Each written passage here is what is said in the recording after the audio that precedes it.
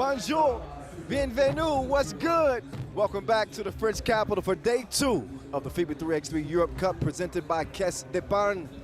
The Eiffel Tower, you can see it dominating the backdrop here in this picturesque city of Paris as 3x3 is taking center stage for 3 days. 12 of Europe's best men's and women's teams taking center stage and taking over the show. They're battling out for European supremacy. We got 9 of the top 10 women's players in the world, 8 of the top 10 men's players in the world, all with gold in their sights. So before we check ball, we got to make sure that everybody's abreast on the rules and everything. You can see the weather conditions; they are beautiful today. Got a little bit of rain yesterday. Cost us about a 30-minute delay, but we still got some outstanding 3x3 action, and half of the quarterfinal bracket is set. So by the end of business today, obviously the quarterfinals for the final day of play will be official. What a sight! You can never get used to that. Every time you look at the Eiffel Tower, it just leaves you in awe. I wonder which players are going to leave us in awe today, as we will see the men in groups A and C and the women in pools B and D go at it today. But again, there are some of you who are 3x3 newbies, and we got love for y'all. So we'll throw it back to a little rule refresher from our young star reporter, Kyle Montgomery. You'll like this guy, trust me. Welcome to the world of 3x3, baby. It's an exciting new brand of basketball. You got 2 teams of 3 players on the court, and you got 1 player sitting on the bench here with me. Playing on the half court with 1 rim. With the official 3x3 basketball made especially for the fast-paced outdoor game. The first team with 21 points is your winner, or the team with the most points after 10 minutes. You have just 12 seconds on the shot clock, and the clock is ticking, baby. Anything inside the arc is worth 1 point, while anything outside the arc is worth 2. Woo! That's how I do, baby. And once you score, the ball doesn't stop. Offense turns to defense just like that.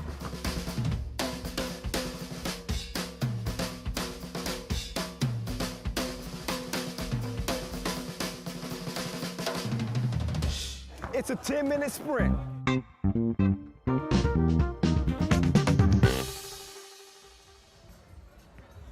Yeah, that's how I do, baby. I mean, that's how he does, baby. Kyle Montgomery again, our star reporter. Y'all keep an eye out for him, or maybe an ear out for him. Here's the rules visually, just for you who want to read. It's a half-court game, you know that. It's a 10-minute sprint. No coaches, 1 timeout per team per game. Also, you get a challenge as well. Shout out to all our Parisians, all of our French fans, all of our fans really from all over. We got a pretty diverse contingent that came to visit on day 1. Certainly expecting the bleachers to fill up here day 2, because it is about to go down. Somebody holla Mayday. And again, top 2 from each group move on to the quarterfinals. That is where you will play for a medal. Gold, silver, bronze here at the 6th edition of the Europe Cup. First time ever from here in Paris, and the venue is outstanding. First time ever here in Paris. We have had some big events in 3x3 here in France. Think back to Nantes in 2017, the World Cup, and obviously France itself has been one of the trailblazers, and 3x3 have done an outstanding job, that federation helping grow in the game here. So a perfect match, beautiful city, and the stars are about to come out here day 2. So we didn't get to see Slovenia day 1 due to COVID protocols, but they are going to be available here day 2. We'll get to them in a moment, but let's show you how things look for now. We saw yesterday women in pool A and C. How good is France and filet mignon? Oh my goodness, Mina Touré doing her thing. Germany's right in the mix too, don't sleep on them. Hungary, they won it in 2016. Dora Medjesi with some heroics yesterday, as they are 2-0. We'll see the groups B and D in action today. Silver medalists of the Tokyo Olympic Games, Russia. They got Ukraine in that group. Great Britain, that's an interesting team. They got a couple of former Olympians on that squad, a couple of WNBAers as well. And Pool D, the Netherlands are playing some great hoop on the women's side. We saw the Netherlands men in action yesterday. You see them over in Pool D. They finished 1-1. Russia leading that group. And we'll be finishing up Pool B action here early today. Poland, Estonia, and Slovenia will be wrapping up their action before we get to Pool A and C with Serbia, Belgium, Ukraine. Also, you see Lithuania, likely the class of Group C on the men's side, as they were bronze medal winners back in 2019. So it's almost time. You can feel the energy. It's palpable in this place. It's feeling good. The anticipation is building. It's DJ Lass. He's on the ones and twos. He's keeping it jumping in this spot. That's how he do. Vincent Royer as well. And not to forget DJ Pitcher. DJ Pitcher, can we see those ears? There they go. So DJ Pitcher alongside DJ Lass. Oh man, it's gonna be lit. Two of the best in the biz. They got the French flag flying with pride as everybody's getting set for what should be a very exciting day 2 of play. This is a battle for European supremacy. It's a big deal. You gotta say it with your chest out here. Here from the Rocadero Square, historic district here in Paris. Obviously, the pandemic ruined the tournament's original date, 2020, but obviously 3x3 will be returning to Paris 2024. Tokyo Games will be here, not Tokyo Games, the Olympic Games. You know what I meant. All right. So, yeah, this Europe Cup, in some ways, it's a little bit of a snapshot of what lies ahead. But what lies directly in front of us is the Slovenian remade team. They're going to have to play with 3 today. And Dekanovic is going to lead them out. Minsu Julevic, long time 3x3 hooper.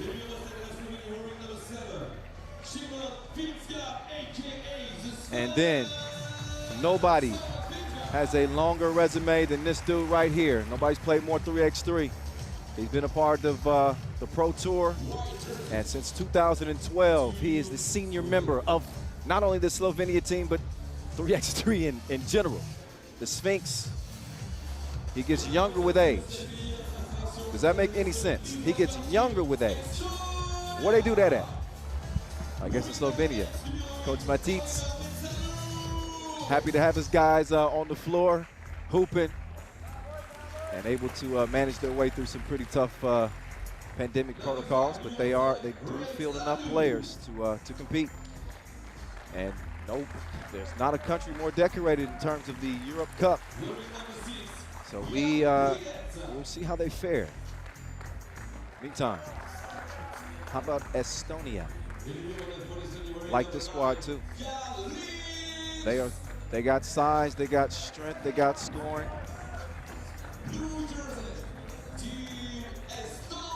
And they are now on the floor, Team Estonia. Jan Puidek, Carl Lips, right lane, and Oliver Metsalu. We did see Estonia yesterday. They played in our final game of day 1 against Poland. Ended up coming out with an L in that one, so it's do or die for them. If they want to continue to play here in Paris, they got to get a dub against Slovenia, who are well rested. Got an extra night's worth of sleep. Marcos and Yasmina are 2 officials for our first game here, day 2. This is bonus ball, a little rollover from day 1 in case you're just joining us. Kyle Montgomery, aka The Voice, 3x3 in your ear. We're narrating it for you until we hand out some medals. They got medal on their mind like Magneto. That's all we can think about. It's a prestigious event in one of the most iconic cities in the world. Life's good. I can't lie, y'all. Life is good. Nice light breeze blowing. Expecting a beautiful day. Keep an eye on our FIBA 3x3 Instagram account and Twitter account. You know, we've been posting highlights all day. He's probably going to be featured in Simon Fitzgar, the Sphinx. Vino, 41 years old. Yeah, I want to check his birth certificate too. Carl Lips is 25, that is confirmed. He's a young star out of Estonia, and he's on his way up. He's got a hell of a challenge in front of him. You got the experience with Minsu Julevic and Simon Finsgaard, particularly on the Slovenian team, but Slovenia does not have the luxury of a sub. So, you know, that can certainly factor in. We will see right here, right now. So we get dapped up. Everybody's ready to roll here.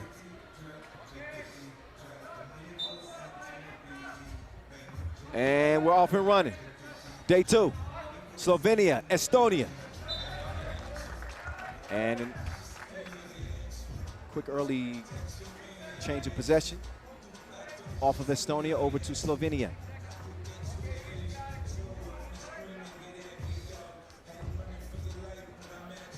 The men of Estonia back at the Europe Cup for the first time since 2014. They do have some signature wins under their belt. They beat the Latvia team to earn their spot here. Although that Latvia team was without Carlos Lasmanis and Norris Miezes, so I want to keep things into perspective. There's Poidet. He's going to hand it off. Oh, Lips way off the mark. That is a shot clock violation.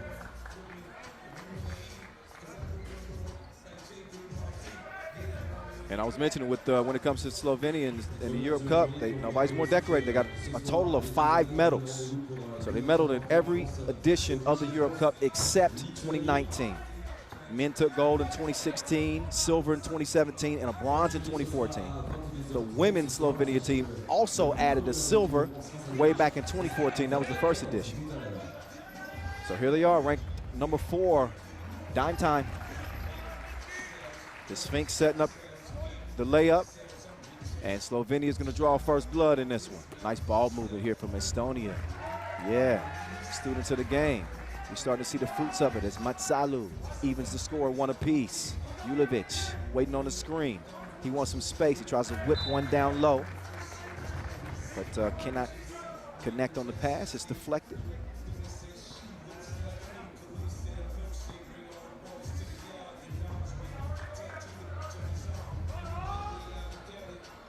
And here's Lane, trying to do his thing.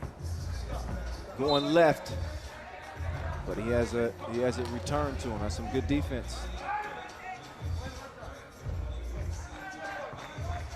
Dekanovic, he could be the X factor in this one for Slovenia. So we'll see what Stoyan has up his sleeve. Poidet couldn't hit it, but I got your back, cuz. The putback puts Estonia up 1. Back and forth we go here. First minute and a half. Each team still filling each other out. Vino to the cup. Get it? 2-2. Oh, pulled the trigger, but he's gonna have to reload. Oh, who's that off of? Is that off blue?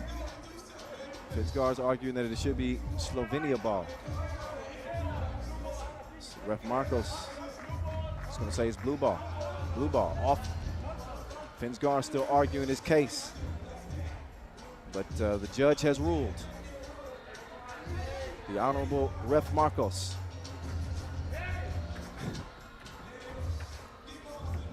Poidet, no hesitation. Quick draw. Lane with the board. Kicks it over. Poidet, it's a bucket. Minsu Julevic, and I've enjoyed watching him over the years on the tour.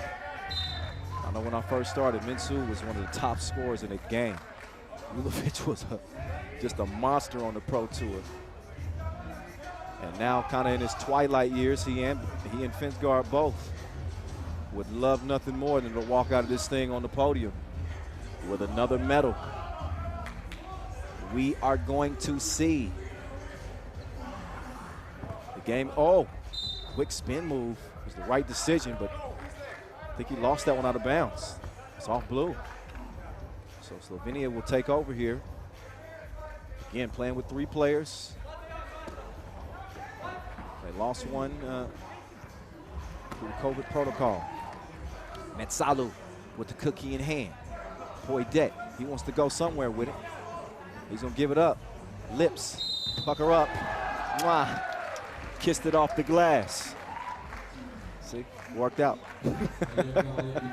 Oh, and that's two-piece with the biscuit, by the way. Look again. Oh, yeah. Lets it fly. Two to your eye. Right off the Windex. He can make this a three-point play. These are rare. Oh, yeah. And he's got one. Estonia's got a 4-point advantage here early. Okay. So far, so good. And my apologies. It's right Lenu. Or Lena. Not Lane, my bad. Number 5, Estonia. Julevic, no. He elevated, but didn't put enough on the shot.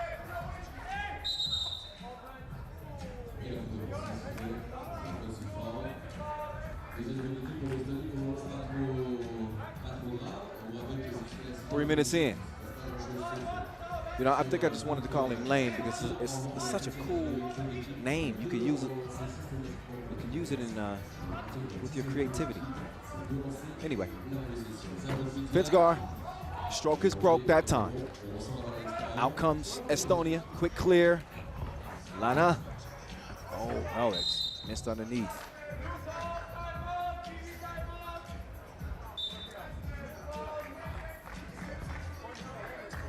To the hip, to the hop, you don't stop. A bump to the bang, bang, baby yourself. Jump the boogie to the rhythm of the boogie beat. DJ Last, he deep in his bag.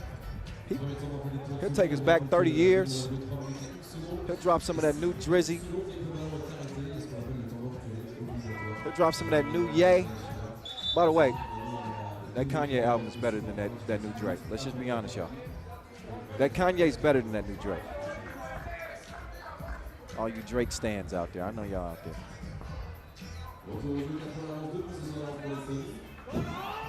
6-2, here comes Finsgar. Bottoms. Slovenia within 2 now. The 41-year-old phenom, Metsalu, takes him for a drive to the rim. Here's Vino. Sneaks it down to Julevic, trying to use that size, but he shuffled his pivot foot. He's tripping like LMA. Called for the walk.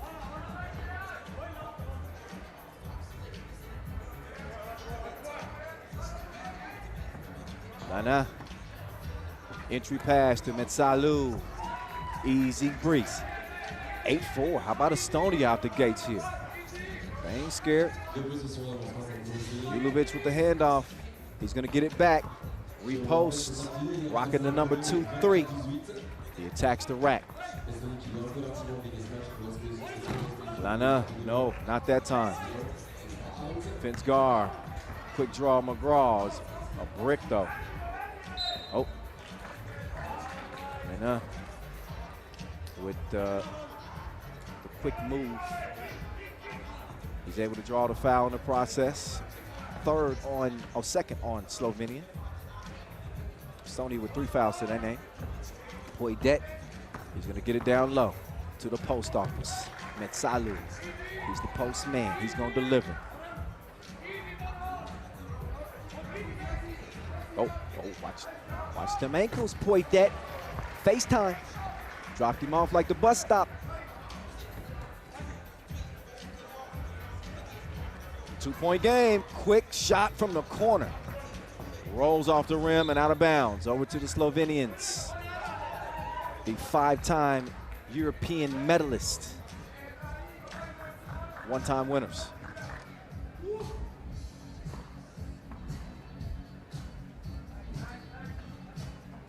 Julevic patiently getting into this possession. They got to do something. They got 3 seconds to shoot now. And nope, they have it stolen away. Still an empty possession. Look how high the Sphinx climbed to get that rebound. He was halfway up the Eiffel. And another foul.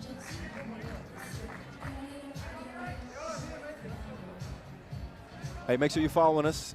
And not only that, using the hashtag 3x3Europe Follow us at FIBA 3x3. Oh, Minsud Julovic took him on a carousel, and he ends up finishing with the baby hook.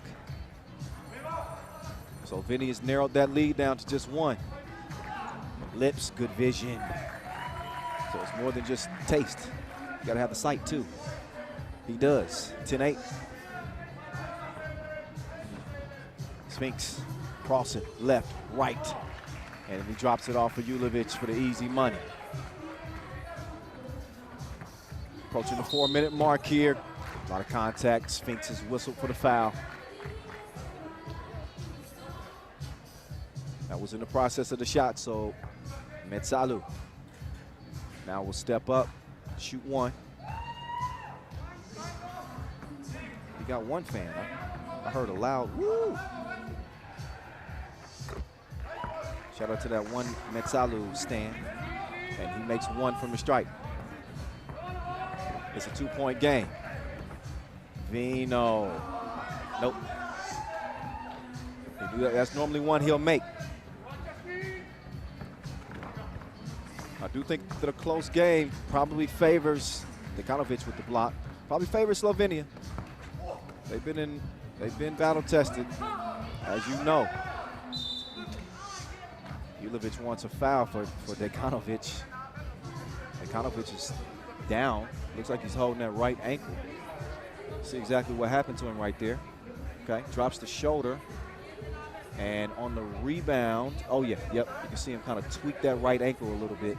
Whoa.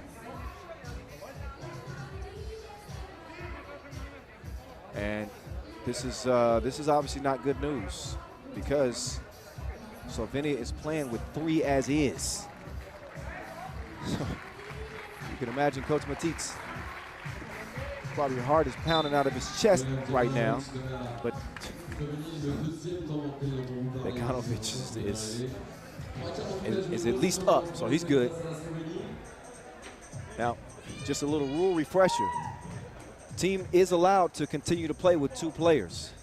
We've seen it before. I believe we saw it in Montreal 2019, if my memory serves me correctly.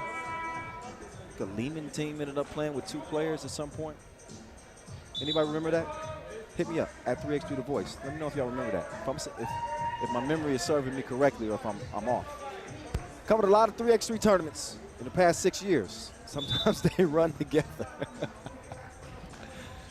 All right, they're going to give Dekanovic a little extra rest here. But it doesn't look like he's getting any tape or anything on that ankle. He's kind of walking it off on the court.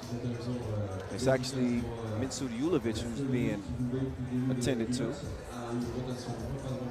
Hey, let me not go any further without thanking our official timekeeper, Tissot, our apparel partner, Peak, and our ball sponsor, of course, Wilson.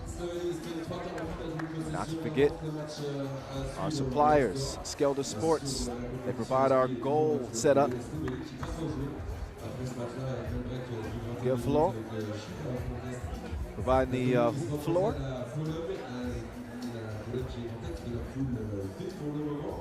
And while Julovic gets that attention that he needs, he seems to get an extra rest. That's always good when you get past that 5-minute mark. This is where those legs start to feel like spaghetti noodles. It becomes very easy to put your hands on your knees. You're sucking wind once you get past that 4-minute mark or so. So an extended rest for both teams is going to give them a little bit of a refresher before they head down the final stretch here in a 2-point game. Julovic is all set to go. Okay, so he had an issue with a knee, and I'm assuming he had a little blood on his knee, so that got him all patched up. Now we back to it. Let's go. And right on cue, Metsalu splitting the defense like an old pair of jeans. Lips couldn't track down the rebound. The Sphinx couldn't sink it. Vino to the hole with Sol. 1 possession game, slow on the closeout. That's gonna cost you 2-piece. Nice strike. Lips is getting it going.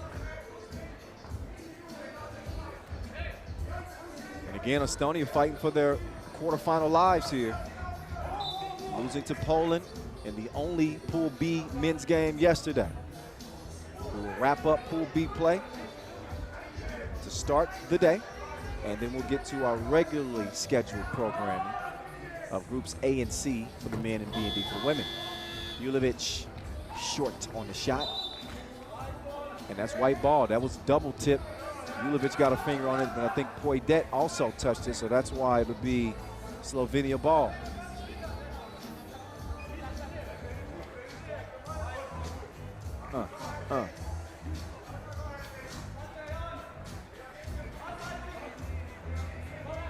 Finsgaard going to work. Gets right to the center of the paint. Faked him with the drop step and got the score.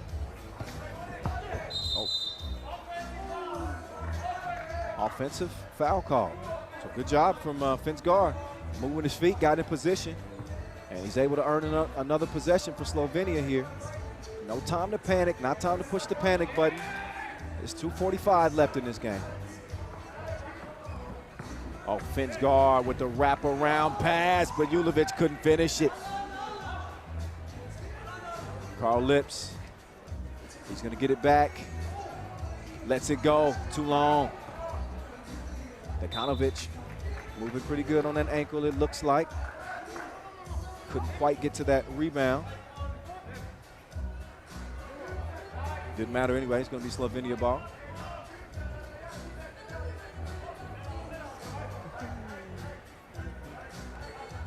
Julovic, the left elbow.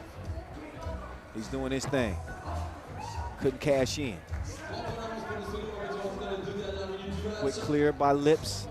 He's clears a little space. Poidet open there in the middle of the paint. Ball finally finds its way to him, and he's sent packing by Finsgaard.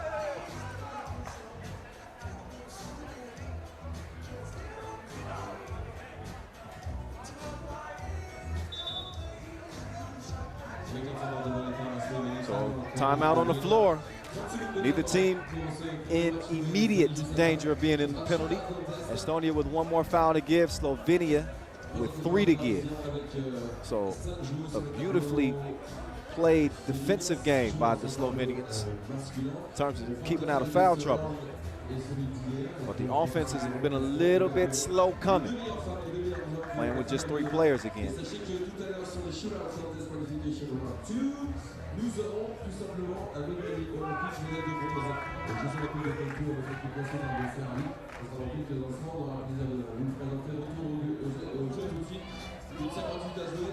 All right, blue ball, top of the key. Win here puts the pressure on Slovenia, because then they will be in the same shoes that Estonia is in now, facing potential elimination as they'll lace them up against Poland. Lana missed it. Poidet couldn't get the follow. Kicks it out. Here's Lips. Decides better of it. Lena puts it up. Tip back. Little drama on that finish. He closes out on Vino. Take a drink of that. Deep 2. 15-13. Slovenia within a pair.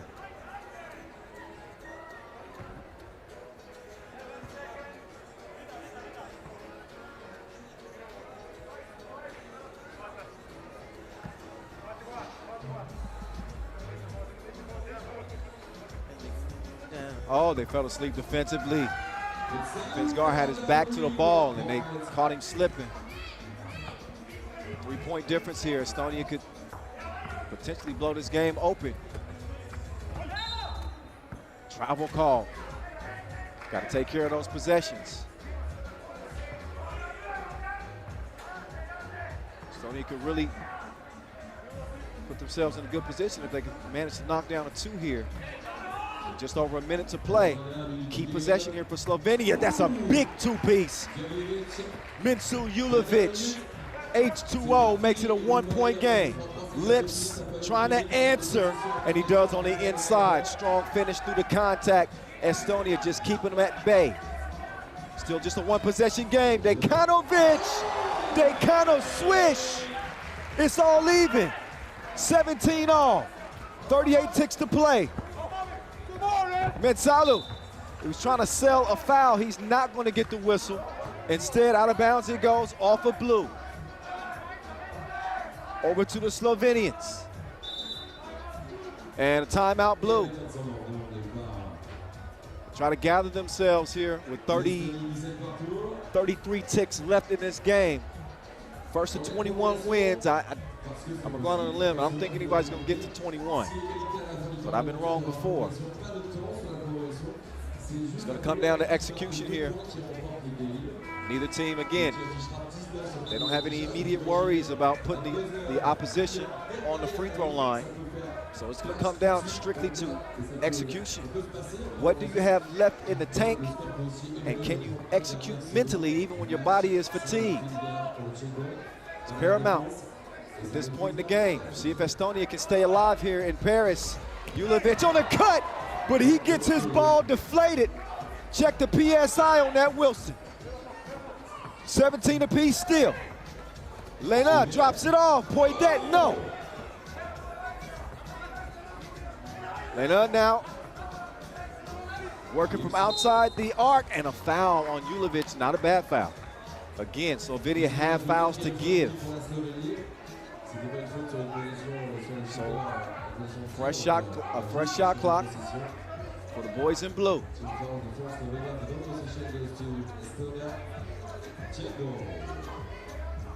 Lena starts the possession.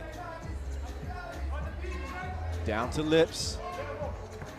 Lena, oh, another foul, and a smart one. As long as it wasn't in the process of the shot. We got 1.3 seconds left. It's gonna come down to Lips. Let's see if we got a Tissot buzzer beater brewing. Lips, not quite on the mark. So we go to overtime. I believe this is our second OT so far. And this is where the rules get complicated. So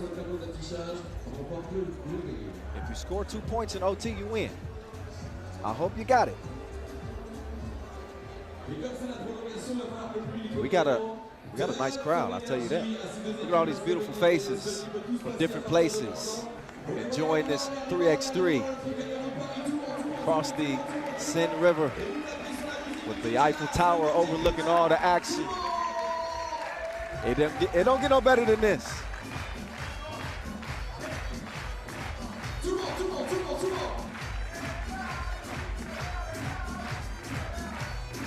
Okay, we start OT. Poidet will open the possession. Got to guard the 2-point arc here in the extra period. Lena, he's moving right. Drops it off. Lips, hangs, hits. Game point here for Estonia. Oh, they were defending inside of the restricted area after that made bucket. They'll get a warning. Next one will amount to a trip to the free throw line. Vincu Julovic. Got to get the ball in Finsgar's hands. They do. He's dangerous. Over to Julovic. Shooting for the win, though. Now it's Poidet. All they need is one. They don't have to take a two here. They go down low. Metsalu. He's going to draw the foul on Finsgar. Only the 6th on Slovenia, but they don't have any more to give. So Estonia in great position here. What you don't want to do is force a bad two, put the pressure on the defense. Poidet, he's waiting for Lena to come clear.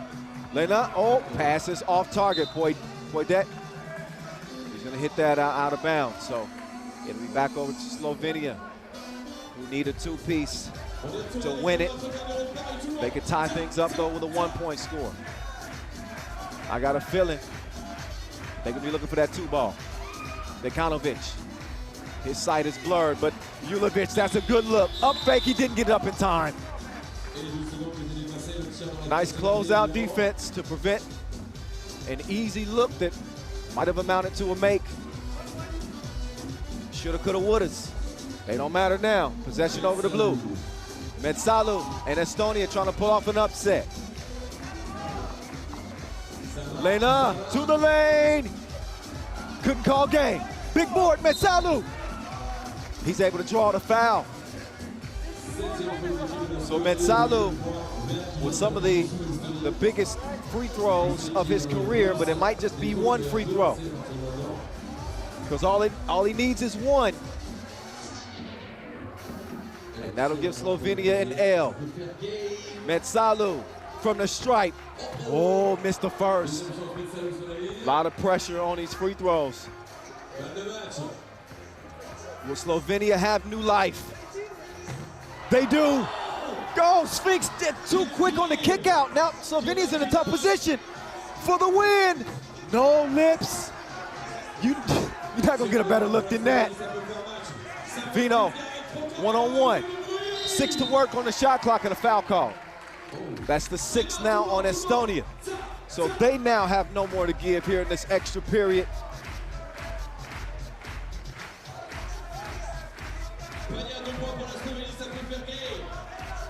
Julevic, Dekanovic swinging right, up fake, going to work on Poidet.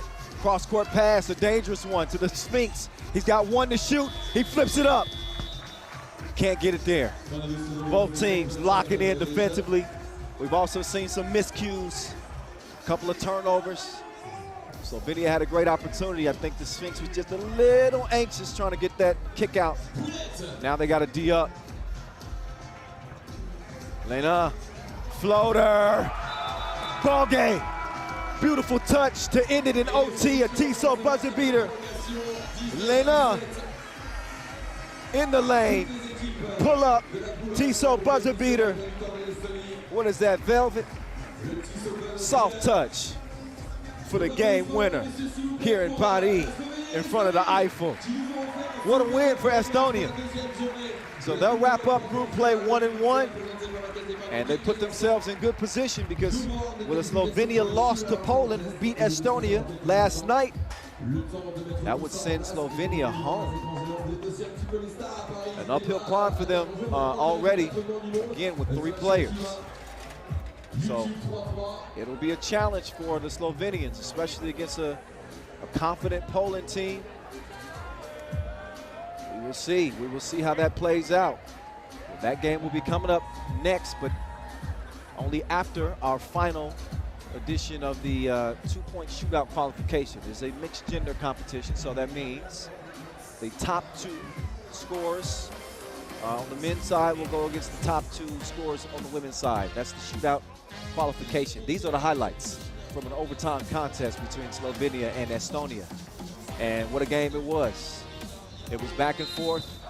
Estonia did jump out to an early lead, but you kind of had the feeling that Slovenia's experience and expertise was going to allow them to kind of gain their composure, smarten up, tighten up, and that they did. Ended up tying the game up late at 17 apiece. That's where we went to overtime. Saw some good inside defense. Dekanovic locking in. But Estonia was just relentless. They stuck to their strategy, and they never deterred from it. They attacked the rim. They stayed active on the glass, on the offensive boards, and displayed some great vision as well, some unselfish play. Nice pass in there into Julevic. A little throwback splash for you. That's the 2015 Mintu Julevic. But as we got to OT, the defense started to tighten up. And Salu, that was the bucket that put them in front in OT. And here is your game winner. Lanu putting it through. And his team gets a much needed W here in Paris. Eiffel Tower, millions of visitors come. And get a look at this iconic structure every single year.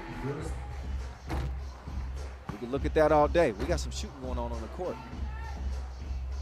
Shaquila Joseph of Great Britain is trying to qualify for the mixed gender 2-point shootout final happening tomorrow.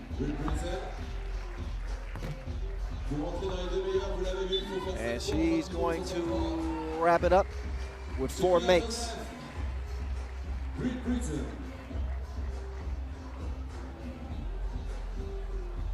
Elle représente la Russie, mesdames, messieurs, maintenant from Russia. Merci d'accueillir Alexandra Stolia, Russia.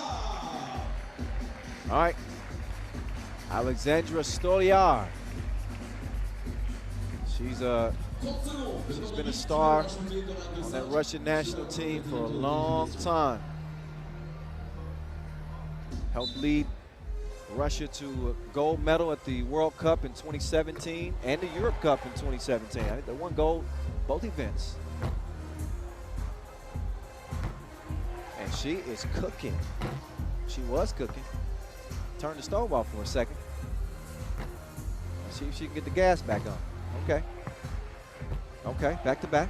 Give us one more. Okay, she was roll. She was. I hadn't seen that type of release. It's like a horizontal release. What she did, she was able to get some of them to go. There you can see the list. Boglarka Bach is leading the way with 6. Minya Toure with 5. We saw them both shoot yesterday, and Stoliar has moved up into that 3rd spot in terms of the women's shooters. So 5 is going to do it for her. Vega Jimeno representing Spain.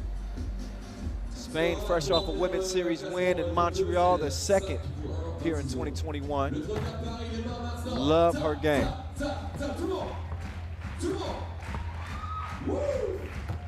Oh yeah, Jimeno. Oh, she was betrayed by the rim on that last shot. 5 will put her in a good position. 6 will put her in the pole position. She won't get 6. There's a chance she gets 5. She does get 5. Now, and she does it with a mark of, how many seconds did that take her? She needed to get it done with beat 26. So yeah, Jimeno, she does enough. So her 5 makes came in 27 seconds. So that puts Minya Toure behind her for the time being. Here's Anna Olchovic. She's a gun, representing Ukraine. Just a set shot. Oh, she's unconscious right now. Somebody wake her up. Check the nets. They wetter than usual. Her first miss, but she's right back to it. Olchovic. She's got 7. So she shot at 70%. Hell, I can't wait to see Ukraine play now. We'll see if she carries it over to group play. But that first rack, she was ablaze. She's in the back right now. She stopped, dropping, and rolling.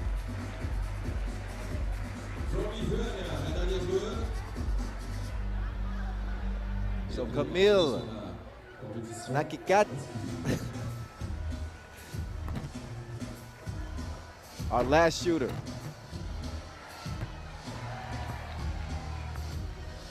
Women's shooter, that is. Okay, not too shabby to get things started.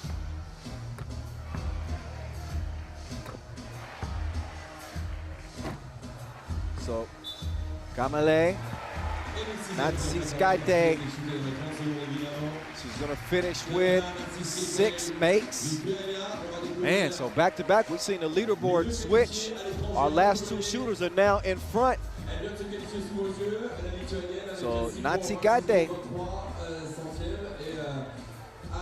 she was able to get off to a quick start on that first rack and finished pretty well as well. She's in a good spot to potentially compete for a medal in the individual competition.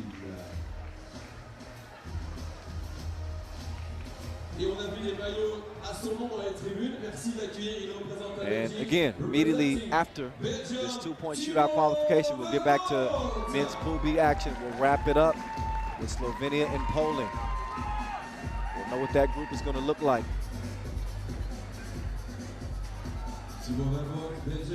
We already know what this dude looked like.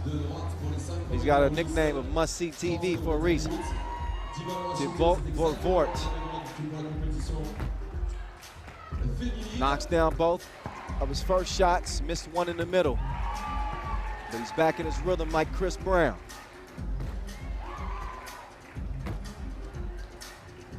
Vort. Man, look at the smooth stroke. Can he finish on a high note? No. 6, not too shabby. Not too bad at all for Vort. That's going to put him in second. Arvin Slokter, who shot yesterday, is leading the way. Top 2 men, top 2 women. 4 will compete. So Igor Shumakov of Ukraine. It's his turn to see if he can take the pole position. It's going to take 7 to get up there. You need at least 6 or 5 to really put yourself in the mix. But his stroke is broke. He needs to clear this second rack, and he's not going to do that. He is missing like my other AirPod. And he got one to go. Off the glass. Okay, so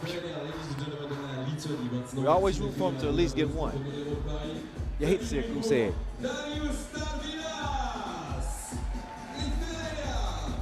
I guess that's the best camera angle because we don't want to show the rim. Not in that shooting sequence. Darius Tarvidis of Lithuania.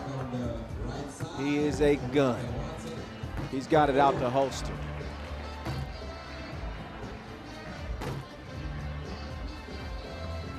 Three makes on that first rack. Tarvidis. Got the gooseneck going. That's how they teach you when you shoot. Flips the, look at the flick of the wrist. Can he get one? He needs one. He got it. 6 makes. We're gonna see what that puts him. Darius Tarvidis, he did it in 29 seconds though. So that's not gonna be enough to put him in the top 2. That is Thibaut Vort right now, Arvin Slokter right now.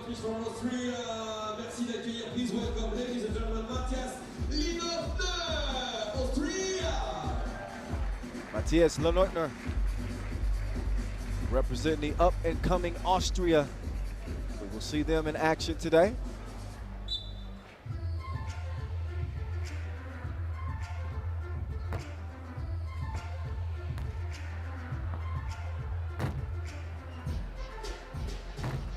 Matthias struggling mightily. Goose egg on the first rack. On to the second rack.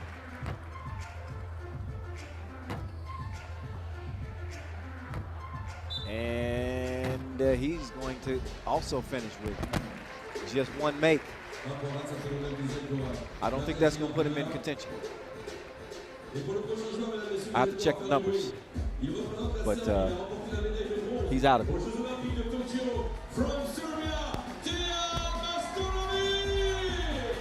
All right, we're going to see if we're going to get a little string music from the one and only Serbian legend, Dejan Majstorovic, the Maestro.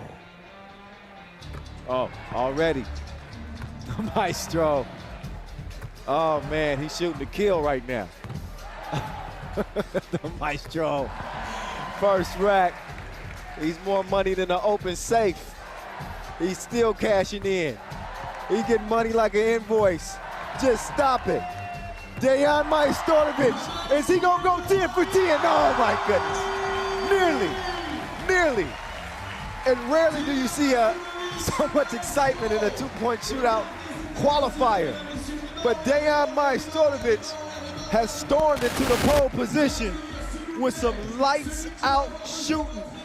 Cleared the first rack and only missed his last shot to go 9 for 10.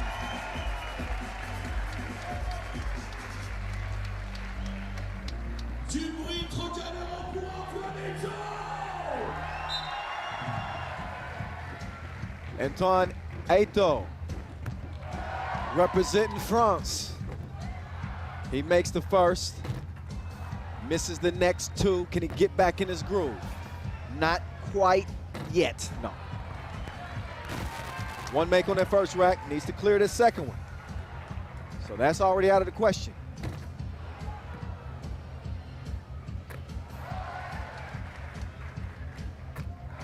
Now, here's Eto.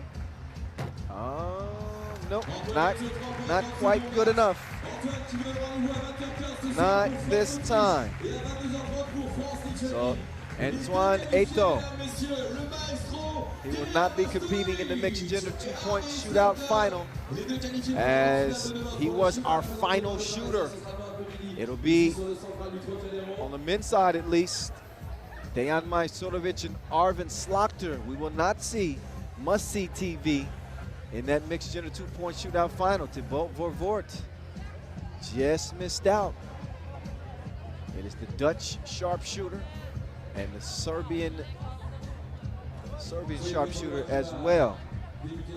So we think we'll go right into this to this next game. Why not? With no further ado, it'll be Slovenia and Poland.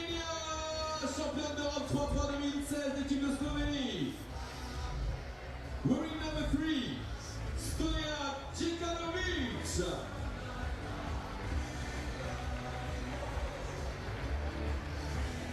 All right, now they come. We just saw him.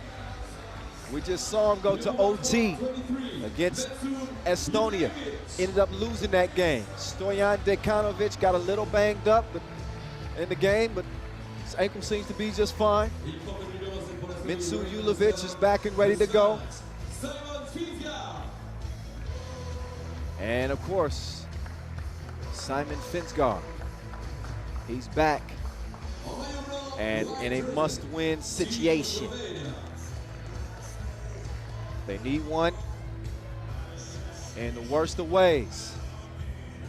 Now, obviously, if they can get a win here, then we'd be looking at a three-way tie, and we would then have to decide who comes out of the group based on total points scored.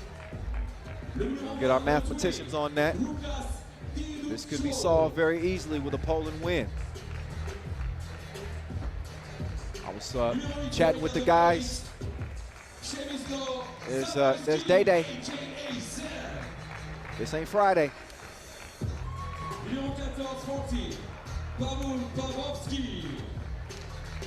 Partner in crime, Zebo. And if you're just joining the broadcast, you will not see their top scorer and arguably their best player for many, many, many years. Michael Money in the Bank Hicks helped them get to the Olympics where they came up short. He is not here for the Europe Cup.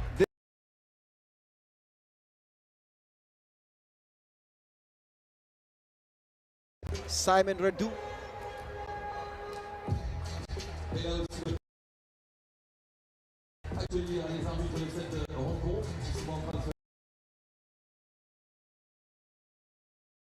Dusko.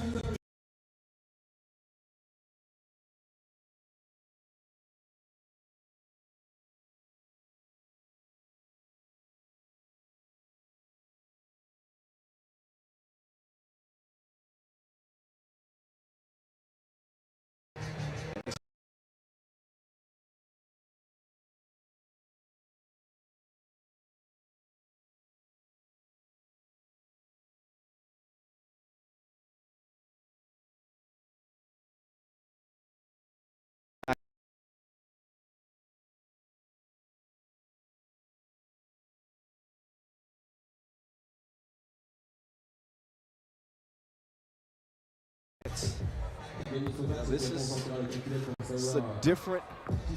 a much differently structured Poland team.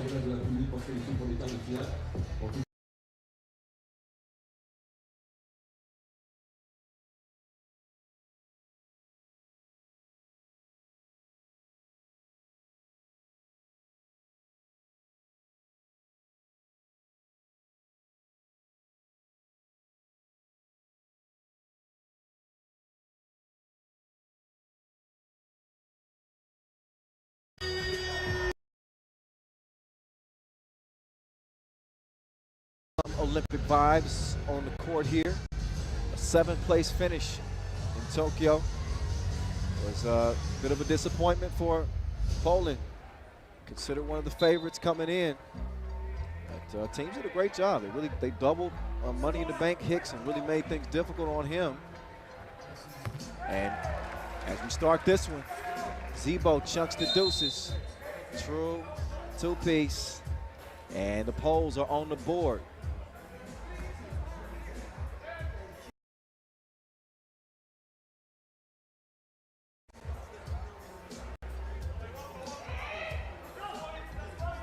Minsu Julovic, he'll hand it off. Oh, Kanovic too strong on it. Julovic recovers. He's short on his mid-range J. The ball back in Slovenia's hands. We got a foul on the play. That'll be number 2 on Poland. A little too handsy on that defensive possession.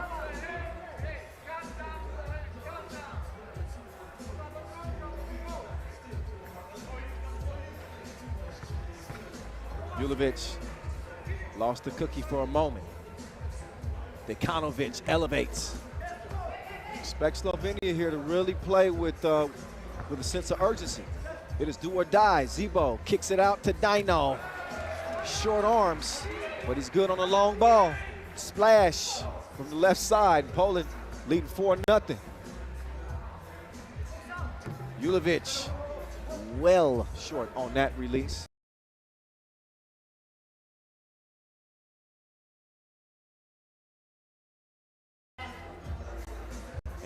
And Day called for the foul.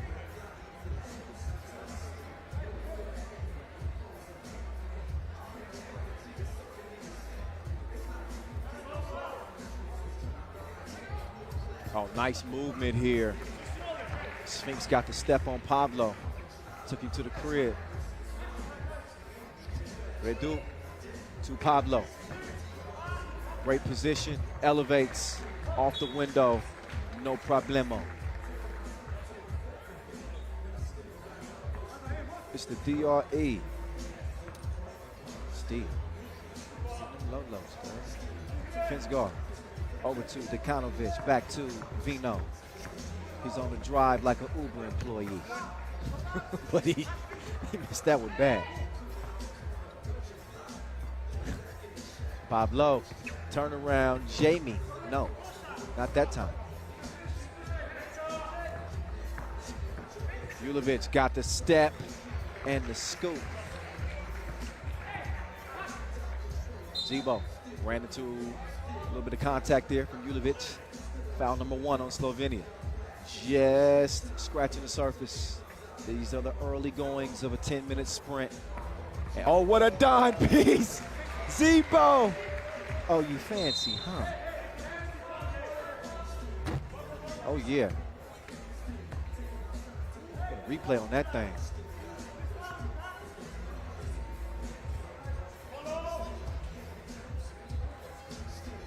Julovic, step back, step in a little bit more next time.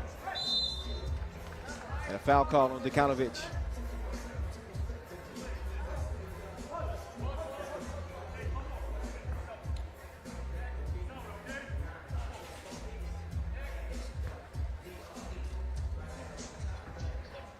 So Poland starts back with it. Zebo working from the left wing. He gets the screen from Pablo.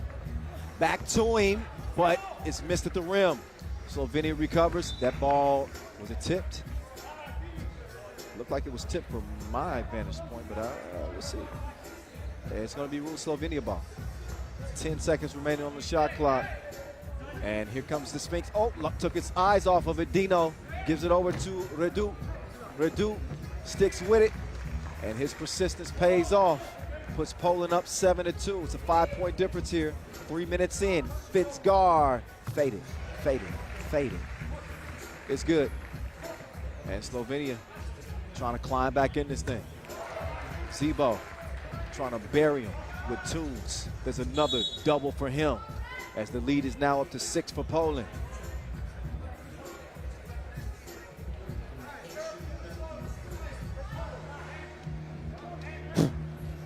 Sorry about that. There's a bee in my face.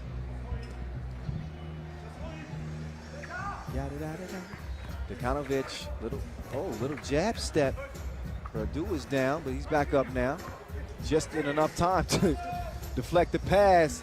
Zebo, they double dared him, and he's got reservations for two. 11-3. Vino over to Dekanovic. Butter. Let's see if Zebo has another answer. He elevates and he's fouled. No argument there from Finsgar. Plenty of contact. And the TV timeout as we are under 7 minutes. Poland out of the gates quickly. 6-point lead for them, and they'll get another couple of opportunities at the free throw stripe. And how good has Zebo been? He was the top scorer at the Olympic qualifying tournament. Just 1 point better than Hicks was. But we've kind of seen Zebo's emergence here in 2021.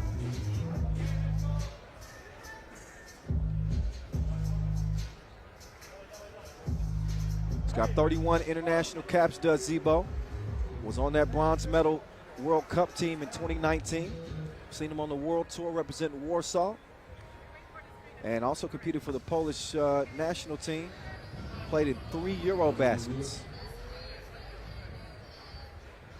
So Shimmy will shoot and will splash the first of a pair here at the charity stripe.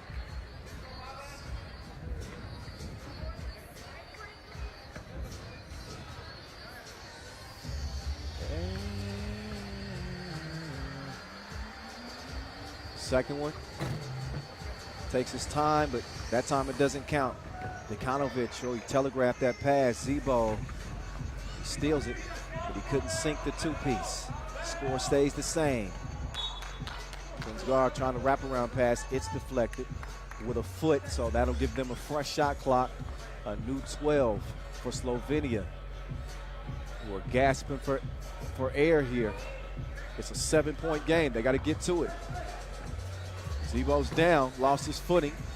That ball finds its way to Zebo. Zebo attacking the rack, snatching the board is Day. And it's cleaned up by Zebo.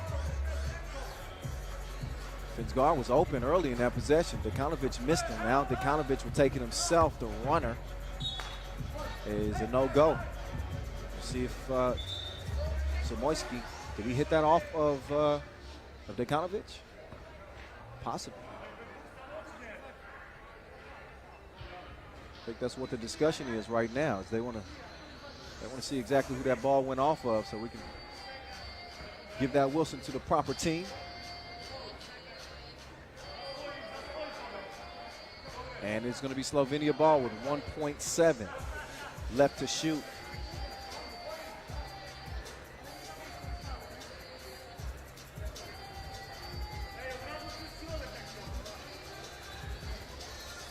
Vino, no.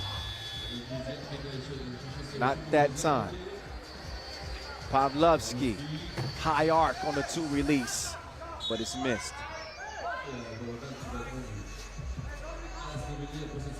What a start for Poland. You got to give this team some credit. They've been keyed by Zamoyski in this one. My guy's been in his bag.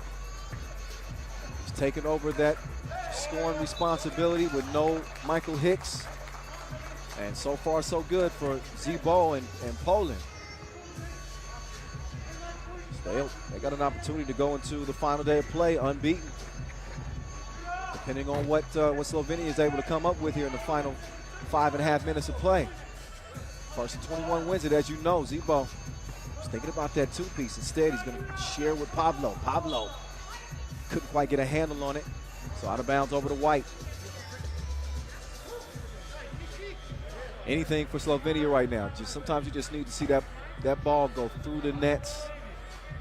One time, settles you in. I mean, even if that's a trip to the free throw line, anything. But Slovenia's a little stagnant offensively here to start things off. Let's see if Dekanovic can get them going. He cannot provide the spark.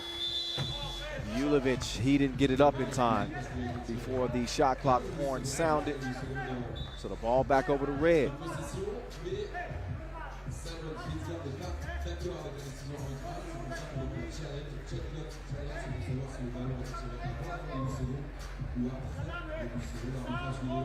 As far as the Europe Cup goes,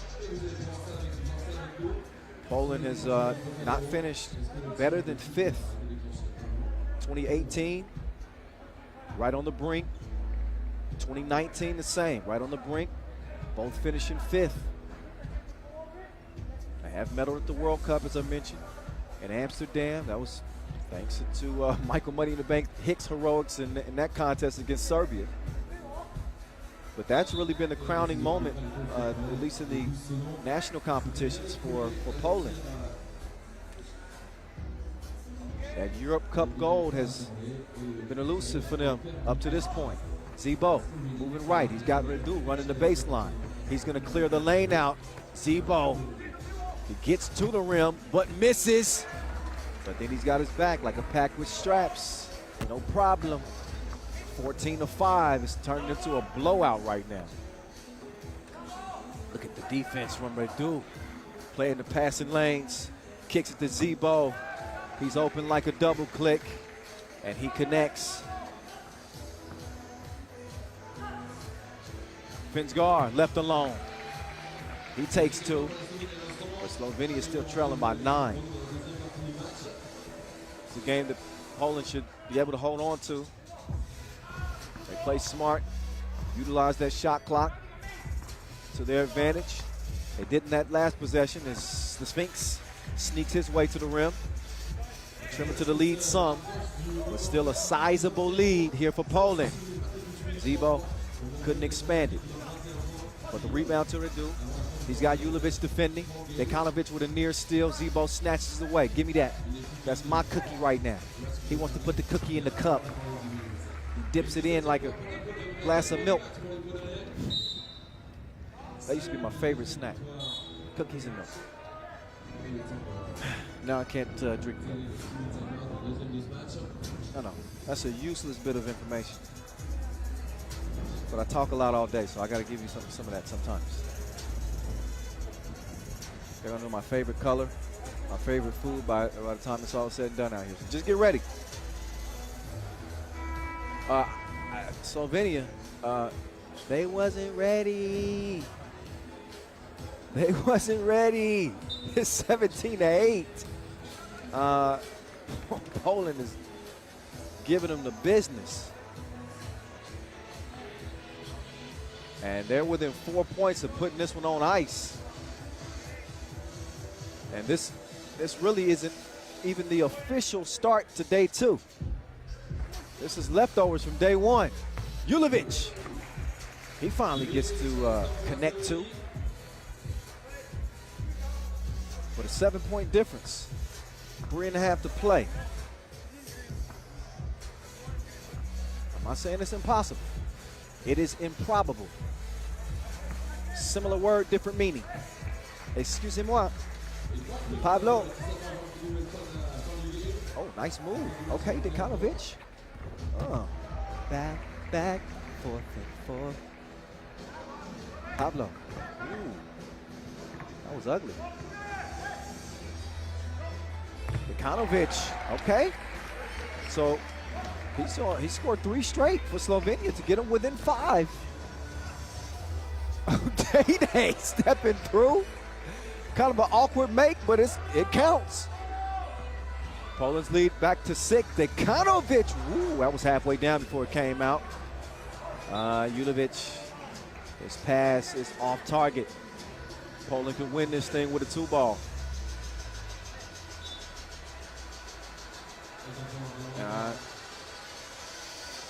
I do believe that Poland's through anyway. I think they scored enough points to qualify. That not official fully. But I do think that is the case.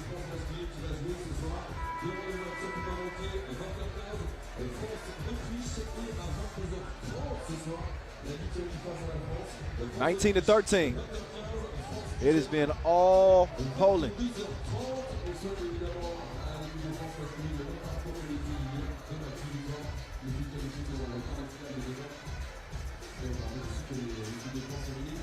Tebow.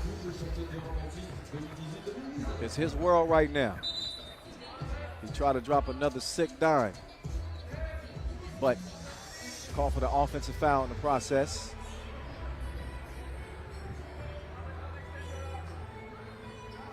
That does put Poland in the penalty, but 2:40 to play and only 2 points needed for a win for Poland.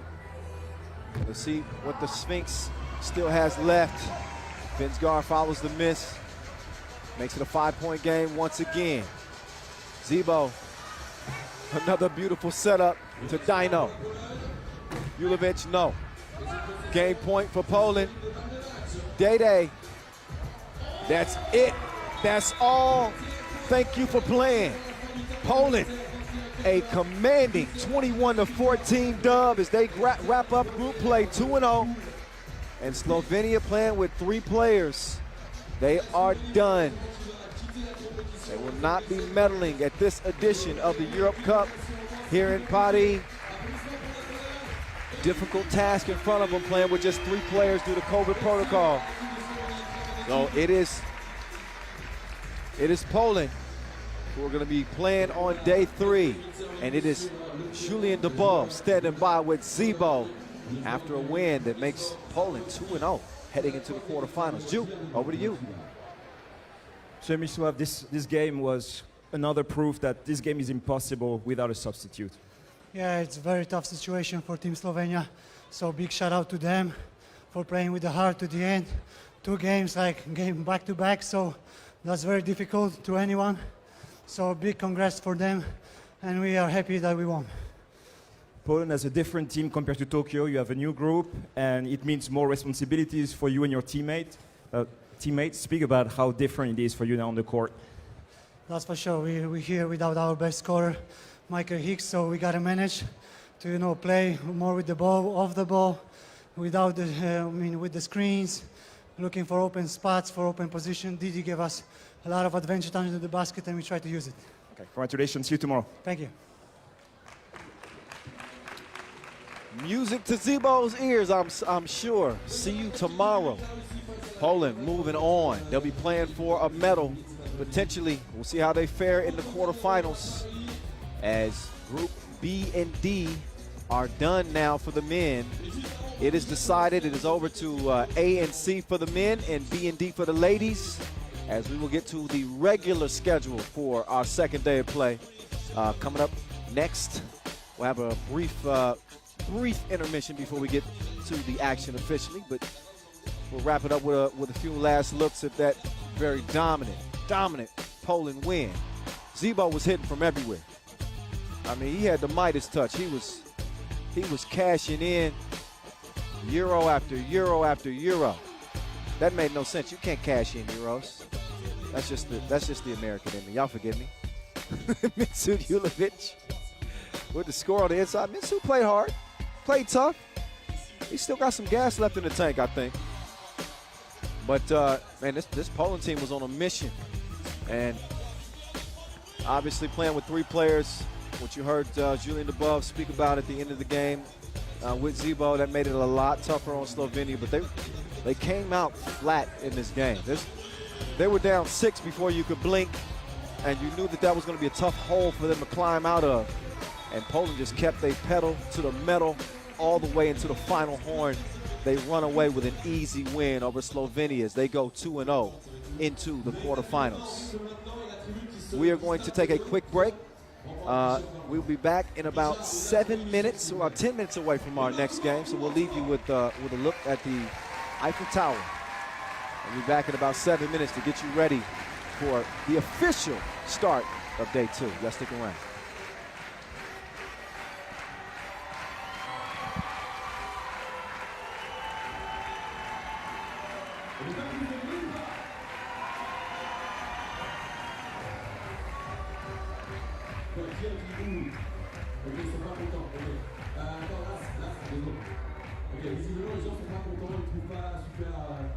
Genre, je suis partial. Quelqu'un peut me dire mêler un arbitre par exemple? Vas-y, tu veux bien dire? Comme ça, tu vas être neutre. Ouais, tu veux bien répondre quoi? C'est le seul arbitre de la compétition française, mesdames et messieurs. Applaudissements pour Najib Chagui, s'il vous plaît. Est-ce que vous m'envoyez du gros son, s'il vous plaît?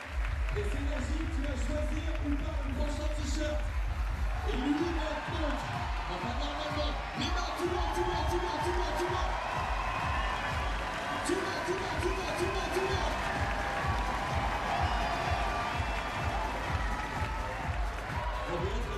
Najib, je veux pas t'influencer, mais on a encore plein de là.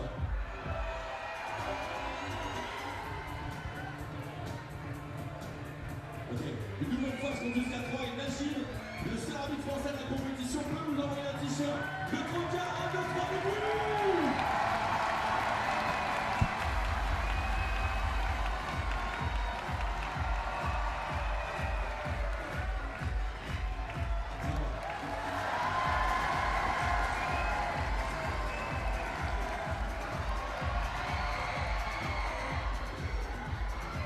Est-ce que t'en ferais pas un dernier? Vous en voulez un dernier ou pas? Les mains en l'air, tout le monde.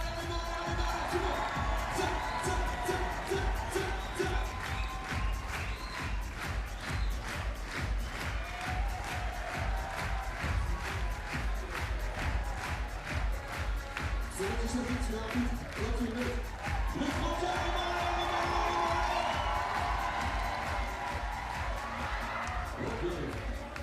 Et ce petit travail avec Najib, le seul arbitre français de la compétition, je vais aussi vous demander d'applaudir les rêves de la compétition, mesdames et messieurs, s'il vous plaît, tous les arbitres de la Coupe d'Europe 3 FIBA 2021.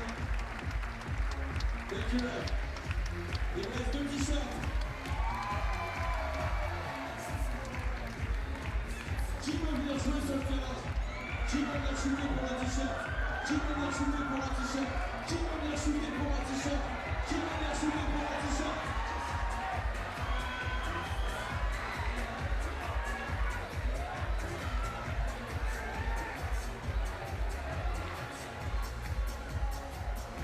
Allez, allez.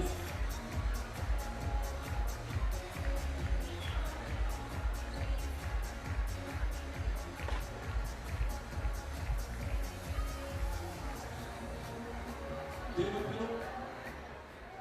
Lena, ça va Lena? Fais du basket? Fais du basket? Fais du basket, c'était vraiment la mauvaise réponse. Vous avez 12 secondes, le temps de possession au 3-3 pour marquer un panier à 2 points à l'extérieur.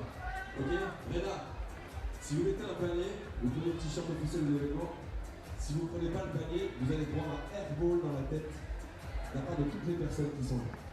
Ok? Donc on va faire une petite simulation. Il met le panier, ça fait ouais, il a gagné. Il met pas le panier, ça fait. On le refait. Il met le panier, ça fait ouais, il a gagné. Il met pas le panier, ça fait. Alors là, ils ont compris, il faut dire airball, et là-bas, il faut dire airball. Et la dernière fois, il met pas le panier, ça fait. Voilà, il faut juste accepter les règles du jeu. T'es prêt, Rena, ou pas? Ah, évidemment, c'est pour un t-shirt. Je crois que Rena, mets-toi là, c'est vrai. Tu te mets là, juste pour débuter, tu shootes là, ok, t'as 12 secondes, tu vas chercher ton propre rebond. Si tu marques un panier à 2 points en 12 secondes, le t-shirt finit pour toi. Si tu fais un airball, ça fait... 3, 2, 1, c'est parti! Vous mettrez les 12 secondes, s'il vous plaît, Rodrigue. Bravo. Il reste 3 secondes. 3, 2, 1... Ouais, mais vas-y, serre-toi, je t'en prie. Donc avant que le mec il calme, il se serre et il s'en va. Faites du bruit pour Rena, s'il vous plaît.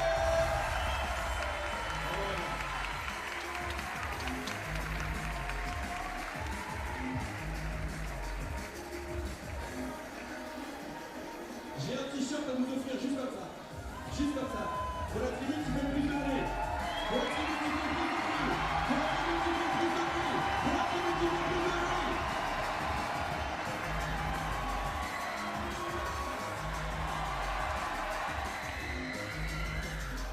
Est-ce que vous voulez un ballon Wilson? Est-ce que vous voulez un ballon Wilson? Voilà, je vais les laisser. Restez avec nous, on a plein d'autres cadeaux à vous faire gagner pour la deuxième journée.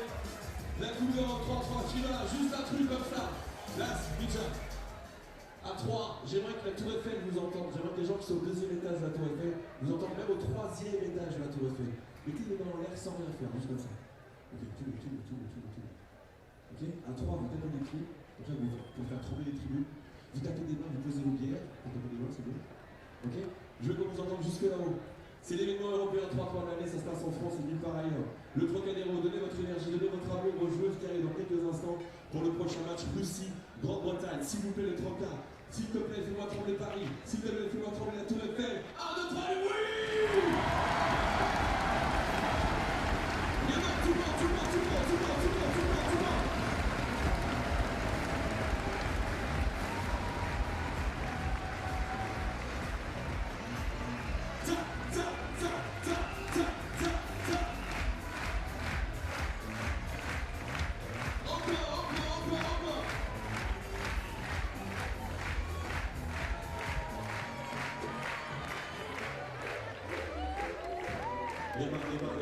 Les mains, tout le monde.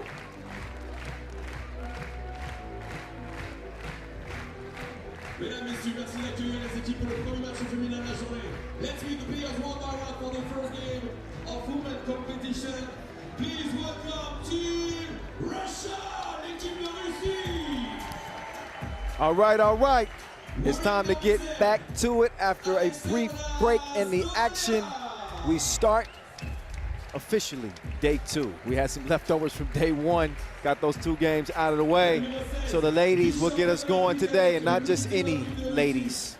We're talking about Olympic silver medalists all up in your face right now, at least the vast majority of the team. the Frokina twins, Estonia and Olga.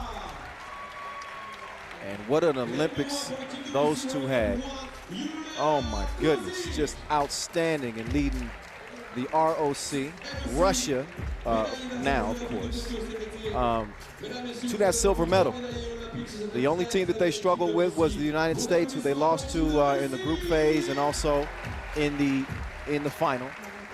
But what a run it was. They put on a display and really, exemplified 3x3, I think, in the best way. So congratulations again on that silver medal win for the men of Russia and the women of Russia. We're gonna see how they represent out here at the Europe Cup. And this is a Great Britain team that should not be slept on. They got some ballers on this squad. Talk about Shaquilla Joseph and Shanice Norton, but particularly look at Tammy Fagbinele and Sheridan Green.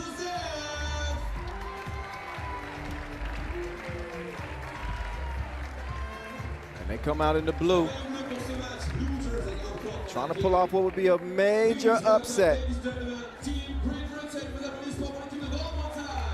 But I happen to think that the Great Britain's got a shot to shock. Get your words together. Plenty of talent on this team. We do have the experience combined with the talent of Russia, though. So that's kind of double trouble. Pick your poison in a matchup like this. But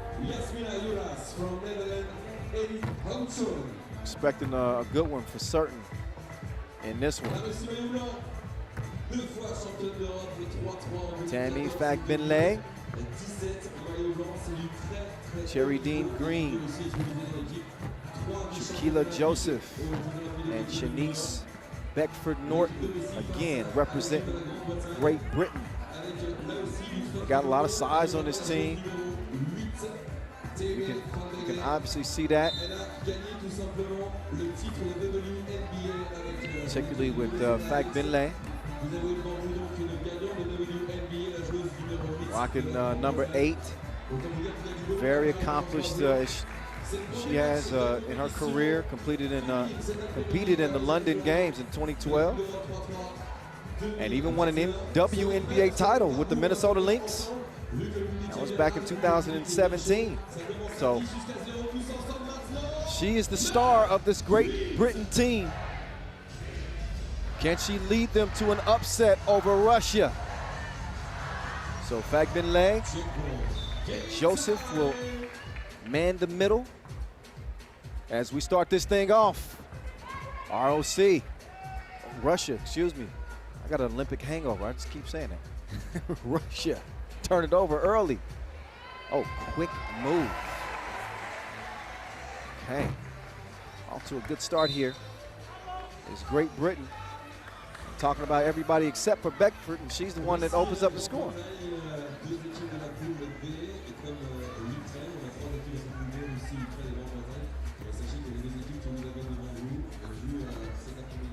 Beckford back with the ball on the right wing.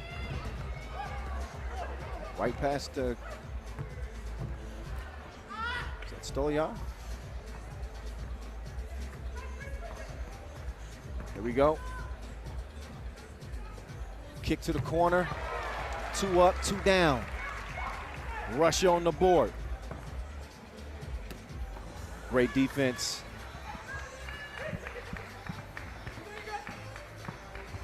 And it, oh, looked like it was going to be an easy layup, but it was blown. Long ball. This is a replay of the Olympics. And she was doing that over and over and over again. Yulia Kozik.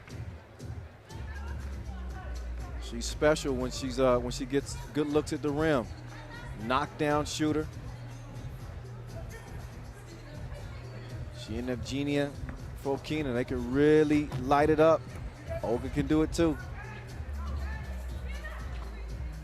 4-1 game. Fagbinlay splitting the defense, putting them on the bucket list. Slow to get up, but the contest does throw the shot off just enough.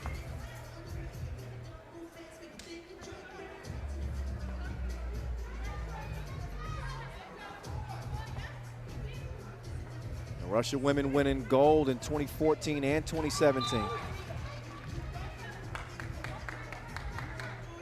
They are the class of the group. Again, with Ukraine also in this pool. 4-2. It's Kozik, 24-year-old. He's going to miss that one from the corner.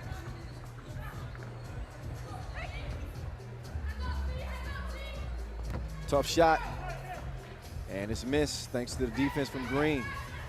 Green's got position. They better get her the ball. If they get a 3-second call, she's able to draw the foul as they got it to her just in time. So that'll send Green to the stripe.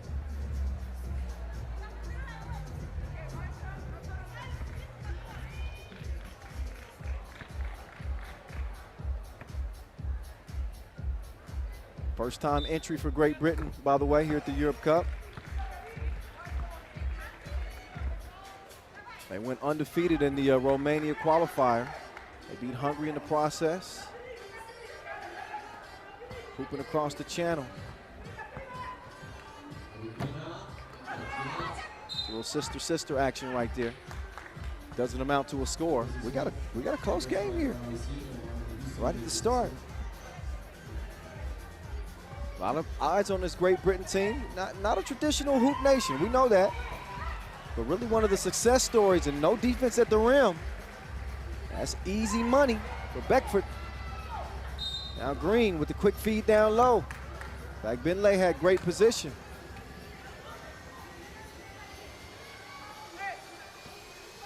Russia with a couple fouls. Great Britain still with none to their name as Beckford will start the possession top of the key. Kozik's defending. Green's got position. They don't get her the ball. Instead, it's over to Beckford. Two-piece. Too strong. Foul underneath. First on Great Britain. We're pushing the back.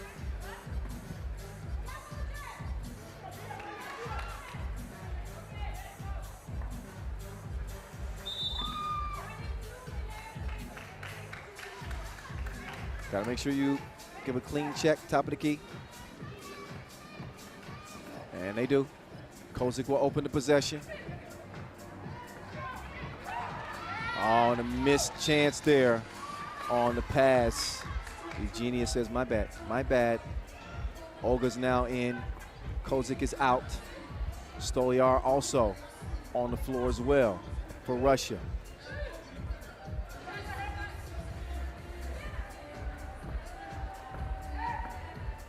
Shaquila Joseph down low. Fagbinley, give me that.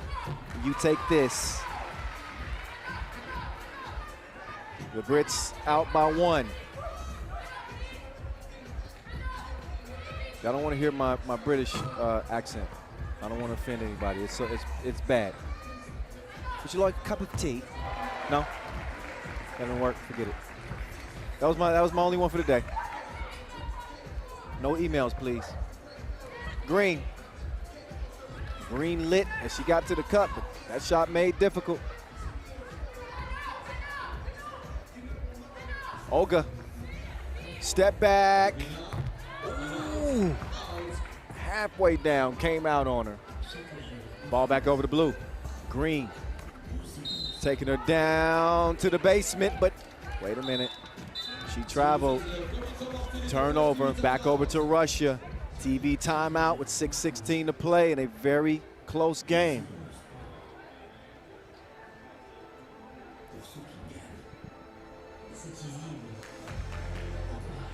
We're back at some of the highlights in this one. Team full of straight shooters on this Russia team. They have been in the lab here in 2021, and they have turned into an absolute machine. Again, 2-time gold medal winners, 14 and 17.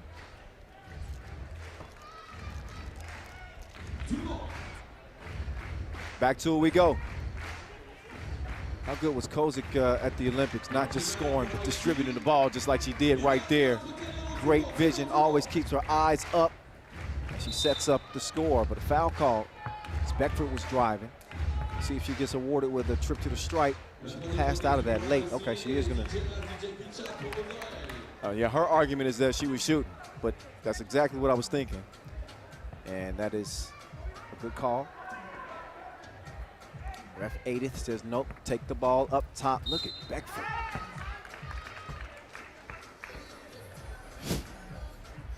Man, if you blink for a second, she is out of there. Quick first step.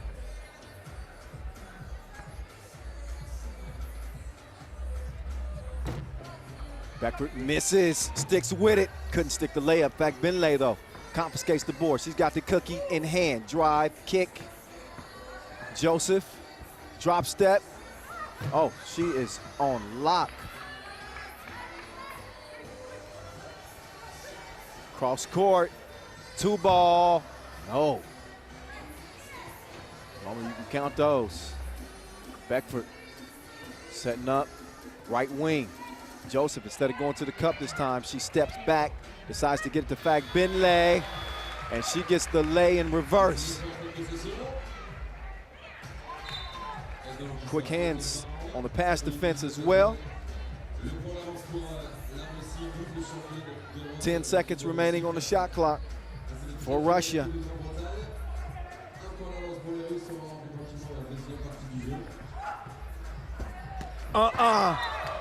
Girl, bye. Great defense from Green. She gave her a stop sign. 7-6, straight on 2. Stolyar, it's a no-go. Stolyar, MVP of that 2017 World Cup gold medal team. Stolyar for a long time, the best Russian women's player, along with Anastasia Logunova, who we saw compete at the Tokyo Olympic Games.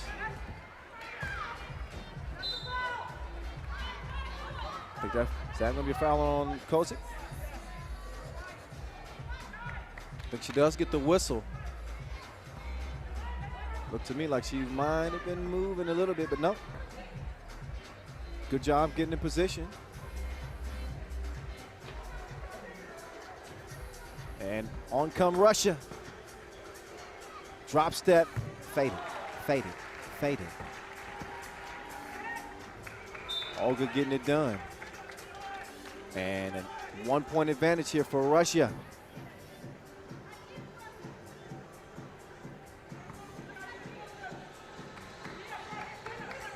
Stolyar takes the pass. It's stolen though. Joseph with the rock in hand. Beckford down low. Green, good position again. I mean, she is having her way. She is just bumping and banging and moving people out the way. If they can get her the ball a little bit earlier in the possession, I think that may work to their benefit. They may fare a little bit better offensively. Green really aggressive. So we got 4:21 left here in a tight game. Green too strong on the free throw attempt. Kozik quickly out to range. She had the range, but no service. Still searching as Russia leads it 8-7. Fagbinlay off balance, throws it away, and Stolyar is going to make her pay. Cookies.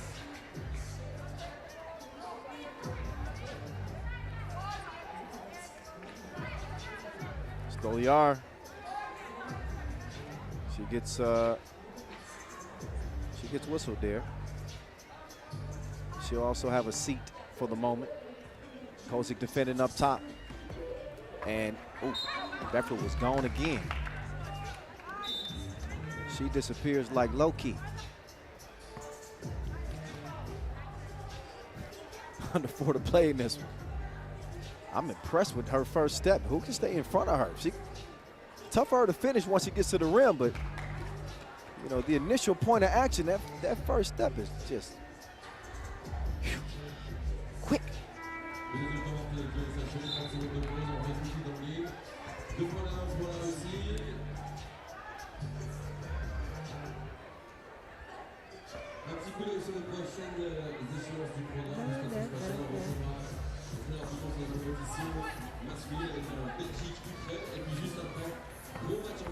Fagbinlay putting her head down and attacking the rim. Gets the call and gets a trip to the stripe. So you knew that Great Britain's size was going to factor in. And they've done a great job establishing post position. They've also done a good job getting Russia in foul trouble. This one's going to amount to 1 free throw and 1 make in a 1-point game, but Russia have no more fouls to give as Kozik lets it fly. Beckford trying to save it. And I don't think she got to it without stepping on that out of bounds line. So ball over to Russia.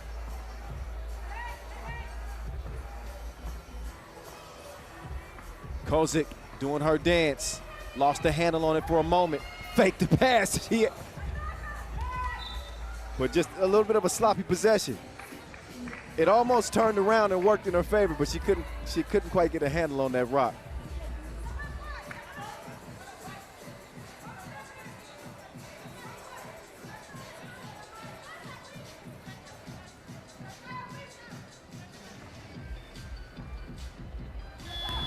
Less than a second to shoot.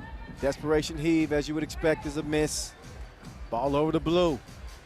Beckford trying to this time instead of driving. Missed it to the right.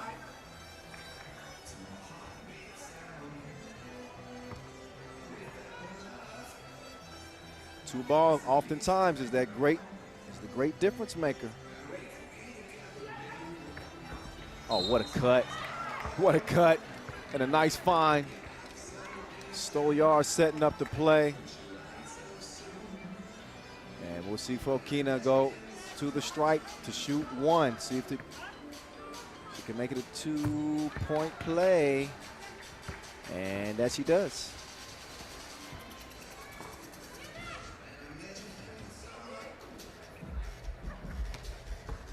Eugenia just outstanding talent representing Russia.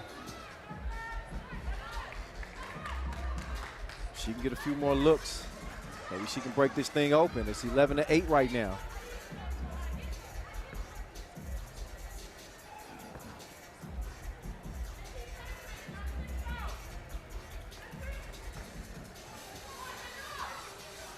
Kozik. It's a miss. She saves it. Now he's got to hustle back. Joseph left alone. Couldn't get the double to go down. Eugenia gives it up. Kozik. Stop. Pop. Shut him down. Open up. Shot. 12-8.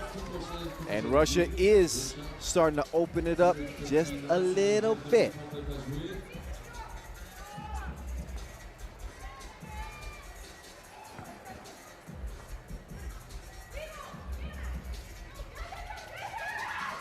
Benley finds a wide open Green, the former Tennessee Vol, with the easy lay. Kozik, places to go and buckets to get. She can take Benley off the to-do list. She's done up, 13-9. Trying to get it back down to Green. Stoliar able to get a hand on that and deflect it. That'll leave 3.5 ticks left on the shot clock here for Great Britain. Good to see Great Britain represented here at the Europe Cup for the first time. Oh, she came through dripping. A couple of more drops in the bucket as that 2 falls for Joseph. She cannot get the rebound. And I think she's saying that that's off Russia. They're going to discuss, and they are going to decide blue ball. Okay, so one of the few cases where a player states their case and they win. So blue ball, here we go. Green with Joseph coming around. Kozik in defense. Joseph gives it up. Green, she ends up with the package and she delivers. Kozik lets it go. Kozik's going a little bit cold from beyond that 2-point arc. Russia only leads it by 1 here. Benley, she's left all alone. She doesn't want to take that 2. But 3 in the key call. Green caught camping in the paint. Probably be better for her to establish that post position just outside of the block and then go to work. Our referees have a keen eye for that 3 seconds in the key.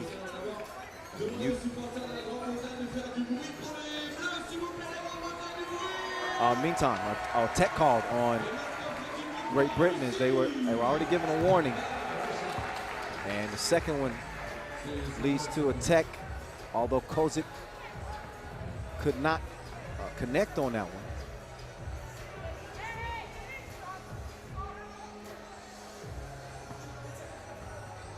So your 5th leading scorer in Tokyo, Kozik, opens the possession. Eugenia fading away, couldn't get it to go. Green, great position again. Got to get her the ball. They do. Late in the shot clock, she's going to work. But she couldn't get that one to go. Point blank range, nearly got a steal. But ball stays with Russia. Olga stepping back. No. Big board. Beckford. Oh, stepping through. Couldn't get the score though, and looks like that's going to be a foul on blue. 4th on Great Britain.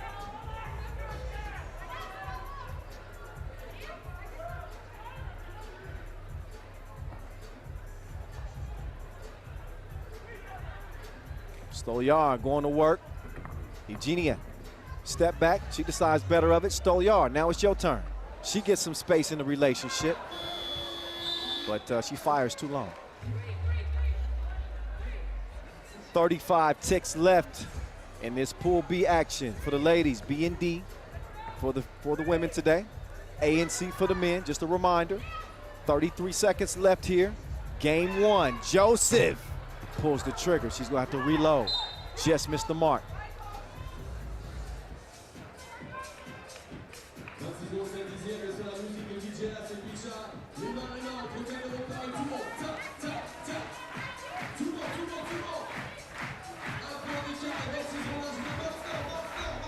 Stoliar to Eugenia. She couldn't get it to go.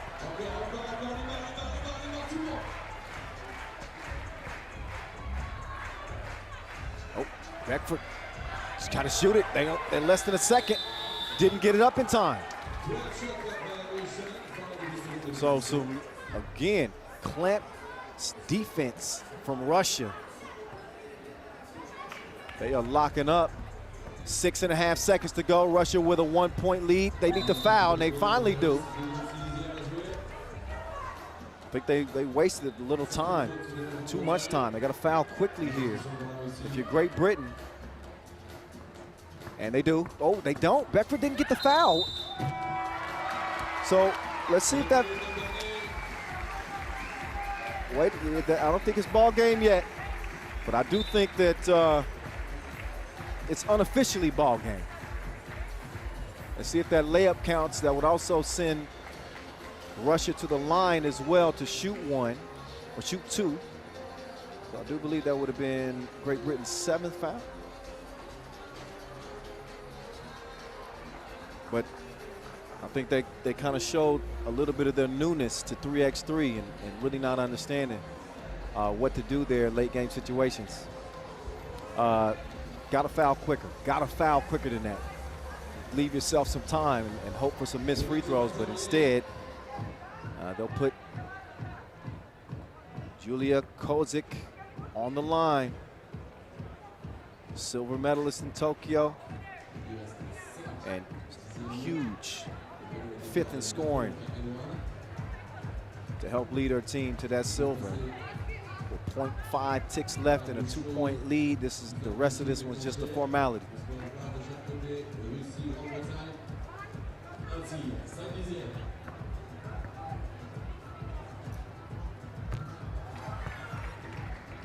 Free throws made, final horn sounds, and that is it. It is Russia getting out on a good foot. And they beat Great Britain. They were game. They ended up losing this by 3. So even in the loss, I think Great Britain making their debut against essentially an Olympic 3x3 team. Not too bad, not a bad showing. Only falling by 3. There's no moral victories, but keeping everything in context. We'll see both of these squads back in action as the day progresses from here in Paris. Highlights. Let's take a peek at the moving pictures from that Russia victory. Great Britain made it tough on them with that size on the interior, but 2-point shooting oftentimes is the difference in 3x3. And Great Britain didn't have nearly as much as Russia in this game. And not often that you see Russia miss as much as they did from 2 range in this contest. They are a lights out type squad. Yet and still, it also shows you that Russia can win games in so many ways. Doesn't just have to be a light show from 2 range. They can grind it out with you as well. Big teams, small teams, it don't matter. Russia is built for the test, believe that. Nice fadeaway. Saw the Frokina twins kind of getting in their bag, and Stolyar looking like the 2017 version of herself.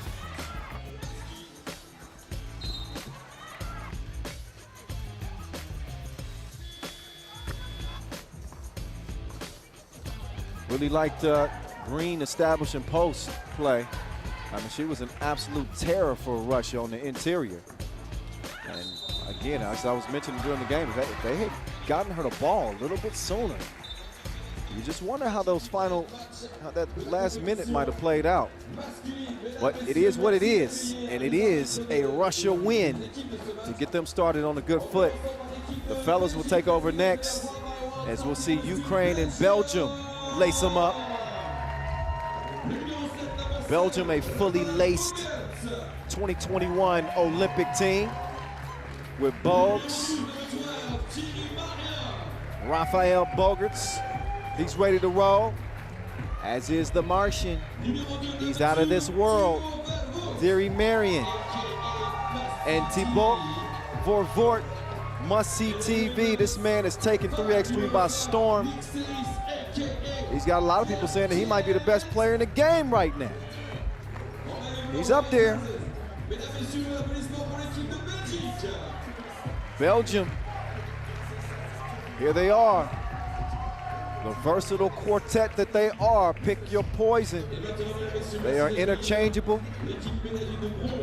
All over 6'5", between 6'5" and 6'6". I think Bogarts is about maybe 6'7".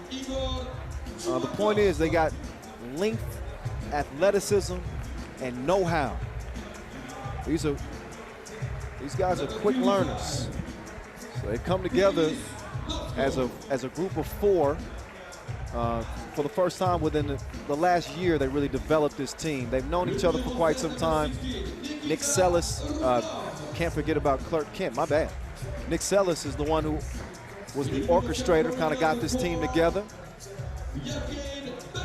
And they have very quickly become one of the most dangerous teams in 3x3. Pro Tour, national team competitions. We will see what they bring against Ukraine. Ukraine, they got a pretty good history. When it comes to the Europe Cup, they did win a bronze medal in 2017. They do have Yevhen Balaban, the 25-year-old. He starred in Ukraine's second place finish at the U23 World Cup in 2019. And here are our officials who will hopefully not star in this one. You never want the officials to be a part of the storyline. And I don't think that they will be. Najib and former 3x3 hooper, national team representative out of Hungary, Cecilia Toth. Trouble with me. So they'll get a chance to warm up. Belgium, they won 3 challengers on the Pro Tour, made it to the semifinals of 2 Masters, not to mention a 4th place finish at the Tokyo Olympic Games as 3x3 made their debut. They just missed out on the podium, and they just missed out on winning at the Montreal Masters. Came up short out there, but they've been kind of knocking on the door. We're gonna see if it's time to let them in to that exclusive VIP group of 3x3's elite.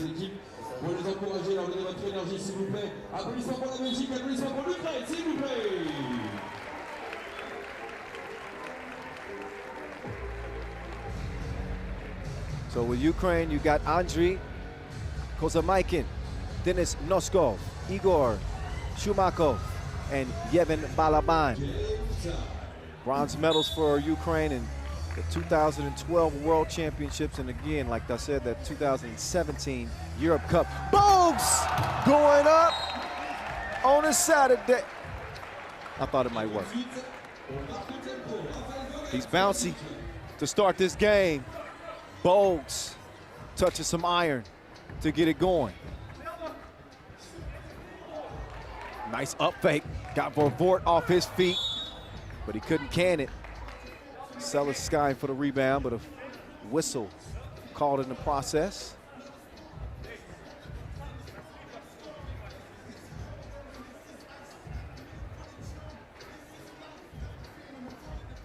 Day 2 underway here from Paris, France. 6th edition of the Europe Cup, presented by Caisse d'Epargne. Good D from Vervoort, although he couldn't keep the ball in play. So that'll leave, let's see, 7. No, not 7. Gonna take a few more seconds off the shot clock. I thought that might be the case. Make that 2.6 ticks left for Ukraine to get a shot up. Rislov going off the glass, not going to happen.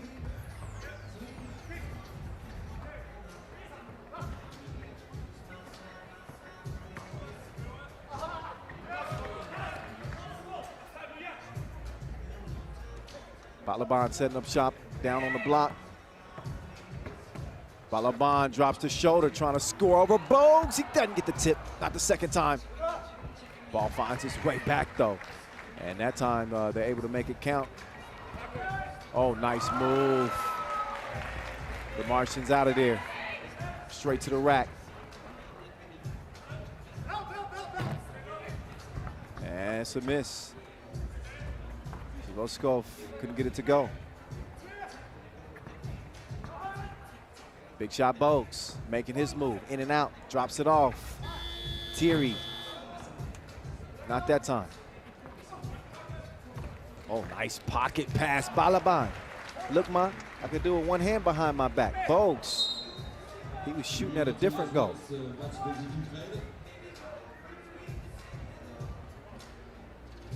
2-2.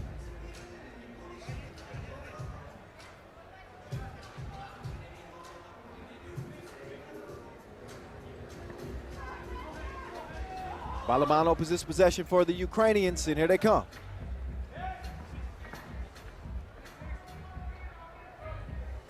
Rusko. Couldn't break the tie. There's Vervoort. He decides for the layup. He can elevate two now. Quick foul, though, on must-see TV. 3 fouls to go with Belgium's 3 points. Ukraine, no fouls yet.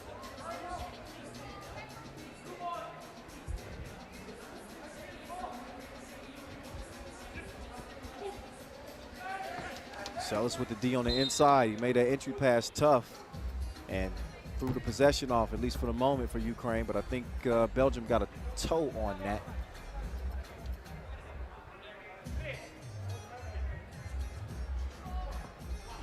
So a fresh shot clock for Ukraine.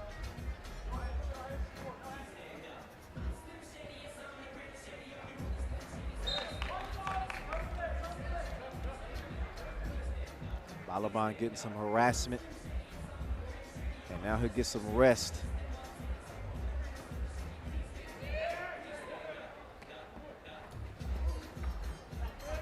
Nick Sellis patiently starting this possession. Vervoort comes around, tries to sneak a pass to Sellis, but it's deflected again, kicked.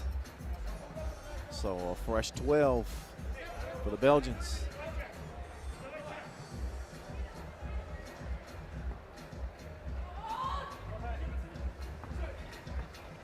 Here comes Sellis. Foul call before the shot attempt. It's actually Nick Sellis' 3rd Europe Cup. Most experienced member of this Belgian quartet. He's going to set the screen to get some daylight for Vervoort, but his shot is short. Out to Thierry. He'll give it up. Sellis then swings it. Must-see TV with the rock in hand, but his pass is stolen. Balaban, quick feed down low. But that one is a miss too. Blue foul off the ball. I think Belgium might have got lucky there because it looked like Vervoort might have shuffled his feet on that catch. Oh yeah. So the whistle thankfully probably saved the travel on him. Bogues pull up. Not this time.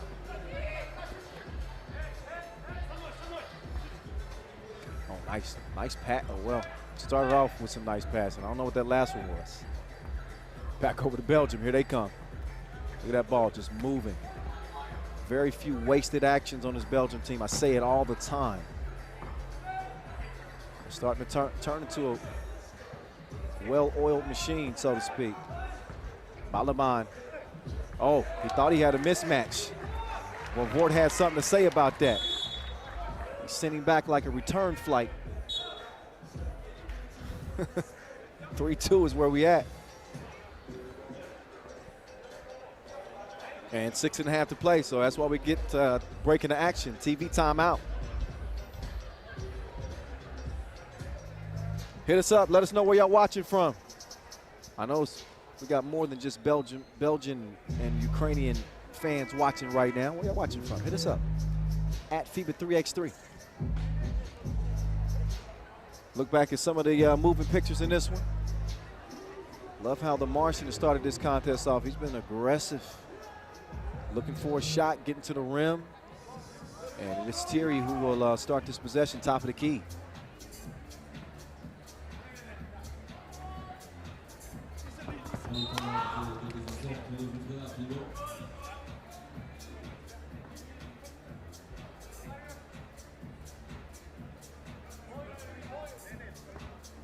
Yevgeny Balaban with Bogues defending. Pass is stolen. Sellis, Bogues thought about the two, changed his mind. Now Sellis trying to get to the teeth of the paint. And he's in trouble here. Yeah. Gets called for the travel. He was falling out of bounds. It's going to be tough for them to get a shot up anyway. So possession over to Ukraine.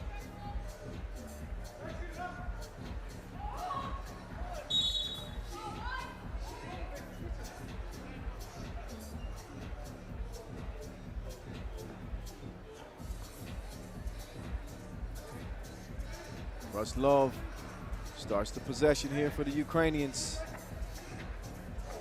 Quick feed down low. First is missed, and he's not going to get a second attempt.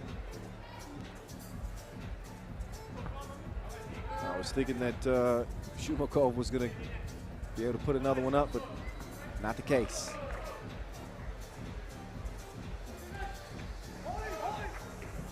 Oh. No Skov. It's a no-go.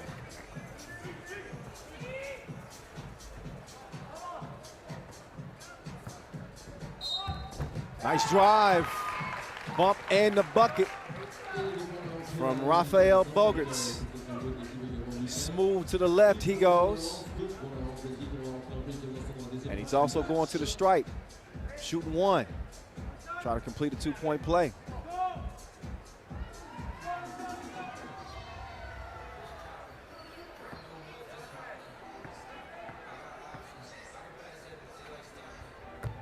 And Bogues knocks it down.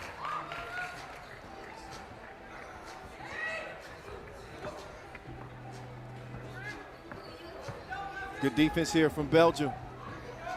Vovort doesn't come away with the steal, but they do come away with a shot clock violation. That's good as a steal. As the ball will go back over to Belgium. A low-scoring affair. Something that isn't very customary for a Belgian team, especially that's just loaded with firepower. Sellis is able to power one up, but he doesn't get the score. Foul on the floor. Number 5 on Ukraine. So we're nearing the midway point, and we got 7 points combined between these two teams. The scoring has been few and far between, even with a must-see TV on the court. Tough pass there. Nearly has it stolen. Instead, it's tipped.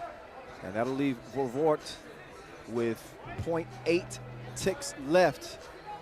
This dude had 3 game-winning shots in Tokyo. Just an unbelievable display that he put on.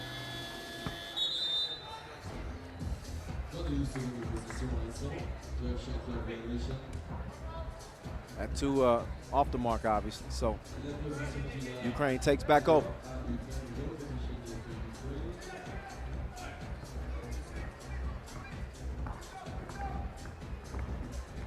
Drop step game, no Skov. Up. Nobody home on the pass. Sellis, Bogues. Now Bogarts, he fires it, needs to reload. Missed the mark that time, still a 3-point game. And a now 5th foul on Belgium. 5 fouls apiece.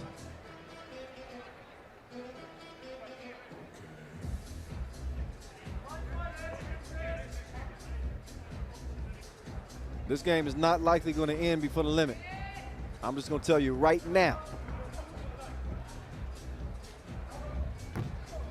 Ruslov, not happening. No Skov.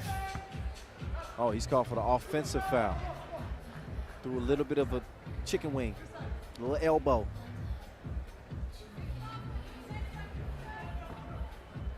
So Ukraine with no more fouls to give. Now Bogues. He's got Sellis with great position, and Nick Sellis, he makes it count. He's now the 10th ranked player in the world, climbing the charts. Team getting better and better. Good contest there from Bogues, but a foul on the inside. That one called on Sellis in the process of the shot. So that will put Igor Shumakov on the stripe.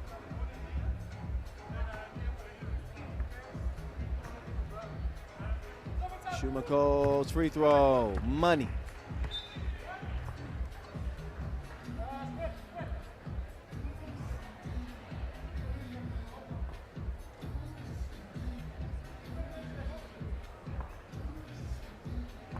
Sellis is he's got Vervoort coming around. Vervoort coming back. Little ISO ball here, sees a clear lane. Takes the bump, but couldn't finish with the lay. Gotta use that left, kiddies. Little reminder about your fundamentals. 6-3, and another TV timeout. I'd be lying if I said this game is playing out how I expected it to. I think Belgium came in as the favorite. I think we all expected a little bit more scoring from both teams, but in particular Belgium. The type of offensive firepower they have. We'll see if they can get it clicking here with 3:48 and counting left. But it's been one of those defensive standoffs. Balaban, that's easy money. Bogues is gonna get the screen. Marion slipping to the bucket. Bogues mid-ranger is off the mark. Balaban comes away with it. Ball's cleared for Ukraine. And oh, their entry pass just a little late. Bogues is able to recover and get a hand on that. And as a result, they'll have 6 seconds to shoot, Ukraine. Got to play with pace, but without panic. They force one up. Still had a little time left on the shot clock, but it ends up being an empty possession for Ukraine. If Ukraine can manage to put the ball in the bucket, they got a chance here. You stay in a game against Belgium this long, you got to make good on the opportunities. The margin of error is slim. So 6-4 game. If I told you that Belgium would have 6 points with 3 minutes to play, that you would probably think that would be a game that Belgium would lose. But the reality is they lead at 6-4. And that's because Ukraine cannot put the round thing in the round thing. They are missing. We might have to issue an Amber Alert until they find their shot. Nick Sellis shooting 2. A 7th foul on Ukraine. As Sellis cashes in on the first one.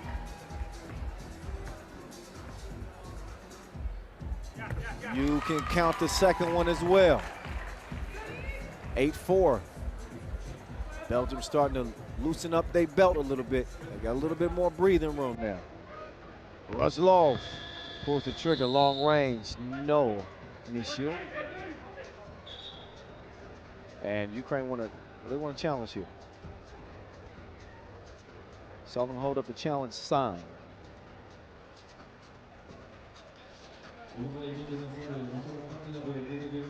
Évidemment, le partenaire titre de cette 7e Coupe d'Europe FIBA 30 2021, présenté par les Costitas, et puis le partenaire de FIBA également que l'on salue, Wilson, Tisson et Ethnique, le partenaire de l'événement, la ville de Paris, la région de France, le ministère chargé des Sports. So Ref Najib is going to get a look. It wasn't an official challenge. I think that Ukraine was going to have a tough time trying to earn that possession anyways. 8-5. And again, Ukraine in the penalty. No more fouls to give for Belgium. Loft pass to Nick Sellis. It drops in after hanging on the lip of the rim. 2-possession game. Balaban, cross court. Now Balaban going up against Marion. It took too much time. Got to be quicker than that. Shot clock violation. 2:22 left. No better time for Ukraine than now to make a play. And if you're Belgium, you got to be sensing that this is the time where you want to turn it up a notch. They get it to Vervoort, and he elevates for the two-hand finish. A 5-point difference between the two.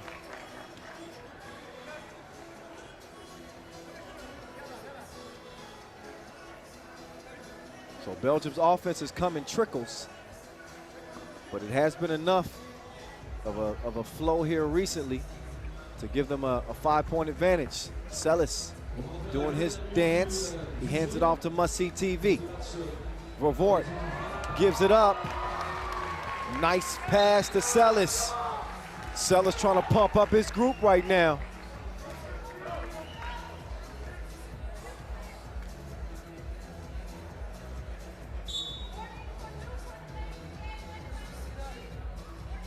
So Blues getting a warning for delay of game.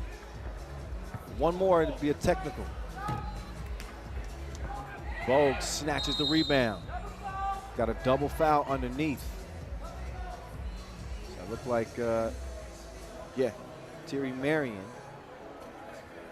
and Shumakov got tied up. So Vervoort will have it at the top of the key. Back over to Must-See TV and see if he can increase his ratings in this game. No.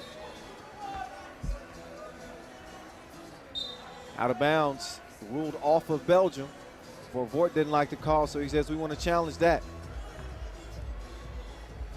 So Ref Najib will head over to the scores table and get a closer look at this.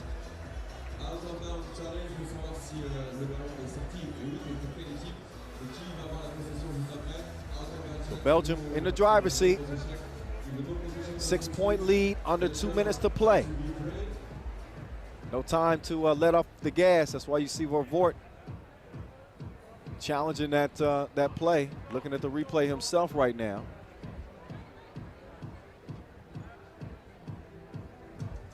That challenge kind of serves as an extra timeout too. So see Vervoort sucking wind a little bit. This is an extra rest for him. Maybe that's part of his strategy. So they're all kind of looking at the video board, and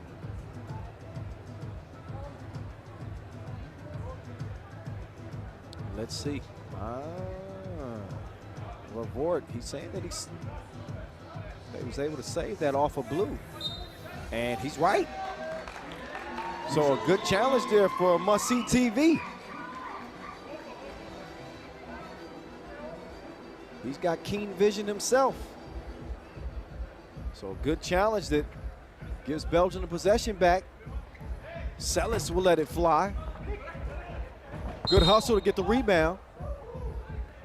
But Sellis is called for the foul as he was tracking down the rebound.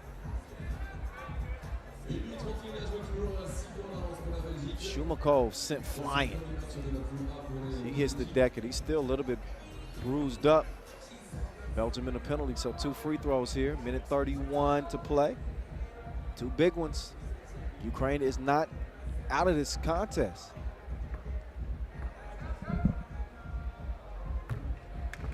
First one's good. See if Shumakov can make it a clean trip to the stripe.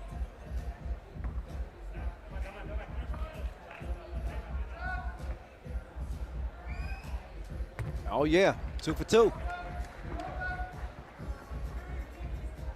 2-possession game. Time is on the side of Belgium though. Bogues pull up Jay, bro. Good D though as he gets the thievery. Bogues to the Marsh. Back to Must-See TV. Give us something to look at. Vervoort crossing over, step back. No shot in sight. And then Bogues fires up a brick. Up fake, step back.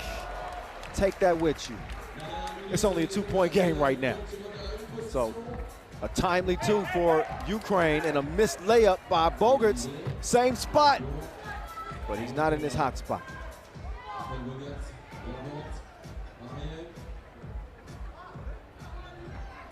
Kind of a lax entry pass there. Marion will check out. Sellis is in. 36 ticks left. That ball tipped out of bounds off of Ukraine. So 2.6 seconds left to shoot this one. And Sellis will look to get a clean look. So couldn't get it to Vervoort, but he got to the rack in time, or nearly in time. He didn't get that one up actually in time. Shot clock violation.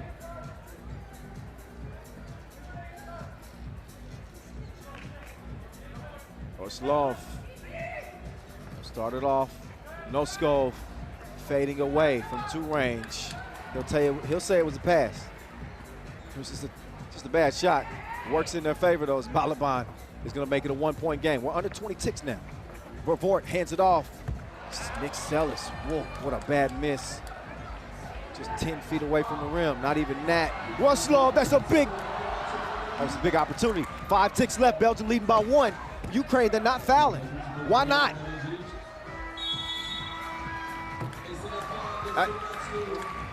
It's beyond me.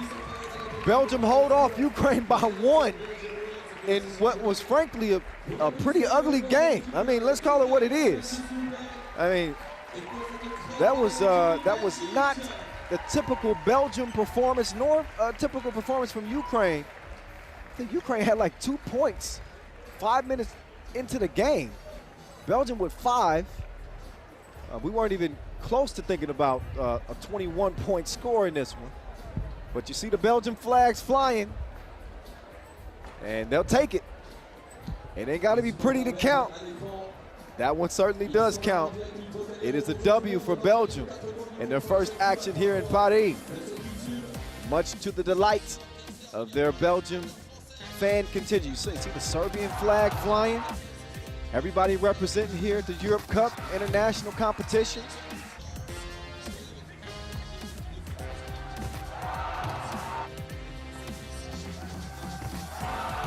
We're back at some of the highlights as Bogues got him started. Playing above the rim.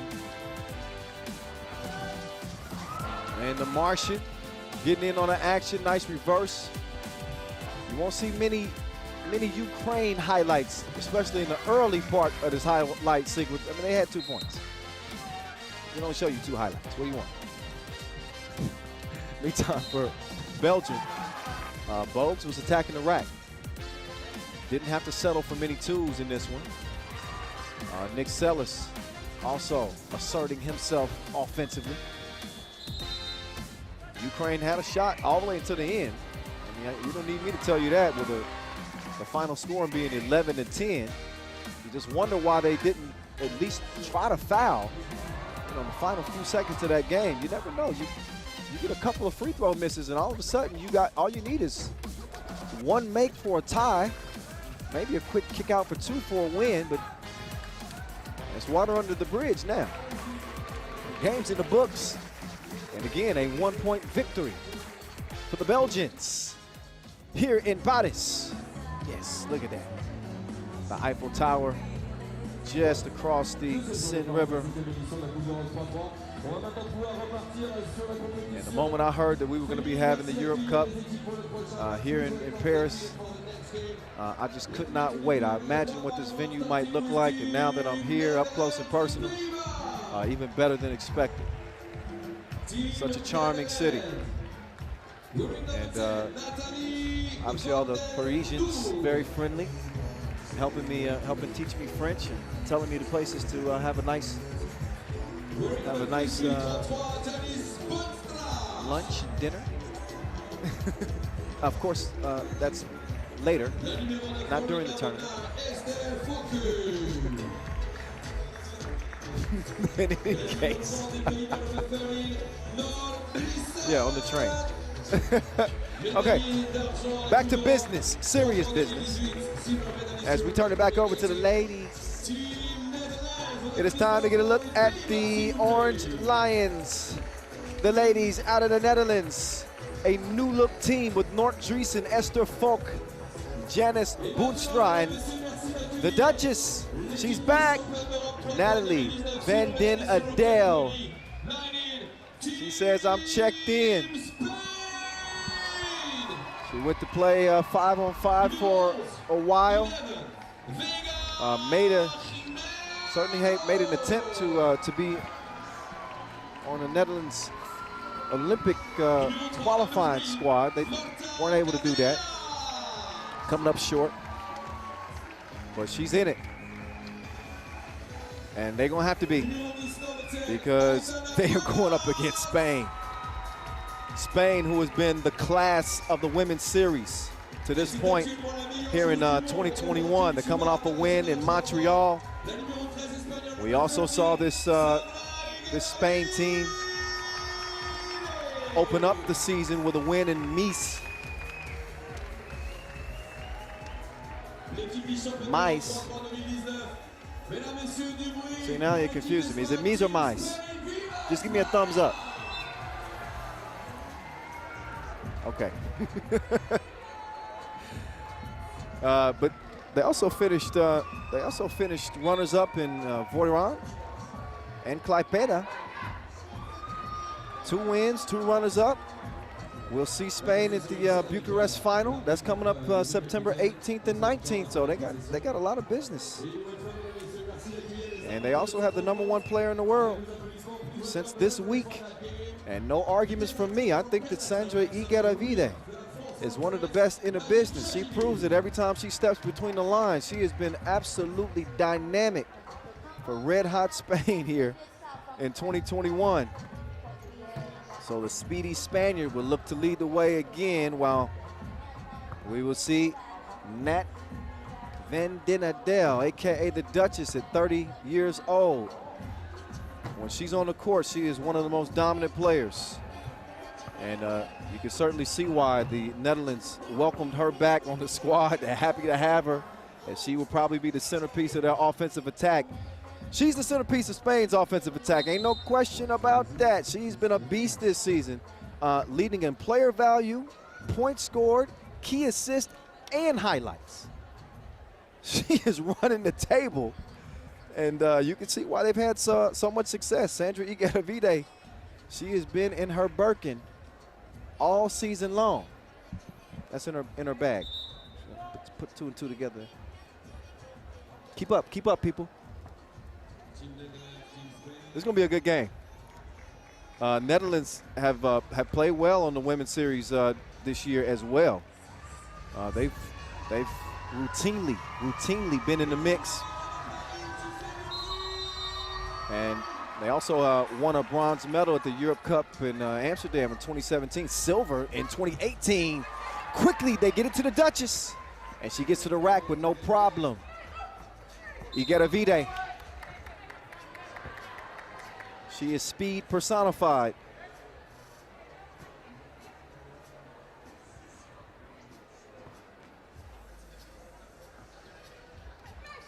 So 1-0 to start for the Netherlands. Igueravide, little red light, green light. She couldn't finish at the rim. So the Duchess over to Nort Driesen. We saw her brother hooping yesterday on the men's Netherlands squad as they fielded 2 teams. Oh, nice turnaround score on the inside.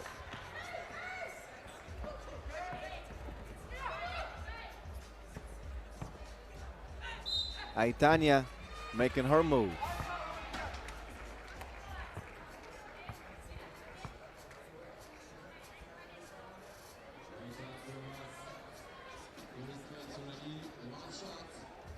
So up steps Aitana.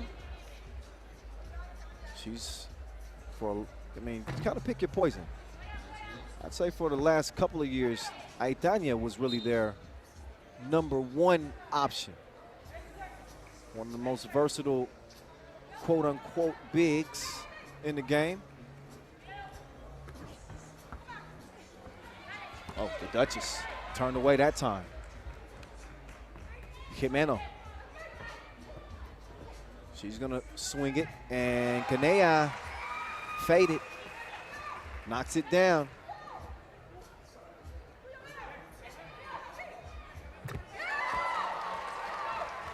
Netherlands with an answer as Igedavide steps back.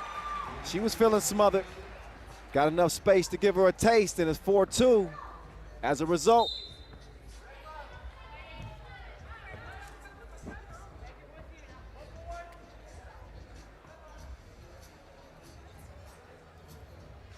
So a nice start here to this Pool D action here on the women's side. So moving to the evening hours here in Paris. And a foul red, only the second on Spain.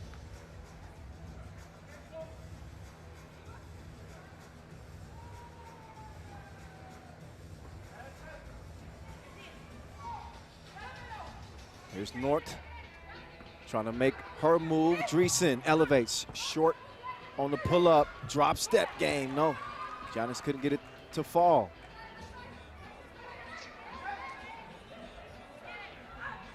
Igedavide, butter, smooth from 2. It's all even at 4 apiece.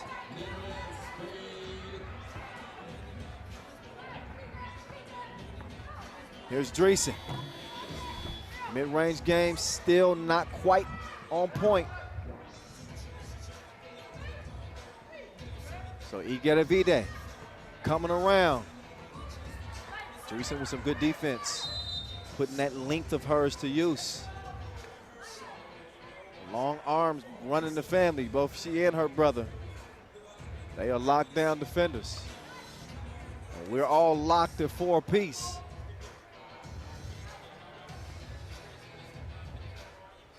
The Duchess, she wanted the ball back. Instead, triggers pulled on the 2. Look at the Duchess sticking with it. She stalks the ball and gets the rebound, also draws the foul. Should mention that Natalie Van Den Adel just became an auntie 2 days ago. Her sister and former 3x3 national team player, Lisa Van Den Adel. Congratulations. New baby's name is Aya. So, it's a beautiful thing, beautiful thing. 5-4. The Duchess does put them up by 1. Good defense there. So Esther Foka.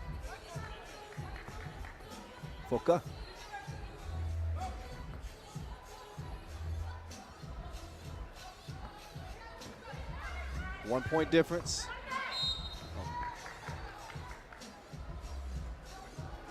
Kanea was trying to turn the corner. She couldn't quite get there. She was held up by some contact. 4 fouls on Spain, 3 on the Netherlands. Igedavide. She'll get it over to Kanea. Kanea, cross, trying to give the Duchess the business. But look at the defense.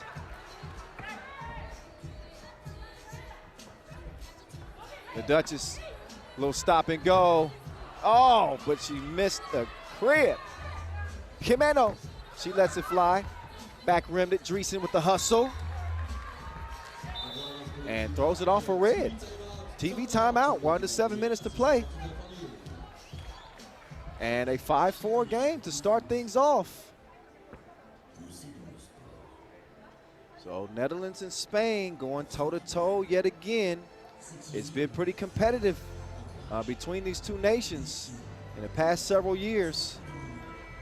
Netherlands actually with a 5-4 advantage in their last 9 contests.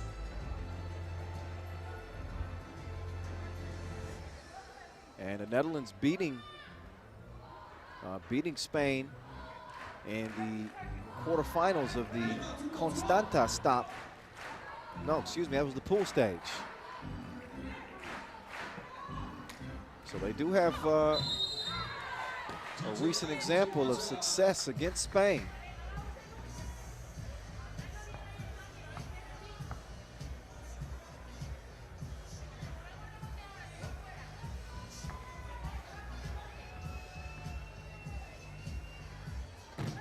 Oh, a miss at the free throw line.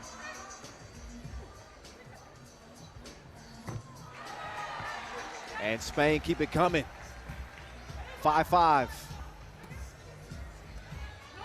And oh, we've seen more than a couple of missed layups here for Netherlands. You got to make them count against Spain.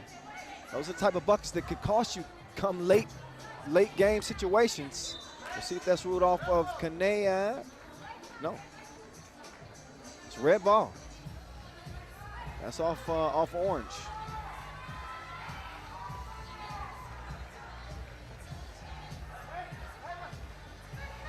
Igedavide making her move. You cannot give her a look. She will bury you. 5-7.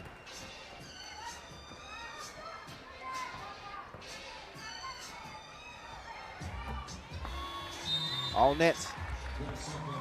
She's got to go through the rim first. Ball over the red.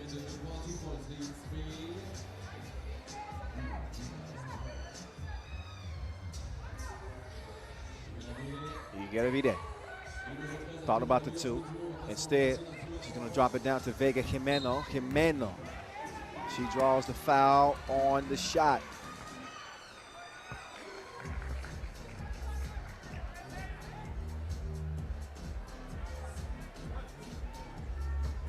So Jimeno, she's become one of the best passers in 3x3. Great vision, unselfish player. She's hit so many big shots with Spain across her chest. And she's got her squad currently with a 8-5 advantage. This one has the feeling of one of those games that could come down. Final couple of possessions. Here's the Duchess. Decides to reroute. Kanea, quick hands, spirit fingers. She's able to get the steal and then draws the foul as well.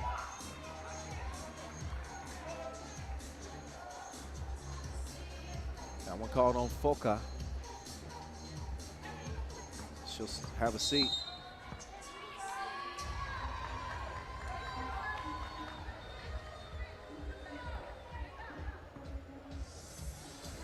Spain have no more fouls to give. Next defensive foul, we'll see Netherlands shooting 2. We'll see how they decide to attack on this possession. They get it to the Duchess. She got to her spot.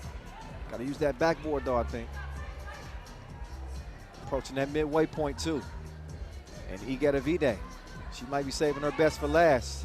She's gotten off to a good start. That could spell bad news for the Orange Lions. We'll see.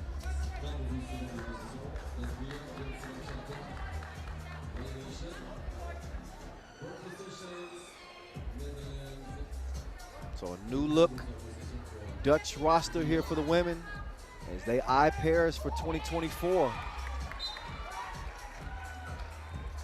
They are revamping things. They have had success over the years. They are very decorated, as I mentioned. A silver medal at the 2018 Europe Cup for the Netherlands. Also a bronze medal at the 2017 edition. Look at that flip back. Oh, they might not be friends after the game. You can't mess up a pass like that. You have to unfriend her on IG. I'm just playing. 6 fouls apiece. 5 minutes to play. Jimeno sets the screen. Igedavide lost the handle on it temporarily. Dreesen trying to stay in front of her. Igedavide does not get the shot up in time as she mishandled the rock a couple of times in that possession. You got 12-second shot clocks. You can ill afford to even mishandle the rock. That'll cost you 2 seconds and throw the whole possession off. The Duchess, she doesn't finish that one. She's had a tough time finishing at the rim in this game. Jimeno's turnaround is no good. So the Dutch is back on the move.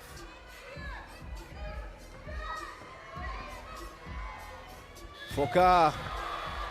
It's a kiss off the glass. Netherlands pull within 2. Netherlands team with plenty to play for.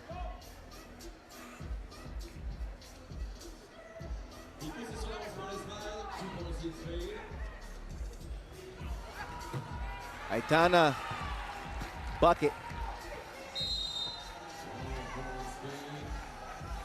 Spain, for the longest time, they used to just kill teams with the pick and roll. And they have always had a really dynamic guard for a long time. Of course, remember Paula Palomares, and she and Aitana together were just something special. And now it's the Igatavide show with Spain.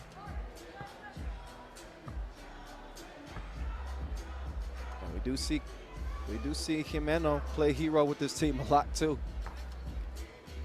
Each player has a unique role, and each player shines in that role.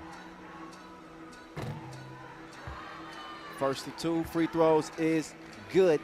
It's good. Shout out to my guy Noah Lazarus if he's watching right now. What up, Noah? Q York, DJ Flavor Maddox, what's up? Jimeno. That'll extend Spain's lead to 5. We'll see if they can D up.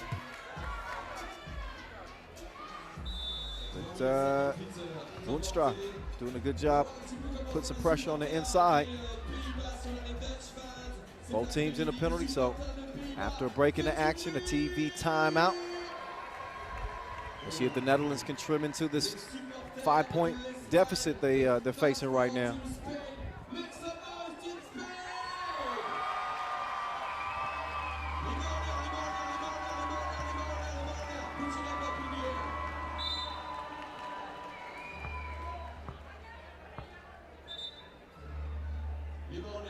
For Spain, they got the formula too. We've seen a couple of wins on the women's series. Again, in Nice, and also at the Voiron women's series stop. That was in the quarterfinals where Spain got the win. The only recent win for the Netherlands was, again, that pool stage game in Constanta. So 3-point difference here. It is tough, though.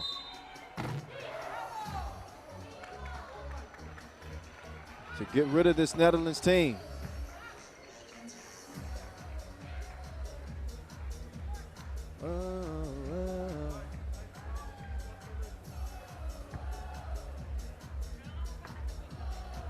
Kanea with a couple of attempts. Netherlands with a 10th foul. They'll be in a double penalty. And Kanea, count it. Don't you just love the sound of that ball going through the net? It's nothing more beautiful.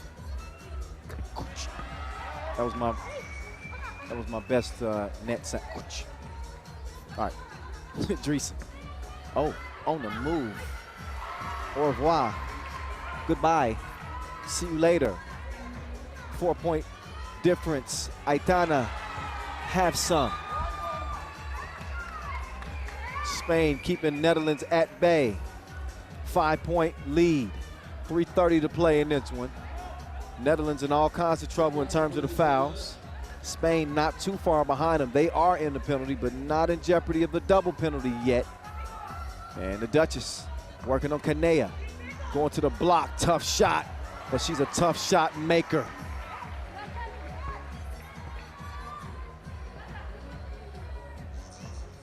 Igatavide trying to find Jimeno on the cut.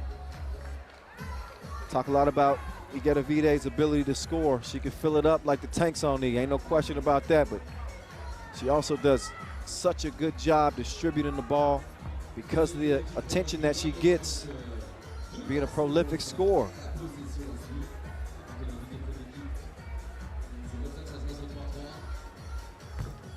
And Jimeno is good on the first of 2. I told you about that 10th foul.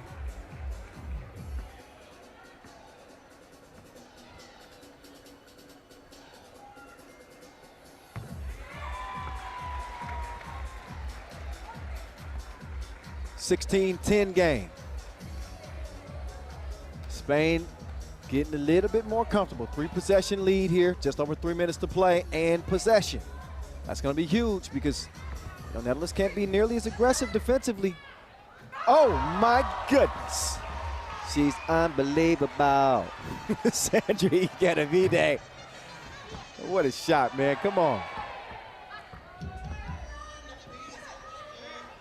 Ikeravide. Aitana. Kick out. Oh, foul. Offensive. That won't amount to any free throws because it's an offensive foul.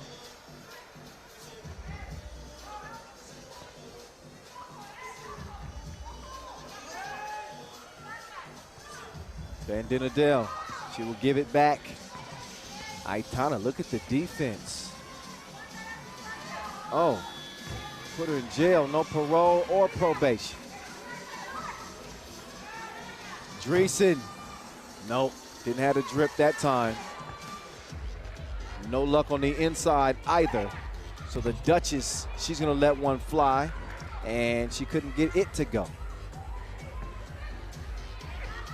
Meantime, Kanea, places to go and buckets to get. She's got one, and all Spain need is 3 to put this one on ice.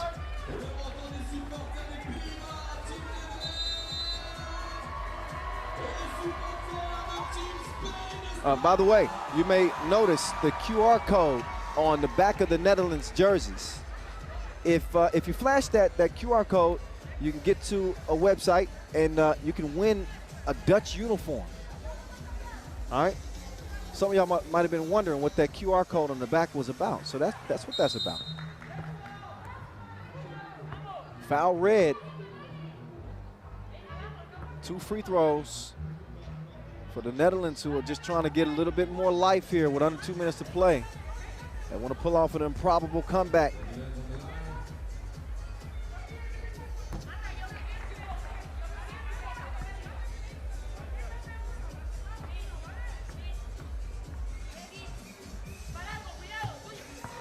And the Duchess, she's going to cut it to 7. But the chances of Netherlands pulling off a win here are bleak. Ikeravide, she got the moves. 1 move too many. Travel called. Ball back over to the Orange Lions.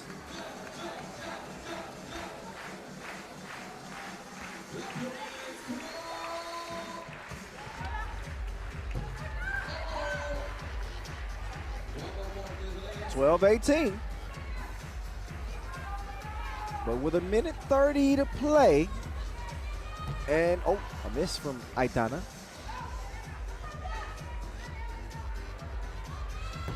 That would have been a huge 2, but it's a miss. See if the Duchess can get a look. Oh, no, extra step. Call for the walk. So Natalie Van Dinadel will have a seat.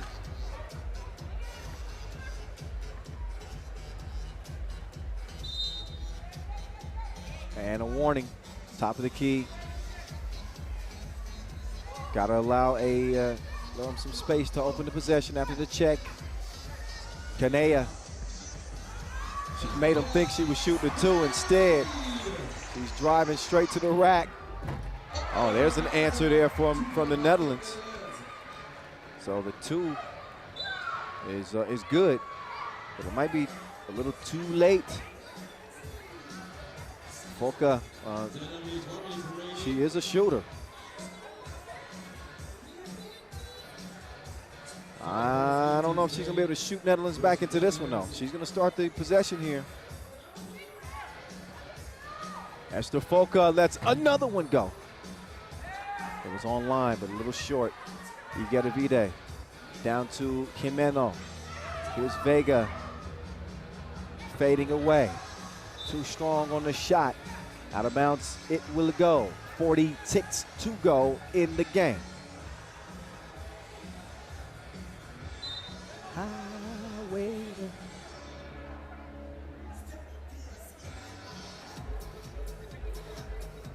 So with 40 seconds to play and a 5-point lead for España. looks like they're going to be cruising to an opening win to start their 2021 Europe Cup campaign, doing it in front of a packed house. And from the Trocadero Square, directly across the Seine River from the Eiffel Tower. It is packed like a can of sardines in this place. Safely, of course. And enjoying some 3x3 action here day two. It's been good. We'll just get started. We got plenty more to go. Trust me. Igedavide, too long. 25 ticks left. What's the Duchess got for us? Flips it back. Dreesen. No drip that time. Long on the shot. And an 11th foul on the Netherlands. So nearly as many fouls as points. And the Netherlands, they'd be in good position if they were code breakers with all that hacking. But this is 3x3.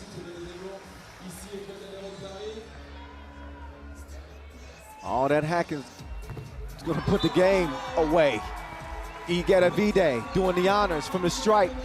21-14 as España take it by 7 over the Orange Lions. Their first action. Of course, we'll see them both again later on as the day progresses with more group play. But it is Spain doing their thing like usual. They are the hot team with plenty of momentum coming off that Women's Series win in Montreal. They're looking for a Europe Cup medal this time around. But we will see both Spain and Netherlands play Lithuania later on. Right now, let's get it down to Julien de Bub, who's with Sandra Igedavide. Sandra, sometime I had to look if we were in Paris or in Valencia, because so many fans here. The Netherlands, they won a medal at the Europe Cup in 2017, 2018. It's a big team, so it's a big win for you. Yeah, we know it was going to be a really tough game. We lost with them a few weeks ago, and we know this was like the key first game for us. Congratulations, Thank see you later.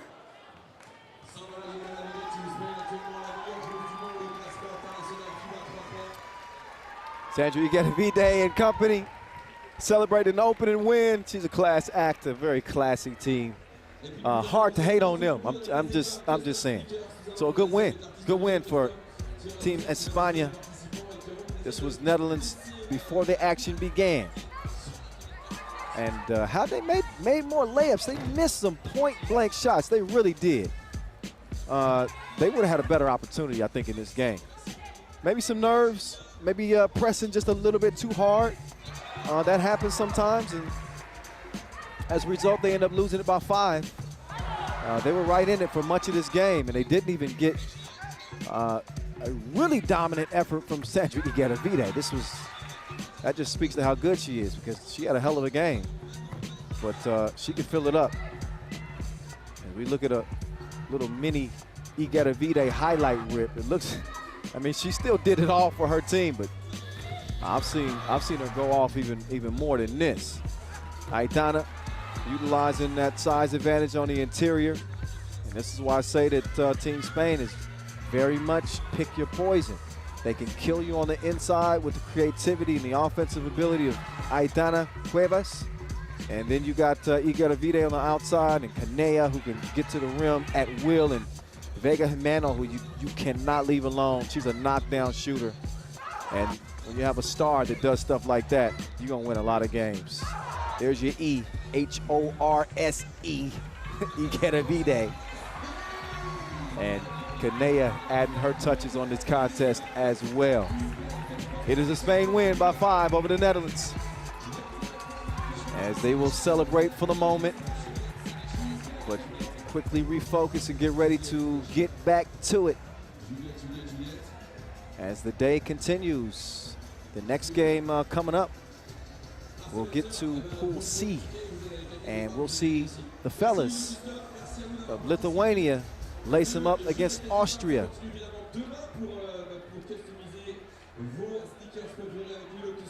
So Pool C action for the men's.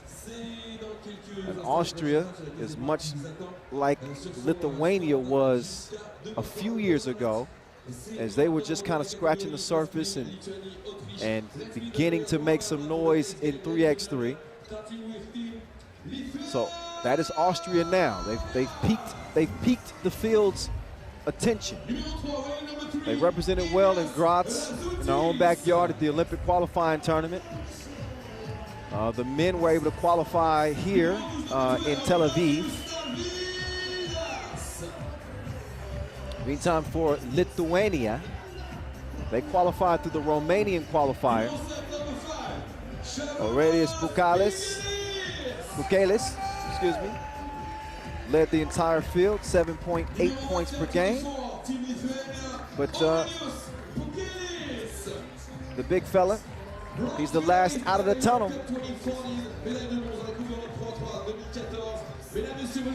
Lithuania taking a bronze medal at the Europe Cup just 2 years ago. Darius Tarvidis was not there for that triumph. He is here now with Šarūnas Vingalis in the backcourt.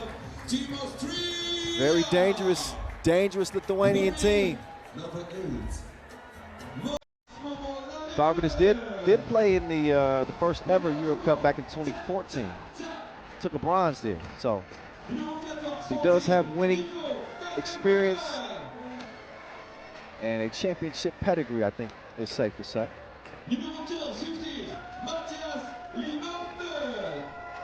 Now out comes Austria.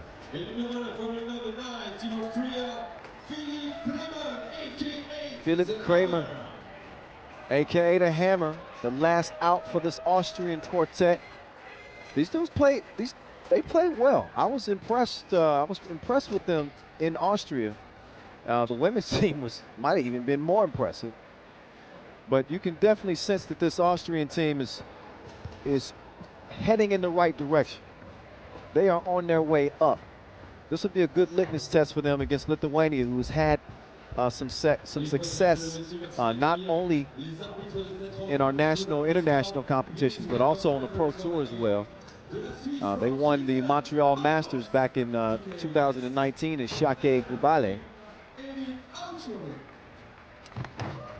So we shall soon see how they fare, as Austria has never beaten Lithuania in 2 meetings.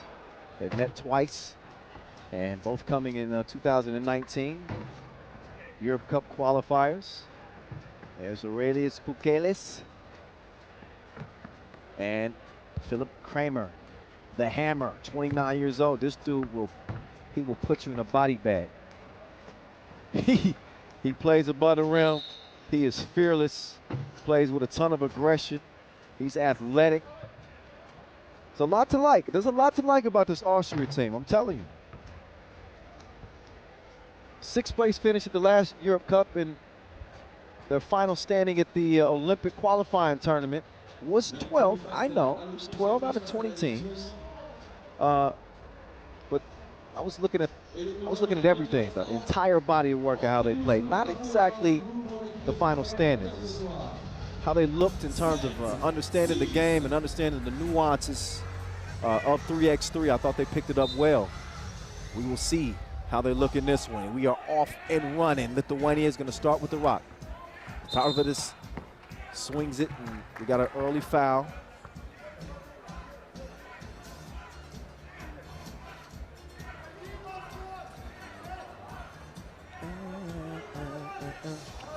Dance. Ladortner. They'll swing it. They get it right down to the Hammer.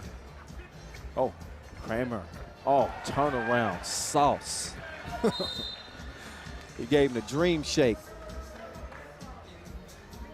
I have nightmares about that one.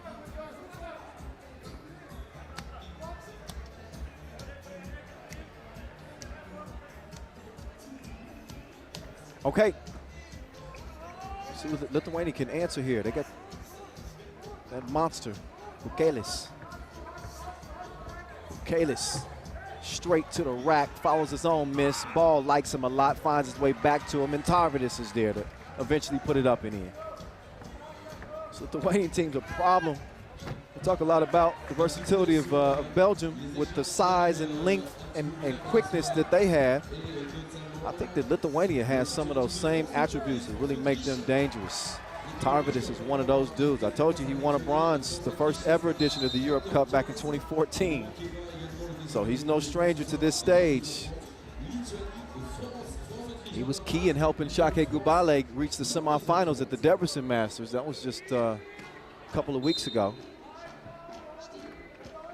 Getting into a busy time of the year for 3x3. Women's Series final coming up in Bucharest at the end of the week, 18th and 19th.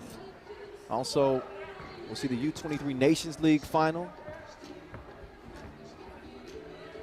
Oh, nice bucket. Strong on the inside. Kaltenbrunner was able to get that one to go. Oh, bump and the bucket, hoop and the harm.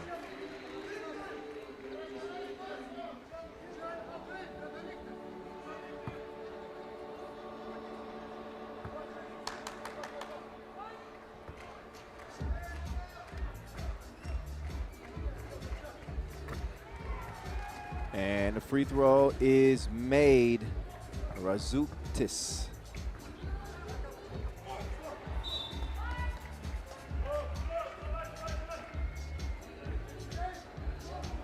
So a 2-point advantage here early. Just a buck and a half in.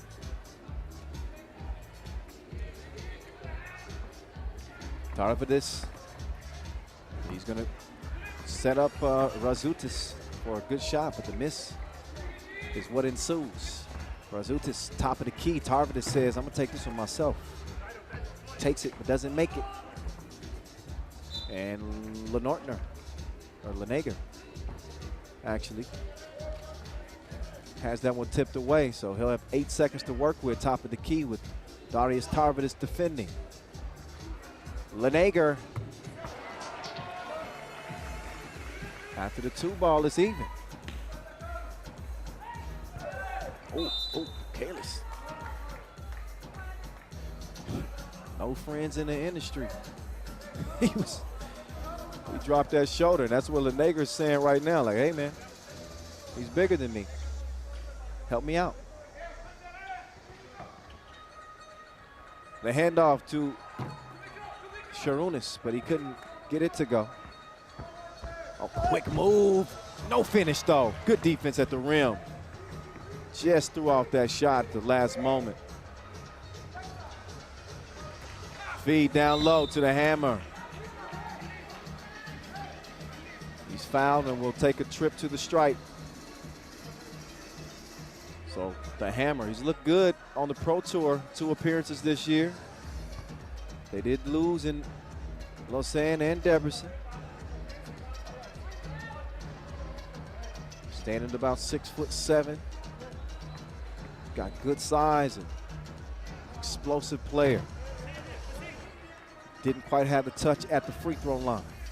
4-4, that's where we at. What was that? He just lost his footing there for the moment. Let's see Razoutis again. Oh. So here's Razoutis. Trying to work on Kaltenbrunner. Tarvidis to Pukelis.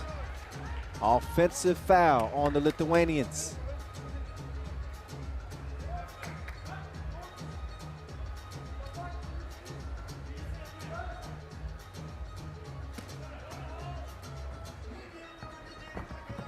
Good D. Got a hand on that. Hammer couldn't save it.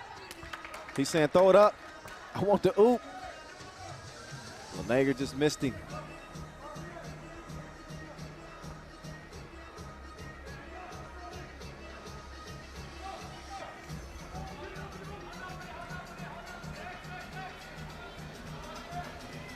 Tarvidis setting up shot on Kaltenbrunner. Fader, no.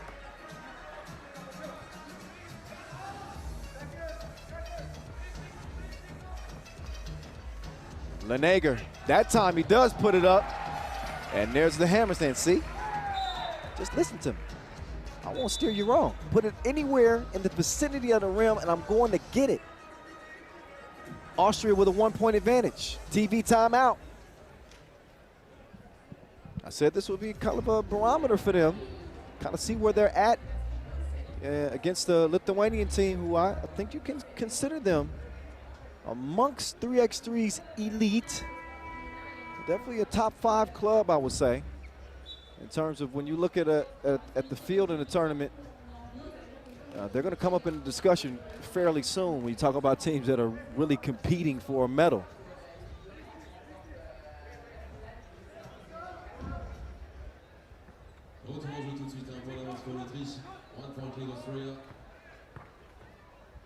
Nice interior feed to Pukelis. Pukelis. Oh, couldn't finish after the spin move. A little bump there. Carlton Brunner couldn't get it to go. Not initially. Now Carlton Brunner, he's got his hands full with that monster, Pukelis. He gives it up late in the shot clock. The pull-up is a no-go.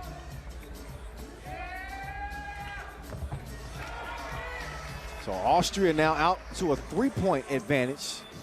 But Nortner getting to the rack. Oh, nobody home on the pass. Pukelis is saying, I got held up.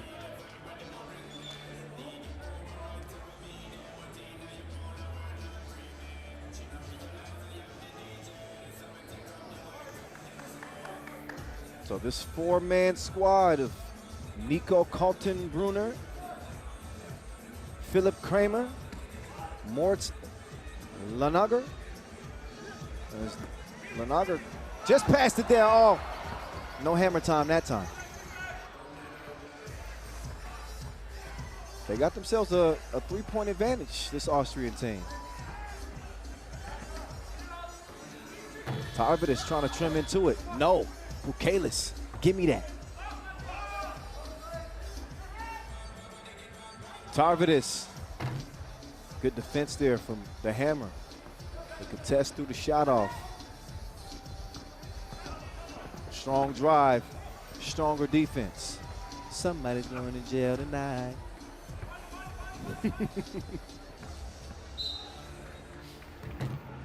Another whistle. That's a 4th foul on Austria.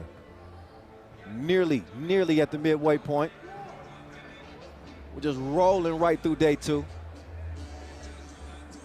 The sun is making its ascent. Head to the evening hours here in Paris. Tarvin is doing his move. Right, then left. Then he chunks up the deuces. 2 to your head. 1-point game.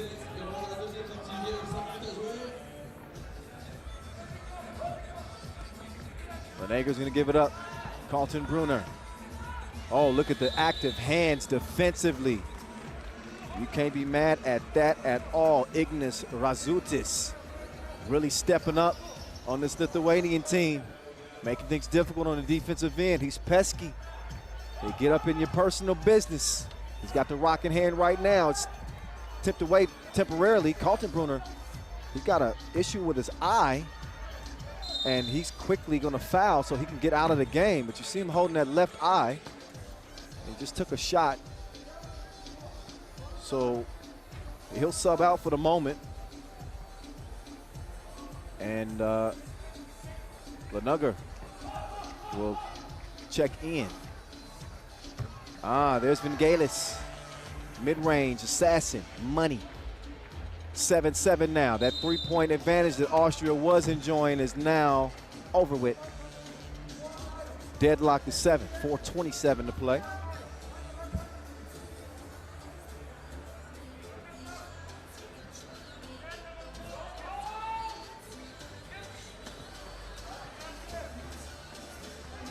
Tarvidis with Kramer defending.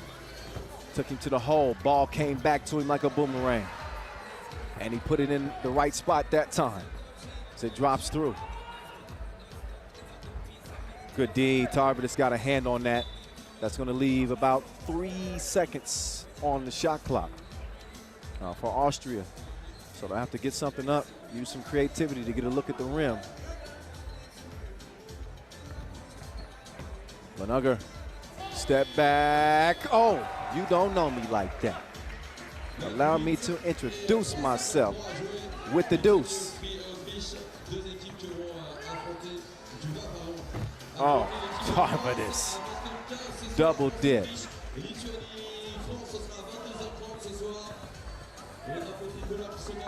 Well, mid-ranger. Missed by Lenortner.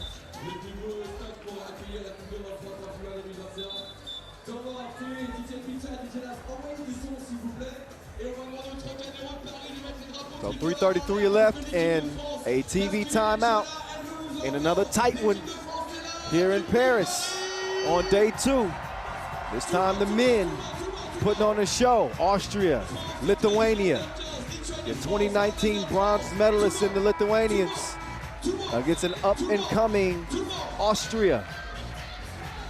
L'équipe de France qui va affronter ce soir successivement l'équipe d'Autriche en maillot rouge et à 22h30 c'est la Lituanie.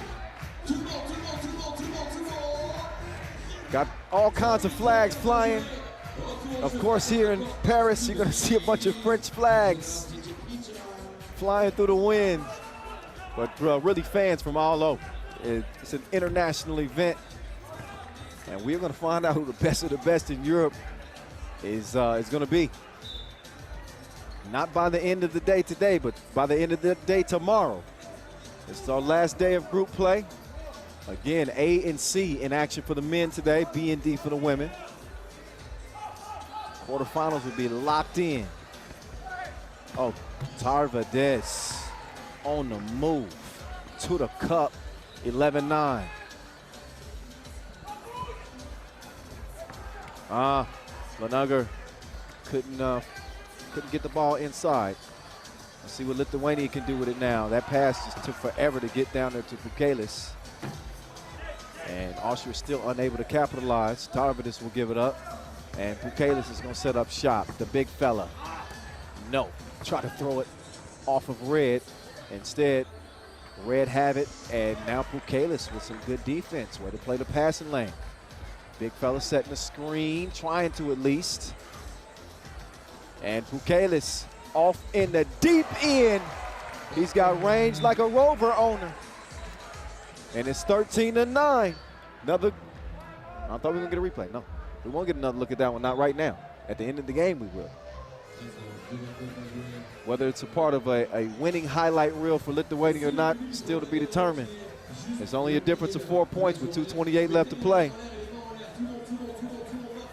But it has been no shortage of effort on the part of both of these teams. That extra effort right there leads to a two-piece for the big man. And that just shows how versatile Pukelis is. He's nearly unstoppable within 5 feet of the rim. But if you give him a look from beyond that 2-point arc, he's capable.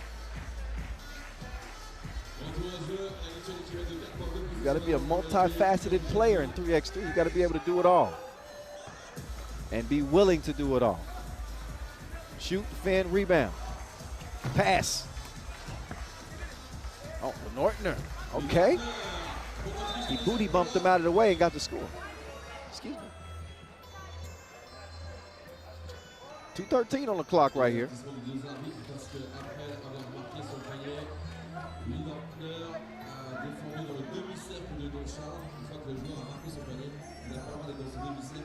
Darius Tarvidis will open the possession up top.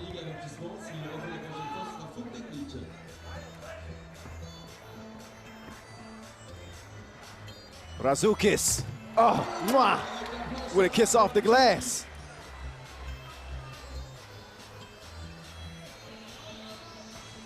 (14-10) offensive foul. I think Lanugger was swinging his man bun with a little bit too much intensity.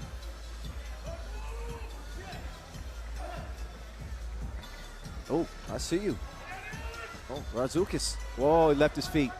Pukelis wasn't ready for it, so Nortner will pull the trigger. He's shooting like sundown. The sun actually is going down. 14-12. Let's see if Lithuania can turn out the lights on Austria. Kaltenbrunner. Patience pays off. Austria back within one. They had a 3-point lead earlier. And then Vingelis with the swish mid-range. Kaltenbrunner, step back. You got nowhere to go. He went out of bounds. Turnover.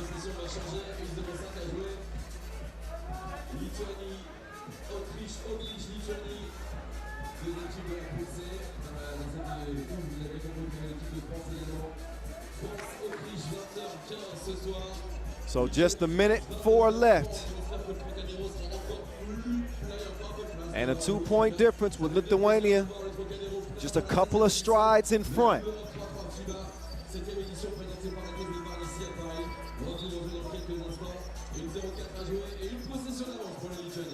Following this game, we'll get an entertainment break before we get back to women's Pool B action with Russia and Ukraine. This one's still to be decided, though. Austria in the penalty with 7 fouls, Lithuania with 1 to give.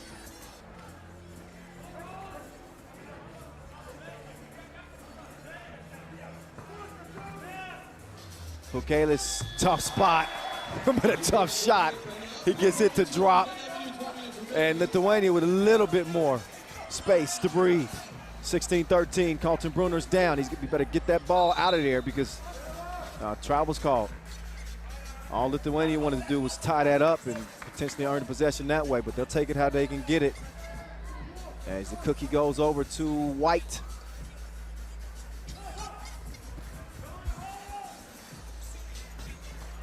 Jonas Vingelis doing his dance. He's gonna put 2 up. Couldn't put 2 down, but look at Pukelis just playing keep away. You ever had that big brother or that older cousin that just holds the ball above their head and they just laugh at you while you jump and try to get it? That's Pukelis against most of the people that he plays against.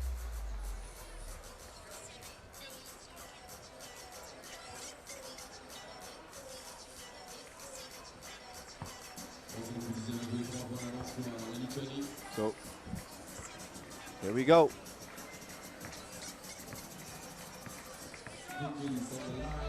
Aurelius Pukelis, good on the first of 2.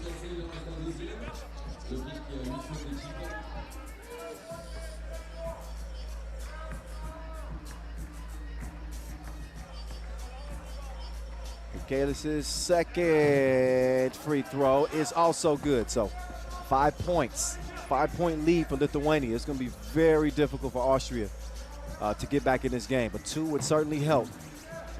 A miss will not. So Tarvidus expect him to use, well, I thought he was going to use much of the shot clock, but he didn't. Foul White, 6th on Lithuania.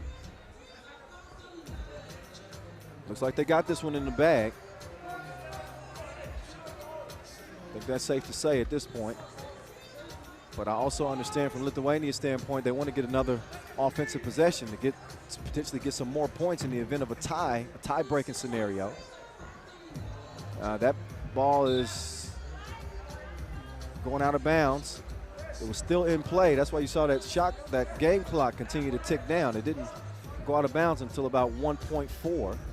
And that's all we got left for Darius Tarvidus to get a look. He does. It does not go down. Oh, wait, they're actually going to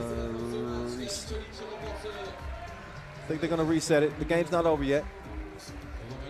Not quite.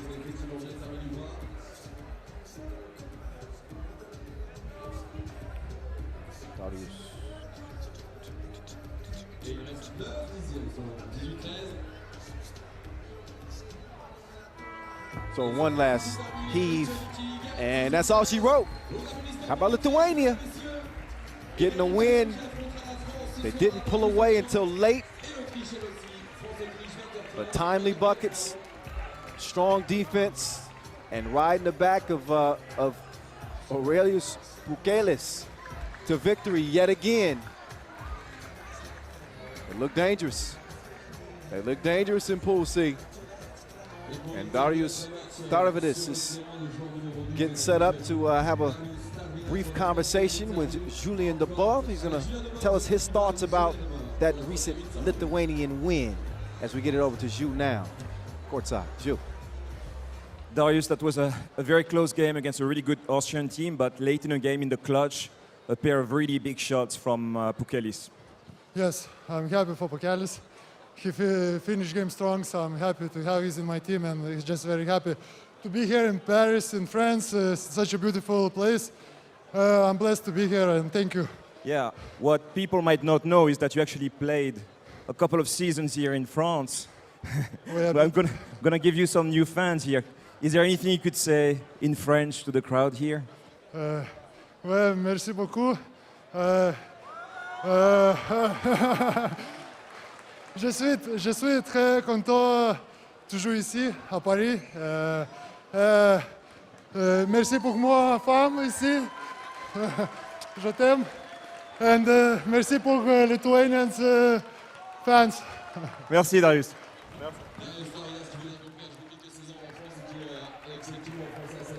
All right, back to it. Darius making sure he takes care of everybody, of both his French fans and his Lithuanian fans in attendance. It was tight. Both teams, it was kind of a little bit of a tug of war early on. In fact, Austria really jumped out to an early lead. I think they led by as many as 4 in the early goings. But you kind of knew that Lithuania was going to settle in, and that they did. 4-4 game at this point, and that alley-oop to the hammer put them in front for the moment. Austria not as crisp offensively, not as in sync, as they're still, still kind of figuring out what their identity is going to be. I think Lithuania definitely have a better understanding of who they are as a team, where each player kind of fits within the chemistry construct of what they do. And obviously the centerpiece is Aurelius Pukelis. You can start your offense through him. When you got a player as dominant as he is, then it opens up the floor for a dynamic Darius Tarvidis. And sometimes Tarvidis can even set up Pukelis, as you saw from deep Tulane. And Razukis, love what he brought to the team, especially in this game. So keep an eye on Lithuania. They come out of this with a dub. Again, in men's Pool C play, we will also see France in this group. So we'll go up against Lithuania and Austria before it's all said and done. We also have to get back to Pool A action for the men, where we'll see Belgium play Serbia and also Ukraine play Serbia.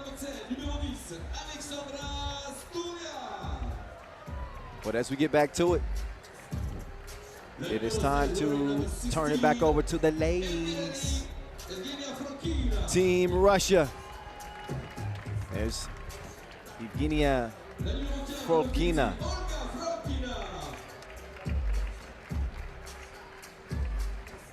Olga Frolkina, the twins. And Julia Kozik. All 3 starred in the Olympic Games this year en route to that silver medal. Here they are. Stolya's been starring for Russia for many years. Now she rejoins this quartet here for a shot at the European title again. We're going to see if 2021 is going to be their year. First things first, though, can they wrap up day 2 2-0? There's the question, my dear friends. We will soon find out. Our first look at this Ukrainian women's team, which is loaded with talent. They most definitely have a shooter in Gana Orkhova. We saw her on full display in the 2-point shootout qualification. So there they are, Miriam Uro Nini and Ruliova. Natalia Shubin.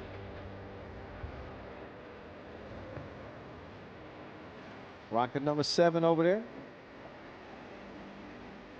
So we'll get the coin flip taken care of and out of the way. It is going to be Ukraine ball to start regulation. If the game goes to OT, that means that Russia will get it in OT. That's a big if. Russia, they look pretty good. They look pretty good. Although Great Britain hung in that game with them. I mean, they had an opportunity. But still was a dub. Still was a dub for Russia, which is all that matters when it's all said and done. Ukraine, they were the second women's team to qualify for the Europe Cup from Romania. They took a bronze in 2018. Commanding win over Ireland. I believe Rulyova topped all scores in that game, or that tournament. Well, think of Natalia Shubik at 23 years old. She still has a bright 3x3 future in front of her, that's without a doubt. As for Russia, who's going to stop them? They nearly won gold at the Tokyo Olympic Games. They got no shortage of confidence as we get a look at Olga Frokina.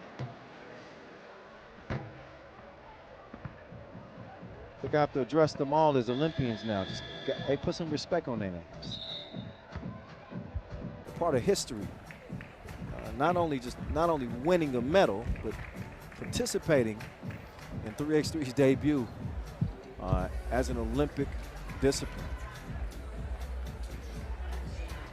And we will see 3x3 on display with the rest of the world's best athletes on the world's biggest sports stage. It's coming here to Paris 2024. So look out for the Olympics coming up in 3 years. Yeah, wow. All right, first check ball gets us going. Pool B, game 3, Russia, Ukraine. Russia, they better defend that 2-point arc because Rulyova, she can fill it up on you. She starts it off with a 2-piece. Stolyar steps back, couldn't look that one in. Olkhova hands it off to Rulyova. Rulyova on the move, got the step, but a wild shot at the rim. Kozik turns, passes, Stolyar keeps that ball moving. Kozik takes the feed, that's good eating. Evgenia with the setup, outstanding vision from her. She can hit the moving target. Kozik will step out, and Olga will step in, rocket number 15. I'll tell you, it's always hard telling the twins apart. I very likely could have called Olga Evgenia a couple times. That was Olga right there, though. Straight into the game and knocks down the 2-piece. Rulyova, before she got the bucket, she got called for the travel.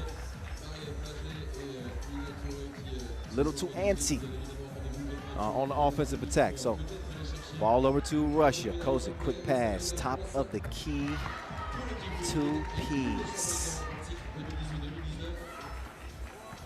Olga Frokina stepping in. She got back-to-back doubles to give Russia this 5-2 lead. This is what they do.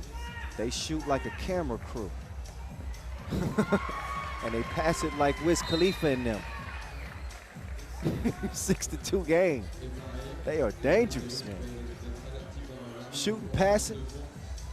Minute 15 in, and they lead this thing 6-2.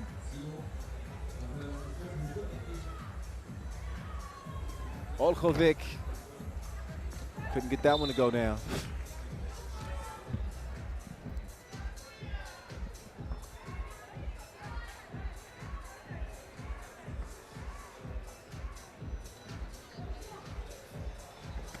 So 4-point difference in the game. Fader, Evgenia getting in on it as well. She's a potent offensive weapon. Kozik is down.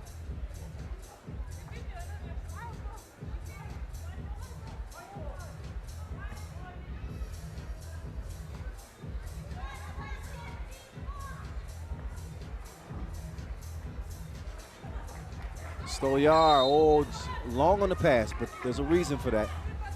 That's because of a foul.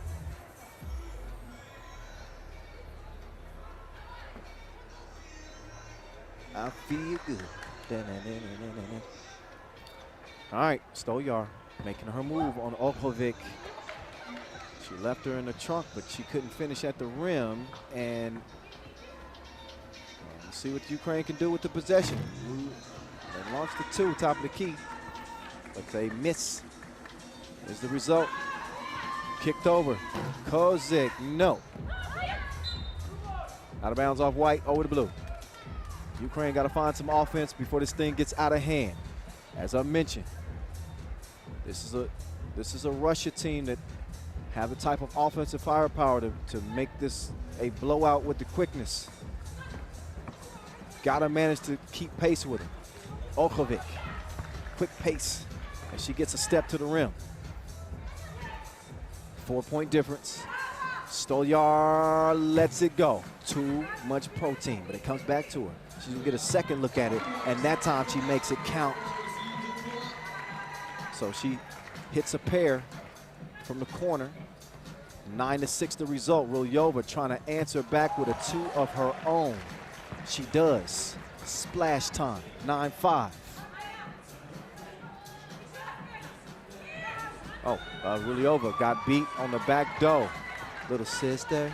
The Fokina twins hooking up on that last score. Rulyova got it packed by Stolyar. That'll leave 1.6 to shoot.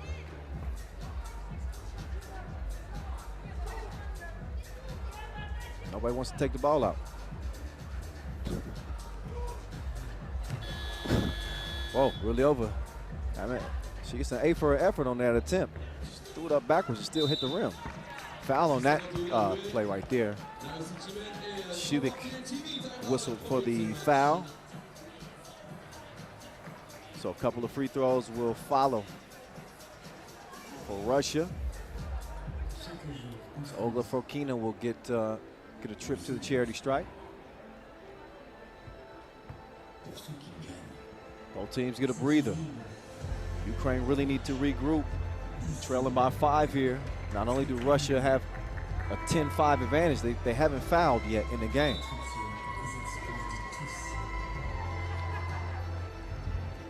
So an impressive start for the Russians.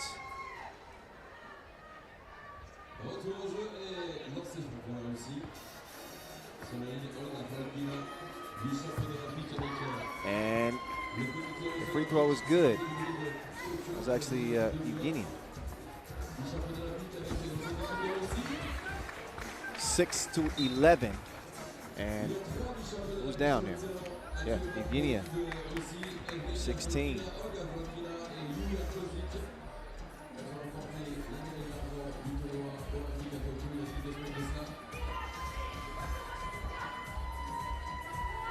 Oh, money. Beautiful stroke. It's 13-6 now. Oh, thank you very much. 2 off the glass. Olkovic. It's going to keep Ukraine at least in this thing. Still a 5-point difference.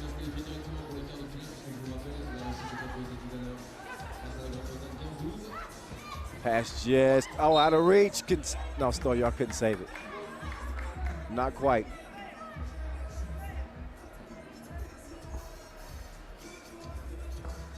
So Olkovic will start the possession. And a whistle. First on Russia. In the process of the shot, will send Rulyova up to the stripe.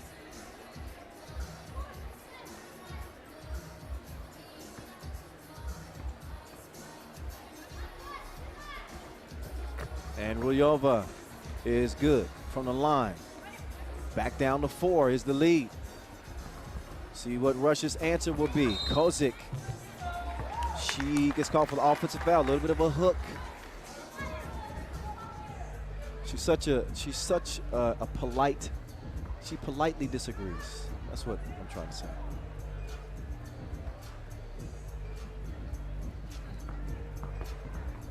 Shubik.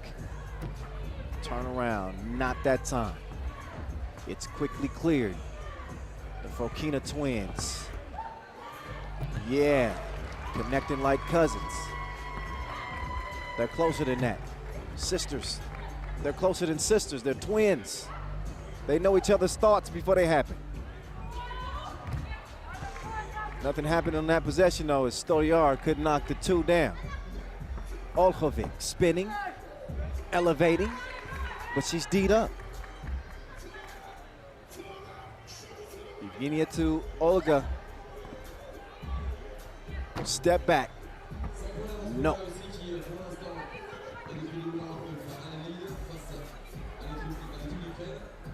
Olkovic to Shubik. Shubik, hand up, so what? Leather in your face. 14-11. Ukraine ain't going nowhere. 3-point game, passed just a little bit too long.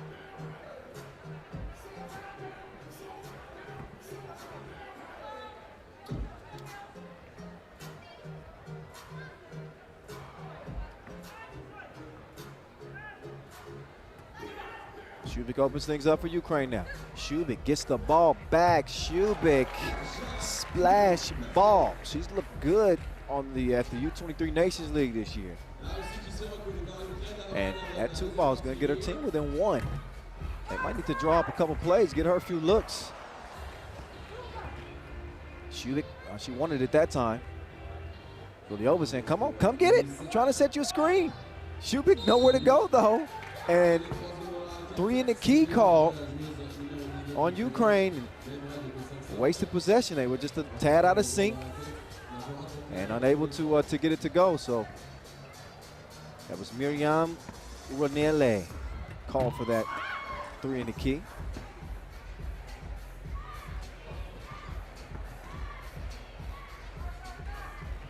And some pesky defense from Stolyar.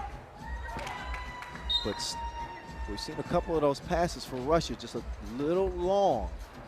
So they're just a half second out of sequence.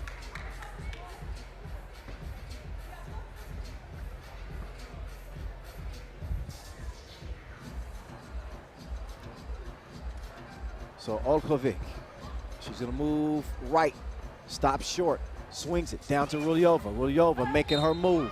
Foul on the shot, process of the shot. She's gonna shoot 1. Number 3 on Russia. They match Ukraine's 3 fouls, but credit Ukraine for climbing back in this game. It's looking like Russia might run away with this one. It was 9-3, I believe. It's a 6-point difference between these teams. And since then, we've seen Ukraine go on a 10-5 run.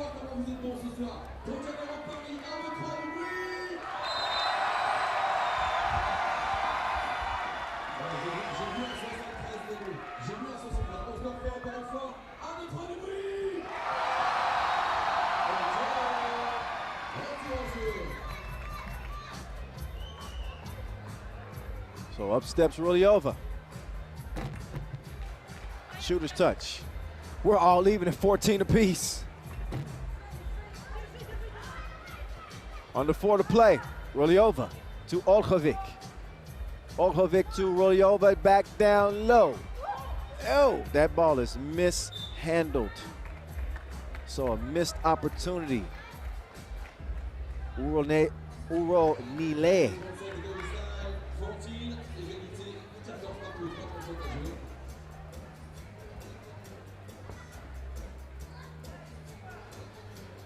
Oh, 2-piece, no biscuit. Stolyar stroking it. Rulyova with a 1-point answer. But you can't fight 2s with 1s. And there's another 2-piece. Kozik, she shot it better than 40% from 2 range in the Olympics. So she is a hired gun. She's gonna have a rest for now. Russia, though, leading 18-15. Up fake. Shubik have some of that. Bottoms on the pull-up. and a 2-point game. Jump ball, that'll be awarded to the defense. Good hustle for both. Shirokova went down to get that one. She's able to tie it up.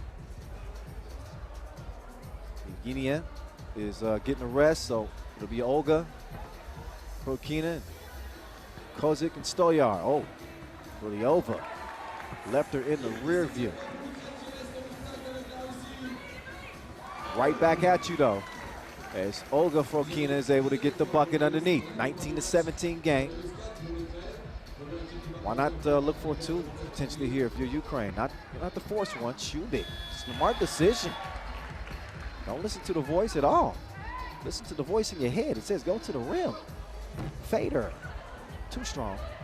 Stoyard hustles for the save. Kozik's pass. She telegraphed it. But Olga's going to stay with it. Flips it over her shoulder, but couldn't get the score. Stoyard hustle.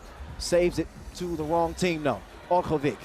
Shubik. She thought about passing cross court. Instead, she puts it up.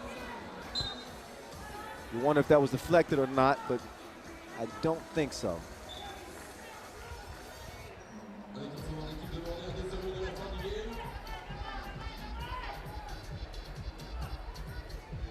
So we got a game. Ukraine has continued to fight and fight and fight. Get back in this contest even when things look bleak. Just shows you 3x3 with these 12-second shot clocks. These games can change on a dime, just like that. And you know old Mo, that's momentum. Old Mo is fickle. It'll be on your side at one time and then it's gone. Kozik up fake, got enough space and gave her a taste. Double dip, ball game. 21-18 as Russia do away with Ukraine. And how about Team Russia? They go 2-0 in group play. We'll see them in the quarterfinals. We'll see Ukraine and Great Britain battle it out for that second spot out of Group B. But Russia looking strong as usual. Wow. Got a good display of shooting from them in this game. Both the Frokina twins with imprints all over this one. Kozik was shooting it pretty well as well. And Stoyar was everywhere, defending, rebounding, and making her presence felt as well. This game started off with a two-piece. Ukraine struck first, but it was Russia who would have the last laugh. So Olgina on the pull-up. She came right into the game and hit two twos, did Olga Frokina. There's Evgenia right there on the fadeaway. Also some persistent play on the offensive end as Ukraine wasn't giving up. Stoyar strike from the corner. And then Uro Nile, she got the score for Ukraine. But the chemistry on this Russia team is hard to match. They got more chemistry than fourth period, 8th grade. And we see it nearly every time they step between the lines. They are in sync. And another team that is very familiar with each individual's strengths. Kozik, no hesitation, quick draw, McGraw for her. And that's when this game started to swing, and that's when this game came to an end. Kozik had enough of it. And that's a look of a woman who just left a battle. He's like, thank goodness that is over with. Thank you. Judging by the temperature of the fans in here, I have not looked at the schedule, but I'm assuming that Team France is coming up. Let me just double check and make sure.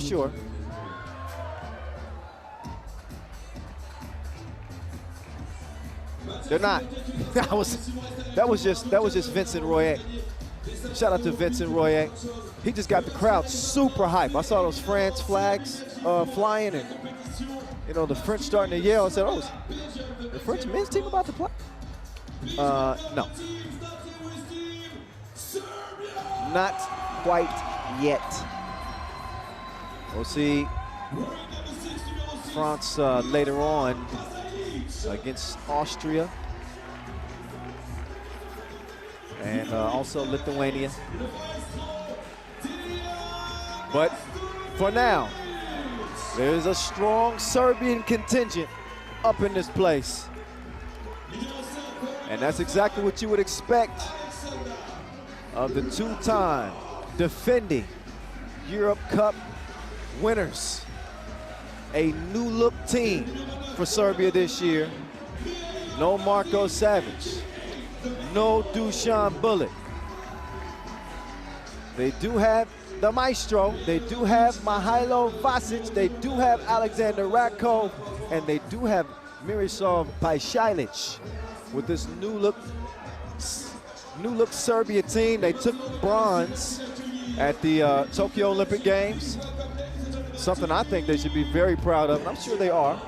But if you've been following 3x3 for any amount of time, you know that they have a certain bar that they like to reach, and it's usually gold or nothing. So they were a little bit disappointed in losing to Russia en route to having to settle for that bronze medal. They lost in the semifinals to a red-hot ROC team at the Olympic Games. But they do come in decorated. So they did it in 2018 in Bucharest. At the time, it was the only gold medal in their cabinet that they were missing. It was Dusan Bulic, Savic, and the maestro. They went and got it. Back-to-back champs, won it in 2019 in Debrecen as well. Now we will see how this Serbian team will fare against the Belgians.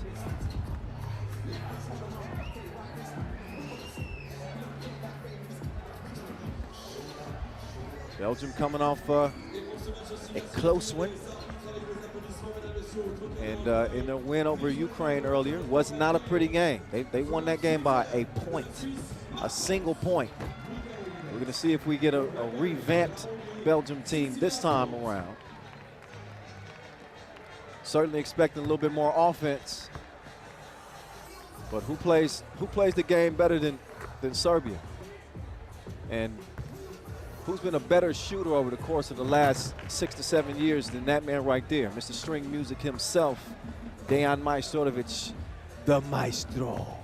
Representing UB this year on the Pro Tour, and coming off another Masters win for these guys. So they've been in 3 finals and they've won 2 on the Pro Tour. The maestro, I don't know what he's been eating. I don't know. He's probably been sipping from the fountain of youth, because he's a throwback maestro. He has shot the hell out of the ball here in 2021, and he has looked outstanding.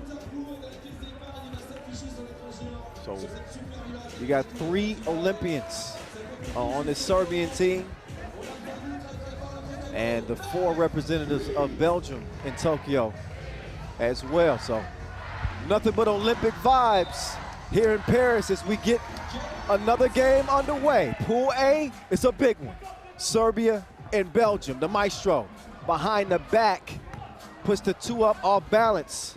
Maestro was crazy hot in the 2-point shootout qualifier earlier. Dude made 9 of 10. Set the crowd on fire. We'll see if he can kind of channel some of that shooting here in their first game of the day. Radkov hands it off to the maestro. The maestro, he's in the mood for some string music. 2-0 to start things off. Loves that left wing. 6'7", long frame, and all he needs is a glimpse. He gets one look at that rim, you might be in trouble. You can say the same on Must See TV. This is Thibaut Vervoort. And that is Nick Sellers missing a layup. And Pajsilic, he's been outstanding too on the Pro Tour. Already with an MVP under his belt.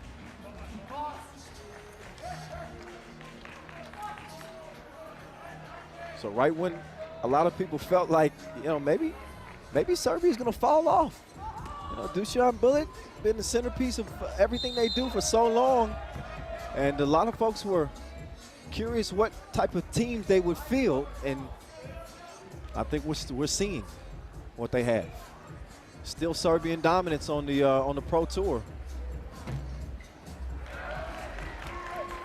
And the dominant possession there for Belgium as Bogarts uses that big frame to elevate and get a score. Here's Vasquez, Mihailo, bye. Good move from the big fella, the Martian. He'll get it over to Must-See TV. For Vort, he is just smothered. Oh, and that ball is smothered by the Maestro. Is that a chase down block from the Maestro?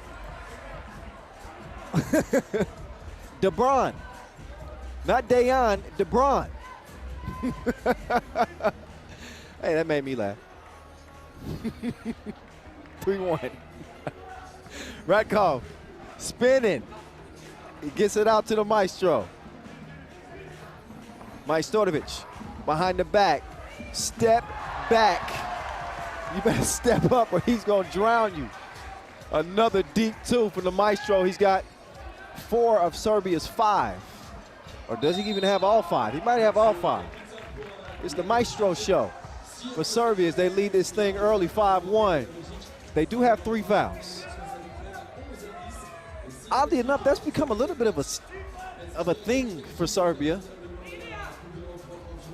Because when you're the most dominant team in 3x3 for such a long time, people tend to pick you apart and you say, what do they do that's not good?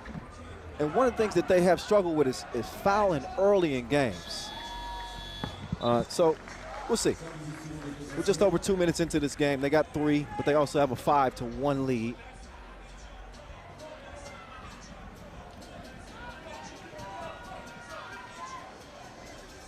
Miroslav Pajsilic. Vasquez, no, not that time because he was fouled.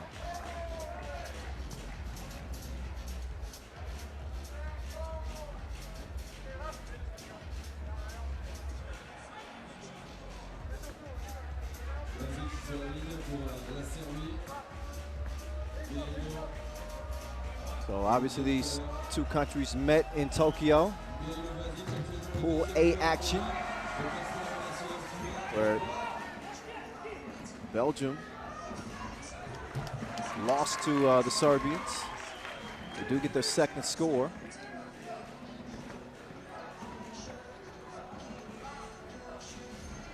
And Pajsilic off balance.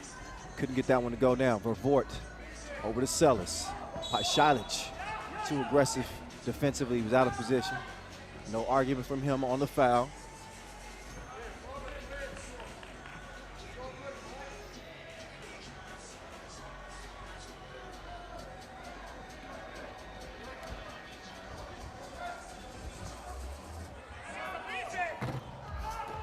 Off the miss. Bogues with the cookie.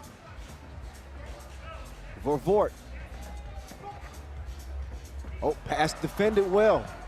Vasquez has snuffed that one out easily.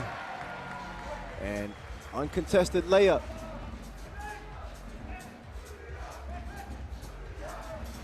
Vervoort trying to get it to Bogues, or Marion rather. He's fouled. That's a 5th. That's a 5th on Serbia. So they do have 1 more to give. But they've given Belgium the business so far.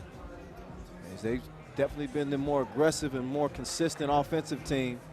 Now using that defense and turning it into offense. They got such veteran savvy and know-how. They oftentimes know what the opposition is going to do before they get to it. So that's why you see Vasic able to snuff out some of those passes and turn it into an offensive possession for his team. As the 6th edition of this Europe Cup comes at you from beautiful Paris, France. Nice block there from Ratko. He said, I've seen enough of Must-See TV. Pajsilic, peace out, homie. I'm out of here. 8-2, gotta go. 6-point difference in this one. Nick Sellis, can he turn into Clark Kent?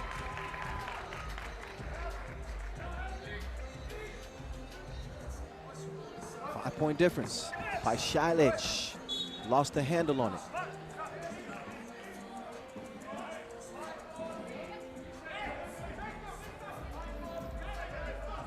So the temperature beginning to dip a little bit here as we're heading to the evening. Sun is nearly gone. Speaking of gone, that's Maestro. He's out of there, straight to the hole. Vervoort forced to give it up. Gotta love the defensive strategy of Serbia. And they're really making it difficult on Vervoort. They know how dangerous he is, so they're gonna force pretty much everybody else to beat him. They're not gonna let Thibaut Vervoort continue to go off. Maestro misses that one late in the shot clock.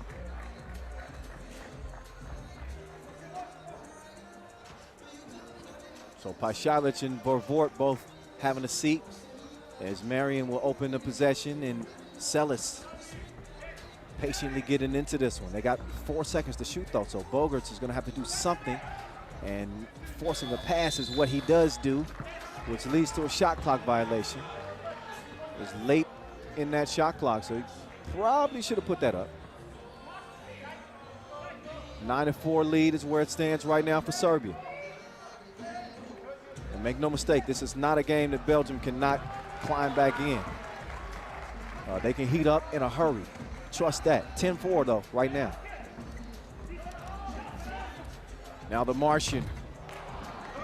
He almost hit that one. But out it comes, and over to the Serbians.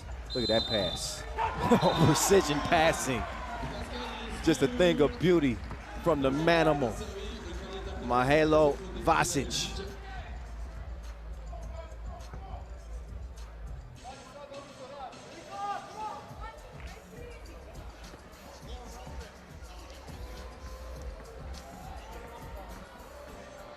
Miroslav Pajšalić. He's an emerging star, but he does not emerge from the free throw line with a make miss. Still doesn't take away from how good he's been on the Pro Tour this year. Ratkov. He's taking more cookies than your internet browser.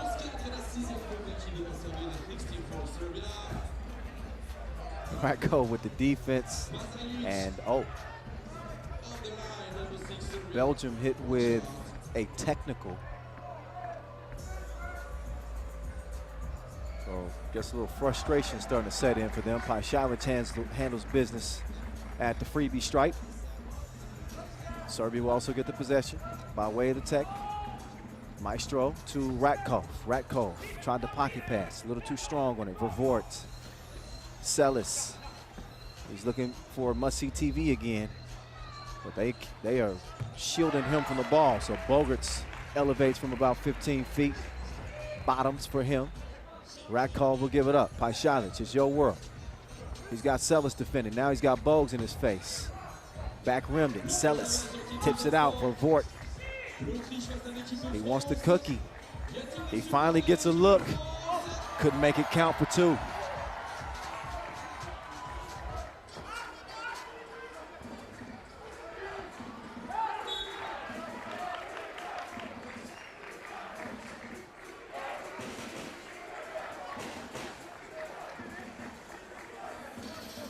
Just over 4 to play, and a dominant start for Serbia. 7-point game. They've taken must-see TV pretty much out of the picture to this point, and the defense leads to yet another steal. So they have been robbing the pockets of the Belgians here. And Serbia not looking like they're ready to let up at all. Pajšalić. He'll get it to Vasquez. Vasquez over to Pajšalić. Pajšalić with the step. He was going faster than a one-hit wonder.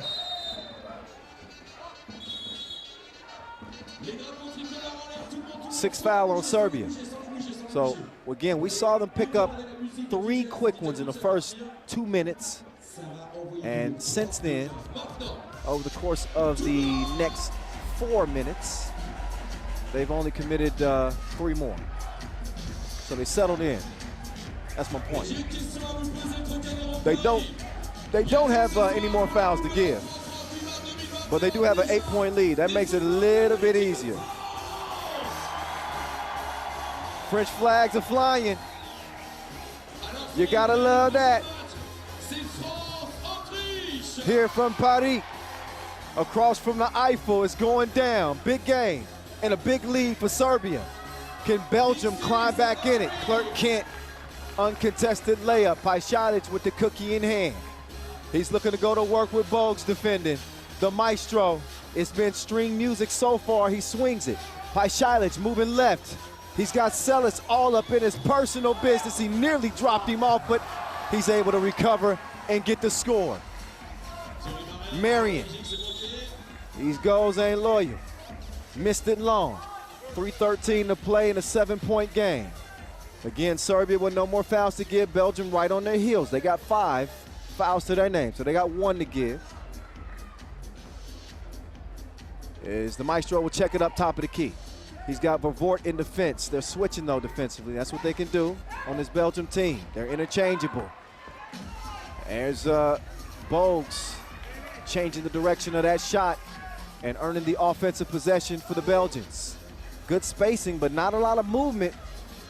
Usually you see a ton of movement on this Belgium team. They're kind of sitting back and watching. There's Vervoort.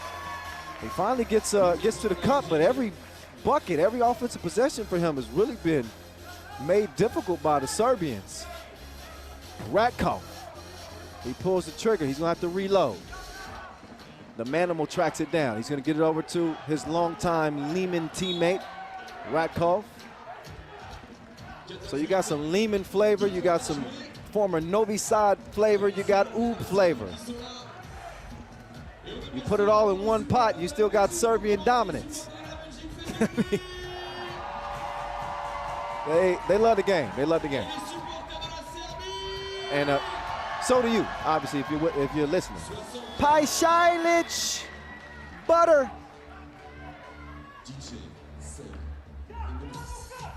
Vervoort, he's got the answers like a cheat sheet.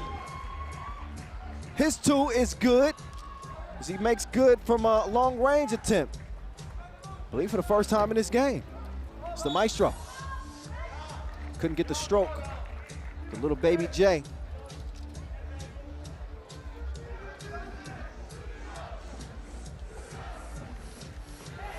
So Rafael Bogarts will inbound for Belgium. They've got Marion getting the rest.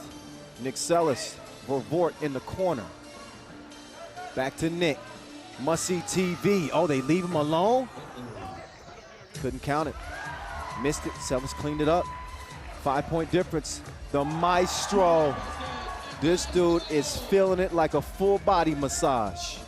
18-11. Bogues gets up to get down. 6-point difference now. Serbia still well in the driver's seat. Maestro to the cutting Vasic. Vasquez. Levy stepped on the line. Turnover. But Serbia looks to be closing in on a W. Either 3 points away or a minute 24 away. That's, of course, if Belgium don't pull off what would be an improbable comeback. Extremely unlikely. I think it's just far too much experience on the Serbian team to ever see them let a lead like this slip away. It doesn't happen.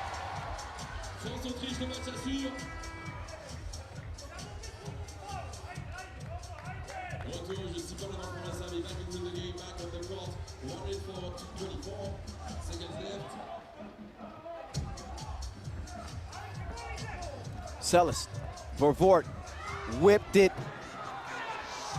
Nope. Manimal, he's a beast.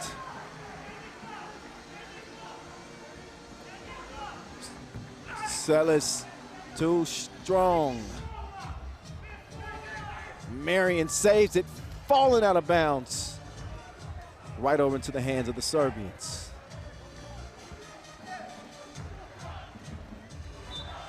And Vasic, he's going to substitute himself out.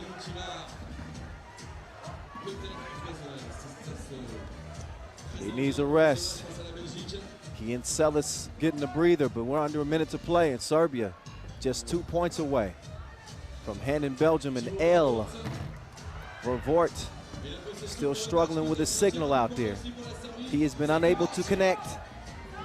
Now can he defend Radkov? We will see. Handoff to the Maestro. Didn't have the stroke that time.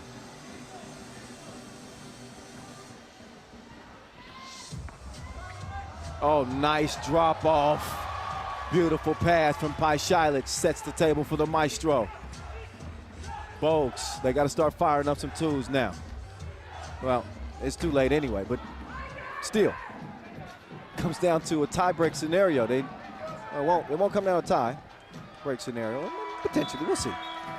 This one ain't coming down to no type of tie. This is over with. 20-12. So Belgium at 1-1. We'll have to wait and see how things play out as Serbia will play against Ukraine. If Serbia gets a win, then Belgium is automatically in. If Ukraine pull off a crazy upset, then those points will come into play. So that was the point I was getting to, y'all. Stick with me, all right? At least stick with me for the moment, because I'm only going to be talking for like 10 more seconds, because apparently Alexander Radkov is standing by with Julian Debove, the great, and they're going to be looking for me to get it down to them courtside pretty soon. So enough of my yapping. Why don't we get it down to you now? Alex, Belgium has been one of the best teams this year on the World Tour. At the Challengers, they won 3 events. They reached the semifinals of the Olympics. We thought it would be a big test, but what I see is 12 points just for Belgium. You must be very happy about your defensive effort, especially. Yeah, we're happy with our defense. We're still trying to find our offense. We didn't have too much time to practice together, so I think that it's going to be better throughout the tournament. I'm very happy with this win. It's always easier when you win the first game and start the tournament right. Maybe 2 words about Dejan Majstorovic. We saw him in the shootout contest, couldn't miss. We saw him on the World Tour, he won the last 2 events. This guy has been on fire. He looks like he's 23. Yeah, Dan's been playing very well. 3 World Tour Masters, 3 finals, 2 titles. So he's in very good shape, and I just want from him to keep this that way. All right, congrats. See you in the next game. I just wanted to thanks to our fans. Thank you for coming, and let's go to the finals. Congrats, man. Bye. Yeah, you can see, I told you, it's a nice little Serbian section here at the venue. They travel. Wherever Serbia is playing, you're going to see at least a few Serbia fans. In any corner of the globe, that's been pretty consistent. So, how did they win that game? Well, they started off strong. And what did the Maestro not do? He gave him some stuffing on the defensive end. And then he was just splashing like a bird bath on the offensive end. It was hot in that 2-point shootout qualifier, and it translated to the games as well. So the Maestro was the star of the show for the Serbians, who put Belgium on their heels early in this one, and kind of had their backs against the wall. They had to dig out of a hole. They didn't settle in comfortably. How about the defense that Serbia was able to play and really contain in Thibaut Vervoort? He's their most dangerous offensive threat. I do speak a lot about this Belgian balance, but he's clearly become their #1 scorer, and Serbia was just not having it. If he was going to get a make, they were going to make sure it was a difficult offensive possession for him. You see the relentlessness, the hustle, as Paisialic was able to recover and get the score. There's a rare score for Vervoort in this one as he got to the rim. But Paisialic had something waiting for him when he came out on the closeout. And how about the Maestro? String music on the playlist all day long as Serbia run away with it. Getting the win over Belgium to start things off. They'll have one more against Ukraine in Pool A play. A and C in action for the men, B and D for the ladies as we head down the final stretch here of day 2. It's the last day of group play. We'll get to the quarterfinals tomorrow, and obviously you know what happens then. We hand out some medals. It's a gold, it's a silver, it's a bronze, waiting on the 3 most worthy European countries to take them. They're up for grabs. I don't have to tell you where we're coming at you from. You already know. That's an iconic structure, maybe the most iconic. The Eiffel Tower, they're coming at you from the Trocadero Square, separated by the Seine River, just across. So we're on the south bank of the Seine. The Eiffel's on the north bank. And a beautiful location here in Paris' 7th district.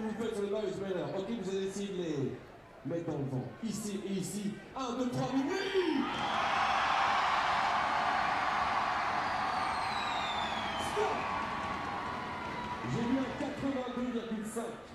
J'ai vu un 82,5. Faut faire 83 ici. Vous allez taper les pieds, vous allez taper des mains, vous allez taper sur votre voisin, mais c'est pas trop fort. Vous allez essayer de faire 84, 85, 86, 90. 1, 2, 3 du bruit.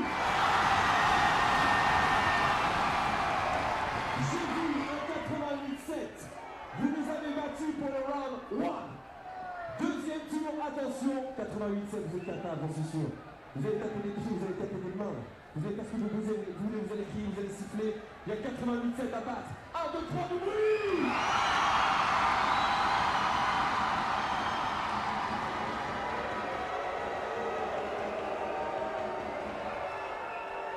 J'ai vu un 86,6. J'ai vu un 86,6. Ça fait victoire pour vous pour le moment, mais juste pour le plaisir, pour leur remontrer comment on fait. Vous allez faire du bruit en face avec moi. Vous êtes mon équipe, attention. 1, 2, 3, du bruit.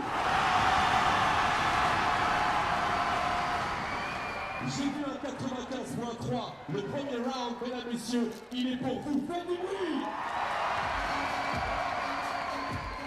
Et le Trocadéro de Paris se lève pour accueillir l'équipe de France. Le Trocadéro de Paris se lève pour accueillir les vice-champions d'Europe 2019. And we're back as if we ever left. Of course not. We ain't going nowhere. We locked in. We heading down the final stretch of day 2. Plenty of 3x3 hoop still left on the slate. Heck, we haven't even seen the men of France hit the court yet. Still got to see them in action in front of their local fans.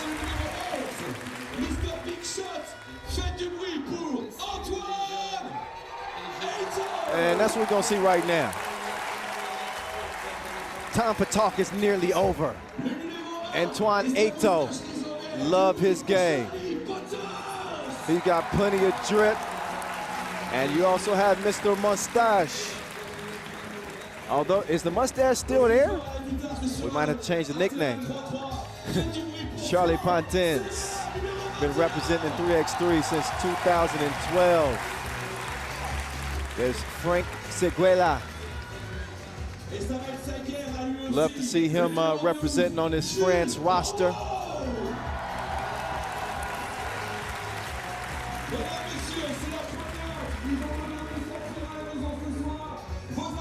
And last but not least, Jules Rambaud. There's the 4-man squad. The crowd is on their feet. The French flags flying through the air. Trying to give them that extra energy. And what should be an entertaining game, to say the least. France's men just missed out on qualifying to the Olympic Games. Saw them compete at the Olympic qualifying tournament in Graz and put forth a great effort. But we're heartbroken, obviously, not to come out with a win. But they have had success at the Europe Cup.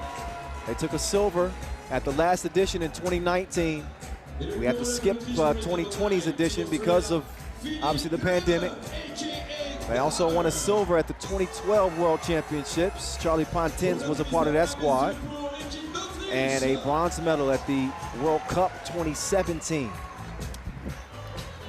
So when I say that France has been a trailblazer in 3x3, I very well mean it. Not just the women's squad, the men, they typically bring it as well. So, good test against an Austria team that not only is getting better, but playing with a lot of fire in this one because they understand that in order to play tomorrow, to have any hopes of playing tomorrow, they got to come out of this with a win.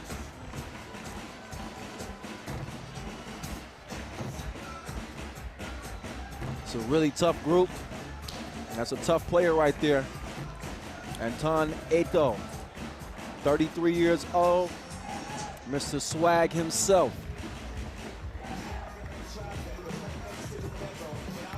And Philipp Kramer, representing for Austria. You know he's gonna bring it. Didn't have quite enough though in game one. Comes down to game two. Can they bring it?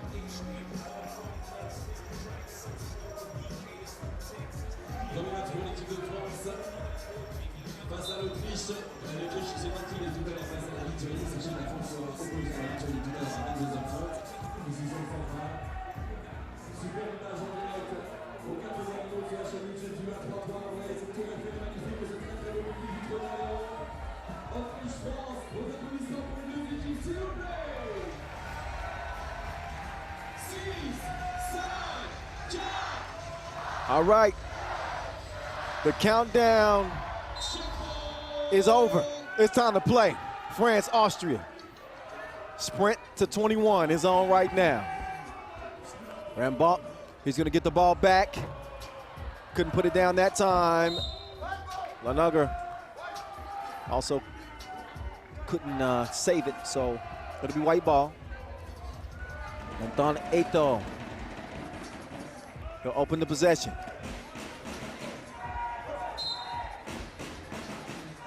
A little too much bumping and grinding.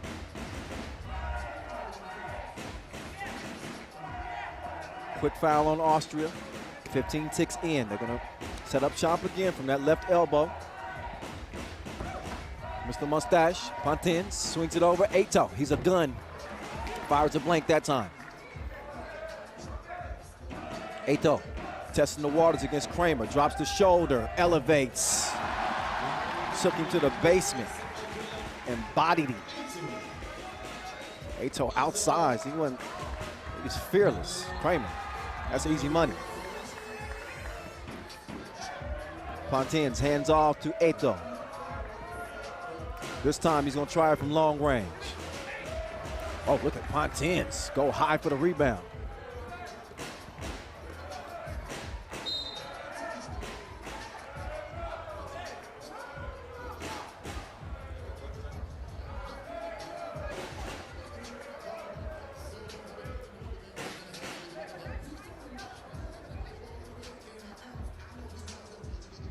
Seguela, he'll open things up. Seguela trying to come free. He wants to rock right now. It's a 2-1 advantage. He's all by himself. That's easy money. The hammer, he'll clear it. He's got Lenortner asking for the ball. Quick whistle on France. First foul's Lenortner. He'll start it, Carlton Brunner. Brunner. Oh, no. He missed an easy lay. Pontins.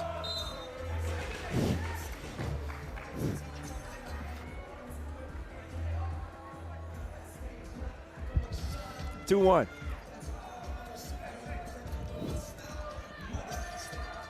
Pontins. He'll get it back. Pontins elevates. 2 halfway down. Came out on him. And then a kind of a ticky-tack foul. Good call, but a silly foul. You don't need that. On the clear. The hammer to Carlton Brunner. Carlton Brunner patiently waiting for Lenortner. And there's Lenortner.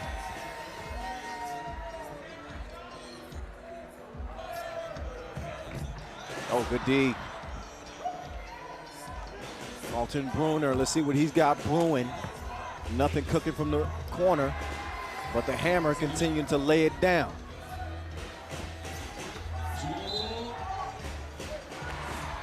Rambo with good position. And Austria finding themselves in some foul trouble here early. They got more fouls than points. Fourth foul, 2 more to give. And we still got nearly 8 minutes of 3x3 hoop to play. Quick hands from the hammer. He's saying that that's off-white. I think he's going to get that call too.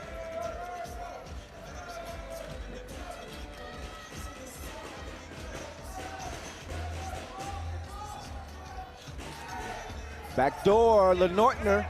Can he save it? Yeah, but to the wrong team. Pontins. Pontins on the move now. Nowhere to go, but up top, Eto. He's got 4 to shoot. Step back. In the face. 4-3.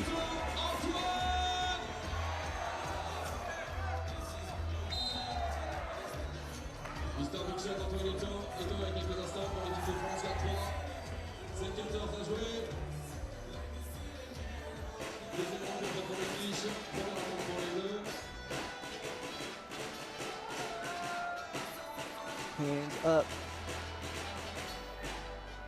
Carlton Brunner. The hammer. Forcing his way to the rim. He's able to draw a foul on the way. So now France has equaled Austria in the foul department. They could be even in the points department as well, depending on what the hammer does here at the strike. And Kramer. It's good. Oh, Eto. He's got France off to a good start. It was a narrow miss by him.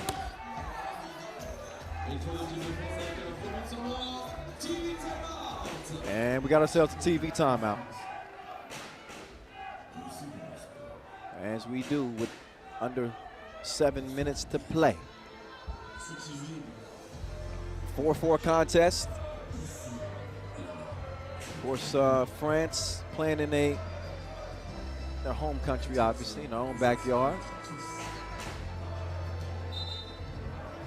They didn't have to deal with the travel and all the things that come with that. They're preparing for a tournament like this, sleeping in their own beds. And they got an extra man, so to speak, in the crowd. That makes a difference. Carlton Brunner, he got that foul in the process of the shot. So he shoots 1. Nico Carlton Brunner, just 21 years old. The only player that didn't compete at the Olympic qualifying tournament in Graz in May. He's been the top scorer for Austria in the Nations League, but couldn't get it done. Charlie Pontins is going to show him how it's done.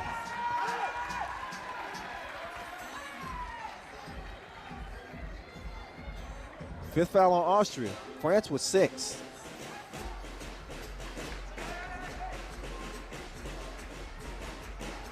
They did this on purpose. DJ Last did this on purpose. Yeah. Uh-huh. See, I ball so hard. Let me stop. I'm gonna do a whole game in my Jay-Z voice. Oh, look.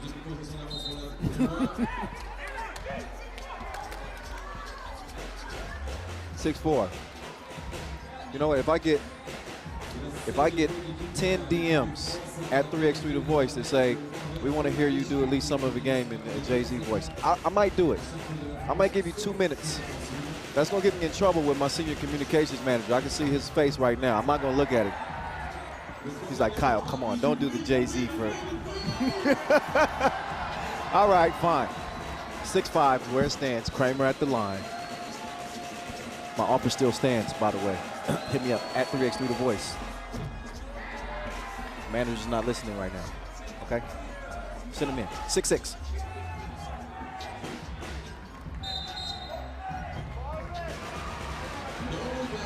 No basket.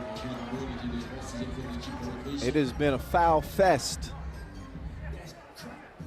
Almost 4 minutes in. France is already in the penalty. Austria with 6 fouls. No more defensive fouls available for them. At least free ones. Pontins. Left to right cross. Lost the handle on it. Ato. Missed it, but Pontins flies in for the rebound. And Rambaud with the finish through the contact.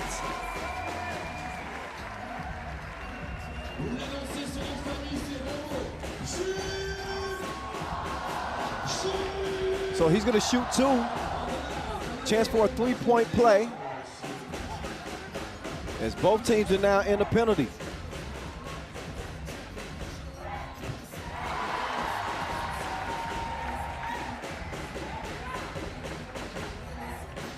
First of 2 is good. 1 possession lead here for the French. And Les Bleus lead it by 3 now. Courtesy of the big man at the line. Lenartner, no, not this time. Pontins gives it up. Wanted it back, he won't get it as of now. Seguela will pull the trigger. Now Seguela will get another chance, see what he does with it this time. He won't shoot it. Instead, he'll get over to Pontins. Say, you shoot it with 2 on the shot clock. You're welcome. Oh, foul called. What a bad foul. Bad foul. They were late in the shot clock there. It was going to be a desperation heave for France. Just one of those mental miscues for Austria. We'll see if Pontins can make them pay. Mr. Mustache. It is good.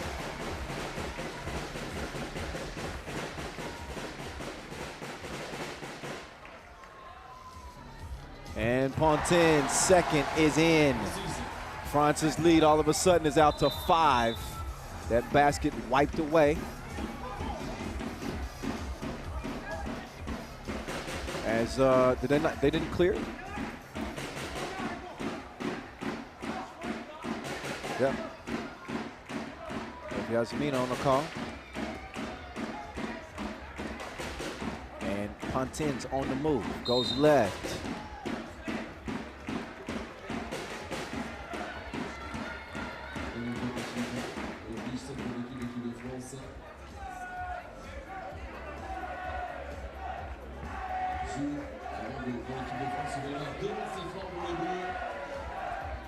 So up steps Rambaud, and he is splashing from the free throw line without any issues. So Rambaud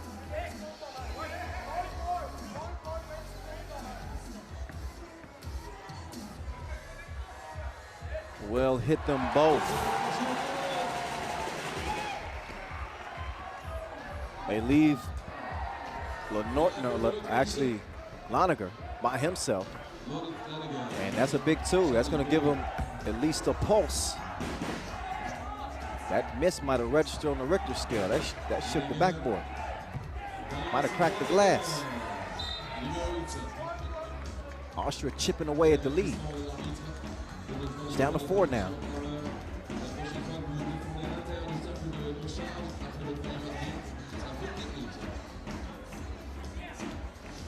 And under 5 minutes to play.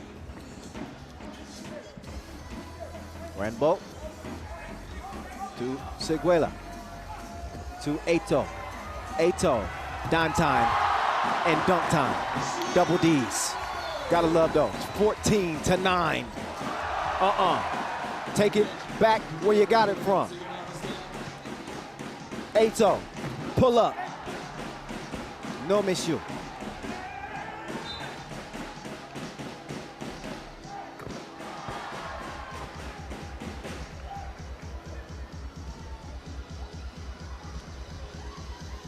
So Rambaud a little slow to get up. Oh yeah, he took that shot midair. He was holding his head on the way down. But judging from the looks of him, he looked pretty durable to me. He's gonna get a rest in the meantime. Ato Looking around for somebody to pass it to. Why not? Shoot the J. Shoot it. 15-9. Ball back in the hands of the French. Pontin quickly trying to get it to Seguela, but that was tipped. So a missed chance for a quick score, but they still got 10 seconds left on the shot clock. In a game that is it's gotten better. A lot of fouling early in this one.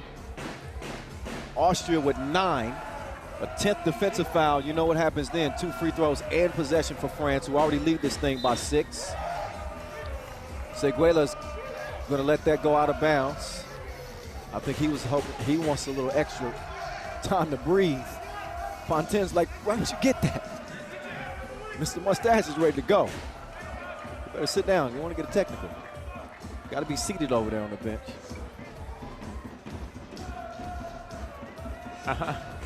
Ato, down low. Oh, it's a miss.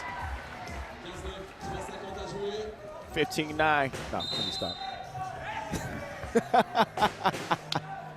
All right, that's it. 3:49 à jouer, 18 dans quelques instants.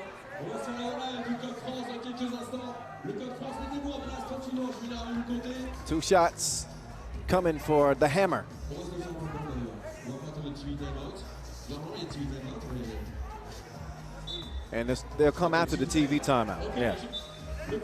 And that's what Lonica was saying. He was saying, wait, can we get a rest first? Let my big guy get a breather so he can compose himself, and then hopefully for Austria knock down the free throws. Continue. Ici en face, ça part aussi. On reprend. Look back at some of the action in this one. Okay. It's definitely heated up in the past several minutes of game action. Rambo starting to show that aggression at the rim as he's attacking. Nice throw down off the feed. Mr. Mustache doing Mr. Mustache type things. Oh, and Kramer could not get it to go down.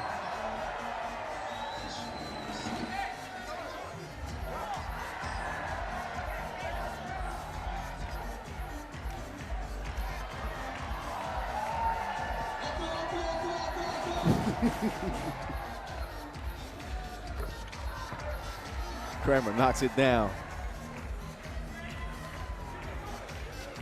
Ato over to Pontins. Pontins trying to make the move on the Hammer. Nothing doing that time.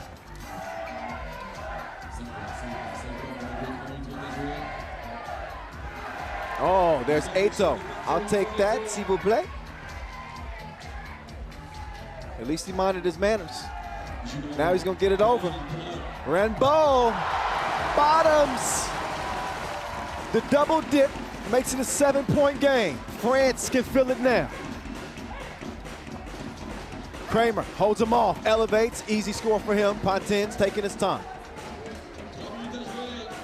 France in control of this thing. Ato, he's got Kramer on an island. Couldn't knock it down, but Pontin's, he follows like a stalker, and he's able to put it up and in. Back to a 7-point difference. Can Ato hold his own? He did against the Hammer.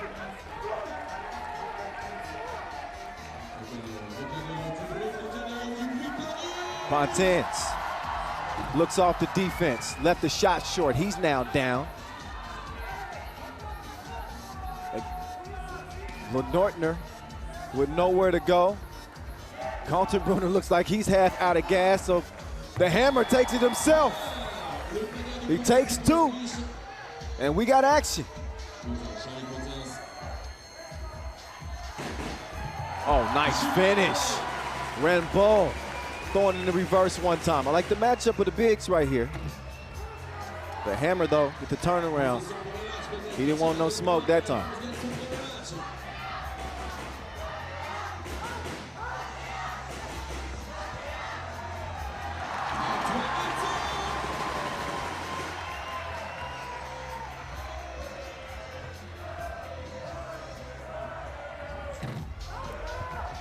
Kaltenbrunner with the miss.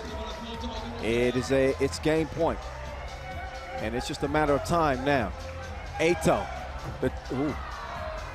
I thought the time was now, but it's not. We gotta wait a minute.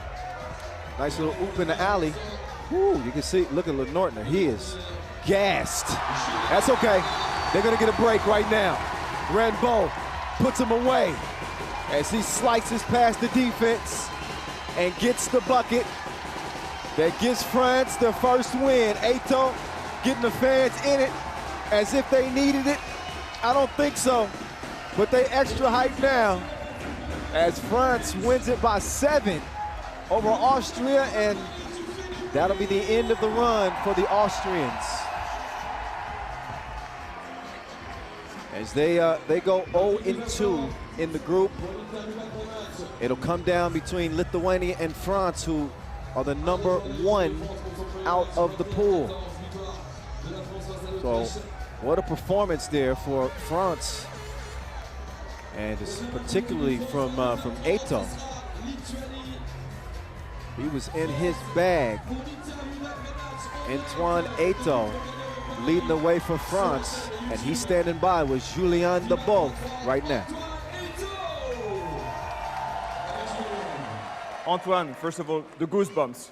To play in front of the Eiffel Tower with all the fans, crazy. Comment ça va, Paris? Ça va? Okay. Yeah. It's unbelievable. I'm so proud to be French. This is crazy. Like, so proud. So we got a long way to go, but we're really happy with this first game. It's a tough team of Austria. So, okay, let's get back in and try to win the second one. Yeah, that was the first test. We knew this Austrian team was really good. They even have a French coach. So we knew it would be a big test. What do you think of your performance in this first game? I think we can improve a lot. Myself first. But we fighting, man. We should look at this. Look at all this. All this. This is crazy. This is crazy. So we're just fighting for that. And let's go. Antoine, good luck against Lithuania. Thank you. Take care. Yeah. Antoine Eto'o. That dude is a straight baller. Baller alert. He got hydrated before the game, and then he was wet during the game. He was getting it done, attacking the rim, shooting it from distance. Austria, who came into the game with essentially their backs against the wall, a must-win situation if they wanted to continue to play here at the Europe Cup after losing their initial game against Lithuania. You knew this was going to be a tough test against a French team playing at home, playing with plenty of energy, and they got talent to spare. Plenty of experience as well. Charlie Pontins, he's been at this thing for nearly 10 years, this 3x3 thing. And you can see he's become one of the best around. The big man, Renbo, he was extremely aggressive offensively. Good to have a rim protector like him. Also somebody that can, be a consistent offensive threat. You get him the ball and he's gonna put it down. The big man with the one-handed spike. Eto'o setting the table for him. One ain't enough, he needs 2. And why not? Pontins with the following. You got it. You got the sense very early that this one could be over fairly quickly. 5-point game at this point. And the writing was on the wall. Only a matter of time before France was able to get that final score. And they do it easily. Led by Antoine Eto'o again.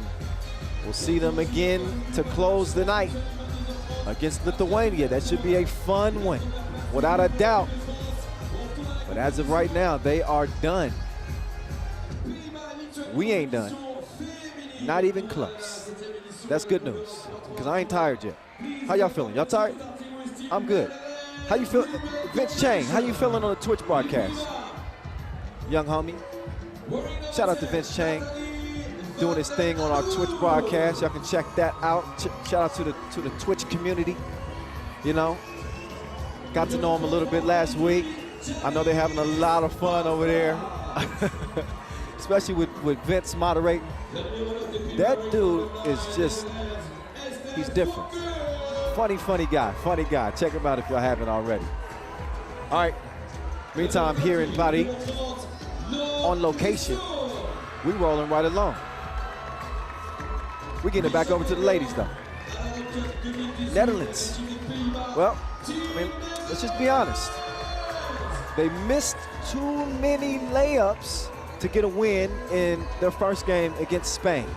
They have played Spain well. They didn't give themselves as good a shot as they probably could have, though. They really missed some uncontested layups.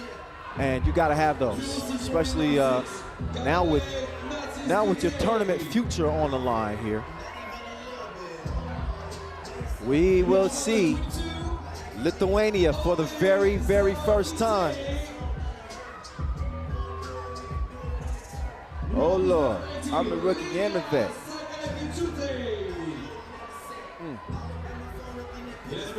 Out comes Lithuania.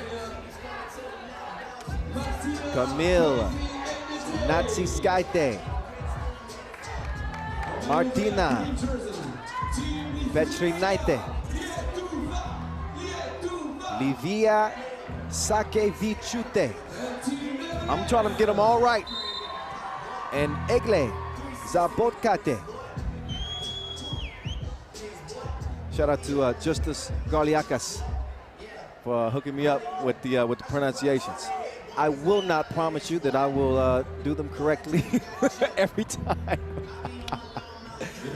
Oh man, it's a challenge sometimes for me. But I try. The effort is there. The effort is there. Y'all don't get mad at me. Don't get mad at me. Sending me messages. Come on, Kyle. Try. I got to get some nicknames together. That's all I need to do. Late night. Oh, Lord. All right, a few warm-ups. And the Duchess. I hope she's got her best in store. It will take just that. Like this Lithuania squad. I like what Lithuania is doing just in 3x3 in general. This game is really growing there. You can see it. It's evident with the talent that they're fielding. Seen a lot of the men's team, but this Lithuanian women's team, it was the first to qualify to the Europe Cup. They were the very first. They did it from the Romania qualifier back in June. Coming in off a 6-year drought from the European Championships, they beat Sweden for the Europe Cup ticket game. And they're led by their 31-year-old Camille. She's lethal, without a question. Lithuania with a quick foul. Took them 3 seconds. They got to settle in. The Duchess, drop step game. Not this time, but she got fouled. So she has an excuse. Natalie Van Den Adel, rolling in the deep. I'm just waiting to drop that for if she hits a 2. Oh. There he is. There she is, the Duchess. She's going to get the Netherlands on the board first.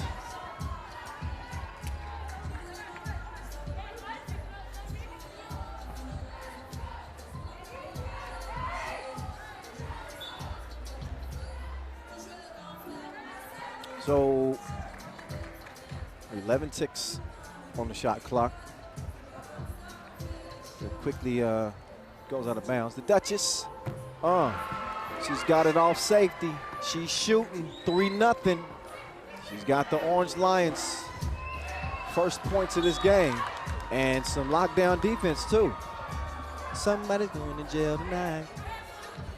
All right, that's my last Kanye album reference. I don't think I even sung that right. Y'all can tell I'm feeling good. We late in the day, and I'm still singing. It's on.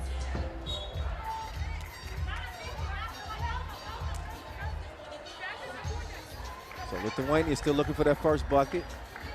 We are only 30 ticks in to this game. It's pool D action on the ladies' side. Oh, whip, but no Lele. Got to finish those. Tough defense, though. Don't want to be too tough on him. Drop step. No. Foul on the shot.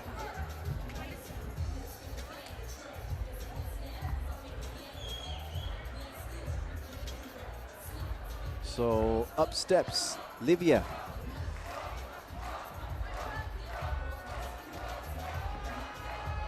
Sakebi Chute. Sakebi Chute is able to get it to go down. So Lithuania at least on the board here. The Duchess swings it. Dreesen moving to the left, It's a bucket. Netherlands, nice start to this contest. They gotta have it. They gotta defend on the inside too. It could be rough. Here's the Duchess. Here's your answer. Who's that girl? She's that girl. 5'2". She's been that girl so far in this game. Oh, Hezi, step back. Come here with me. I got a two-piece for you. No biscuit.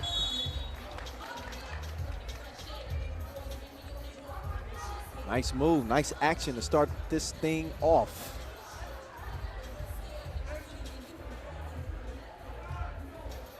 So, Camille Natsikaite. She's a dangerous woman. She is sitting on the bench as of now, though. But she was the one to keep an eye on coming into this contest. She can light you up.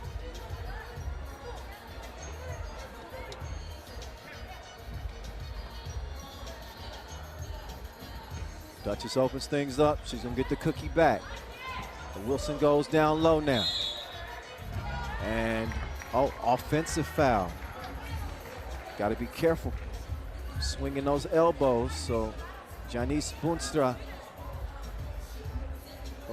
excuse me. She was called for that one. Now Bonstra defending. Right off the front of the rim.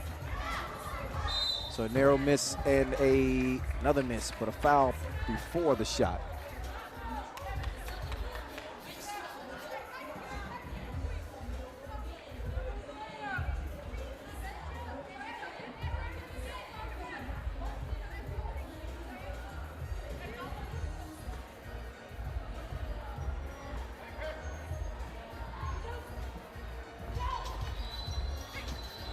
Nice feed. That's good eating. Bonstra with the finish as the Netherlands holding off Lithuania here early. 2-point game. Took her to the basement. Now it's a 1-point contest. Dreesen. She'll kick it out. Foka, no. Oh, stays with it. And there you go, persistence paying off.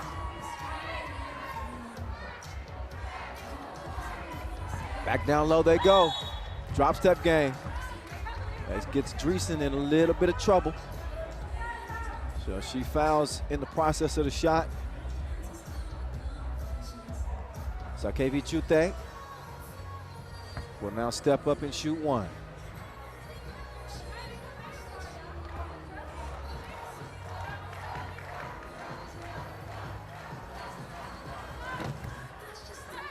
Rolls off the rim. Quick kick to the corner. Foku for two. 9-5, Netherlands. Okay, Orange Lions. They mean business. Dreesen down low to the Duchess. She's tough down there. Can she finish? That is the question. It is answered. She can take her off the to-do list. She's done. 10-5. Netherlands playing like they backs against the wall, which they are.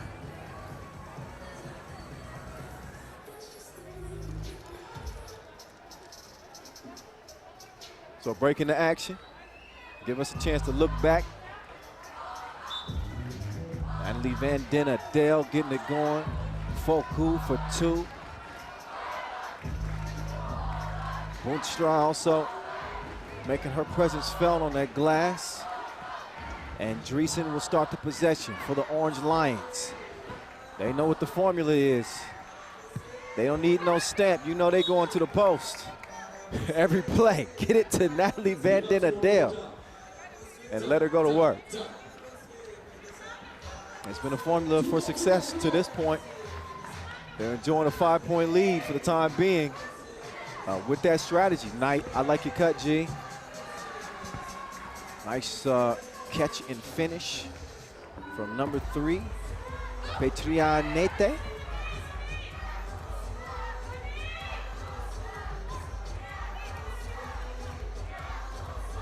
Oh, cross. Oh, Driesen, though, with the defense, sticking with her like a spray tan. Did they get that up in time? They did. That's going to count. The Duchess, Hezi, she's out of there. Left them like a bad relationship. 11-7. 4-point lead for the Netherlands.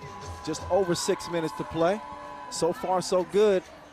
If you're watching from Holland, a lot of people on the edge of their seats. And again, a new look, kind of revamped Netherlands team as they start preparing for the Olympics in 2024. I keep wanting to call the Olympics the Tokyo Games. It's still fresh in my mind. I got my Olympic hangover still. Oh, Bonstra managed to get out there and contest that shot. Getting some lockdown defense underneath. Stepped on the line. Out of bounds. So Lithuania not only trailing by 5, they got 6 fouls, so that means no more to give. Bonstra, she's gonna hand it off. Foku. Gets her cookies took. Oh, come here. No. Stay where you are. Shots missed. Oh, and Natalie, I think she lost the handle on that. So the ball will go over to Green.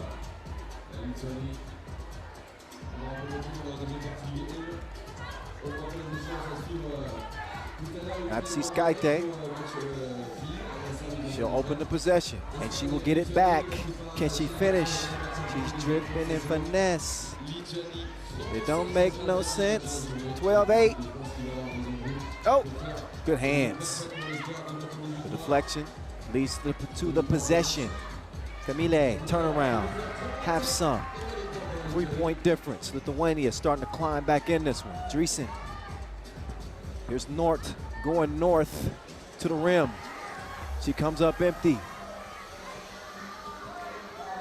8 ticks to go on the shot clock. You better do something. That's a good thing to do. Bump and the bucket. So potential to get 2 the hard way from number double deuce. That's Agle Zapat Kaite.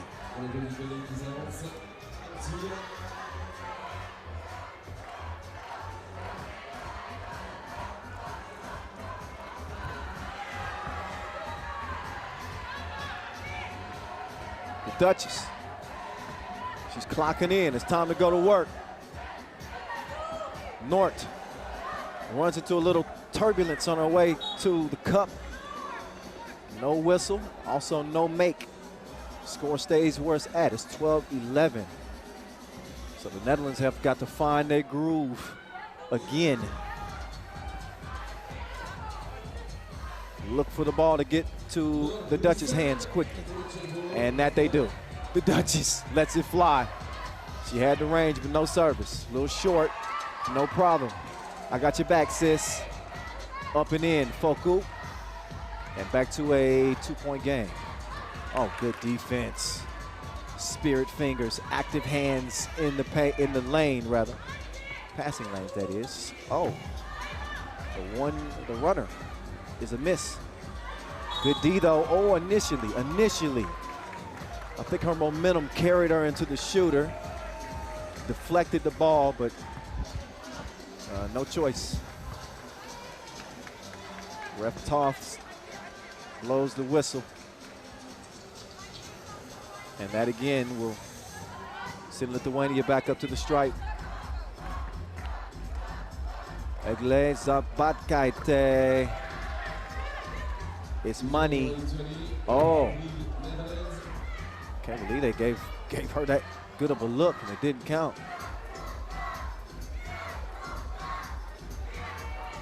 Oh, Camille. She came through dripping. Drip, drip. Oh, and a nice score underneath as an answer. 14-14. This game is starting to heat up like that leftover lasagna. 14-14. And Bonstra. She couldn't get faded that time. Too strong. I'm a multitasker.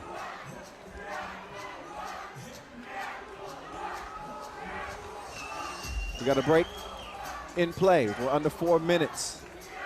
The Camille just lulls her to sleep, fakes the drive, and then steps back. A little splash to the face. And then you see the score from Foka.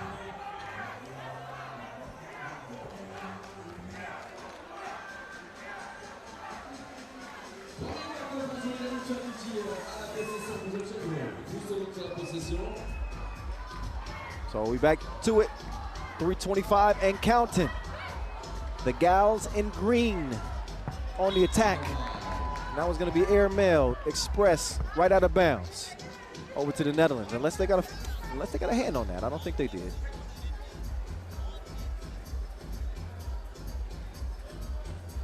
How y'all like my singing?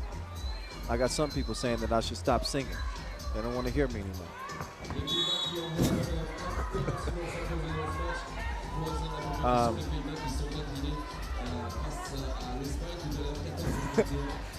Our senior broadcast coordinator, he also just jumped in my ear and told me that he's sick of it too. So y'all can thank them for me not singing anymore the rest of the broadcast. So maybe I'll give out their social media so y'all can harass them. Tell them how much y'all like my singing. Huh? Maybe not. 15-14. Listen, I'm locked in. I'm paying attention. 2 free throws made. Bonstra. He's got the Netherlands in front by 2. Oh. Dreesen goes down. Some strong interior play.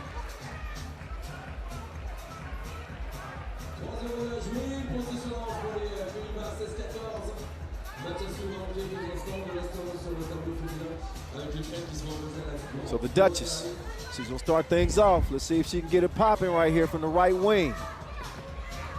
She goes left and she misses. That's a tough shot though. Oh, pass had a little bit too much heat on it. Still plenty of time left in the shot clock, but they won't get to utilize it. Step out of bounds. Ball back over to the Netherlands. We're under 3 minutes to play. Bonstra to the Duchess, open like a double click. She cannot connect. Down low, the entry pass. They decide better of it, up fake. Drive into the right and a miss. So this Netherlands defense is really locking in, putting the clamps down. The Duchess all by herself, and she gets the easy lay. It's a 10-minute sprint to 21. Netherlands just 4 points away. Can Lithuania get back in this contest? Duchess called for a foul. That's number 6 on the Netherlands. They got no more to give. Lithuania, by comparison, they are already in the penalty with 7 fouls to their name. So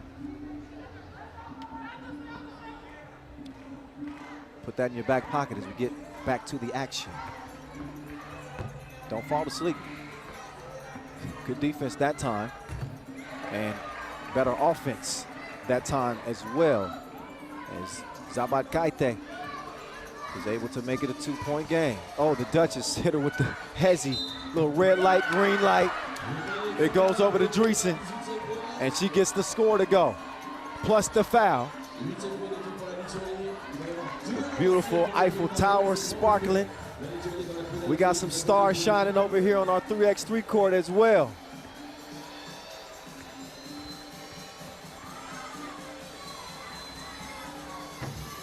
Nort. She's got to find a touch here from the stripe.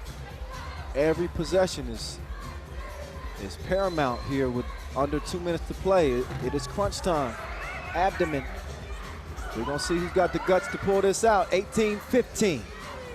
And Lithuania. They're still coming.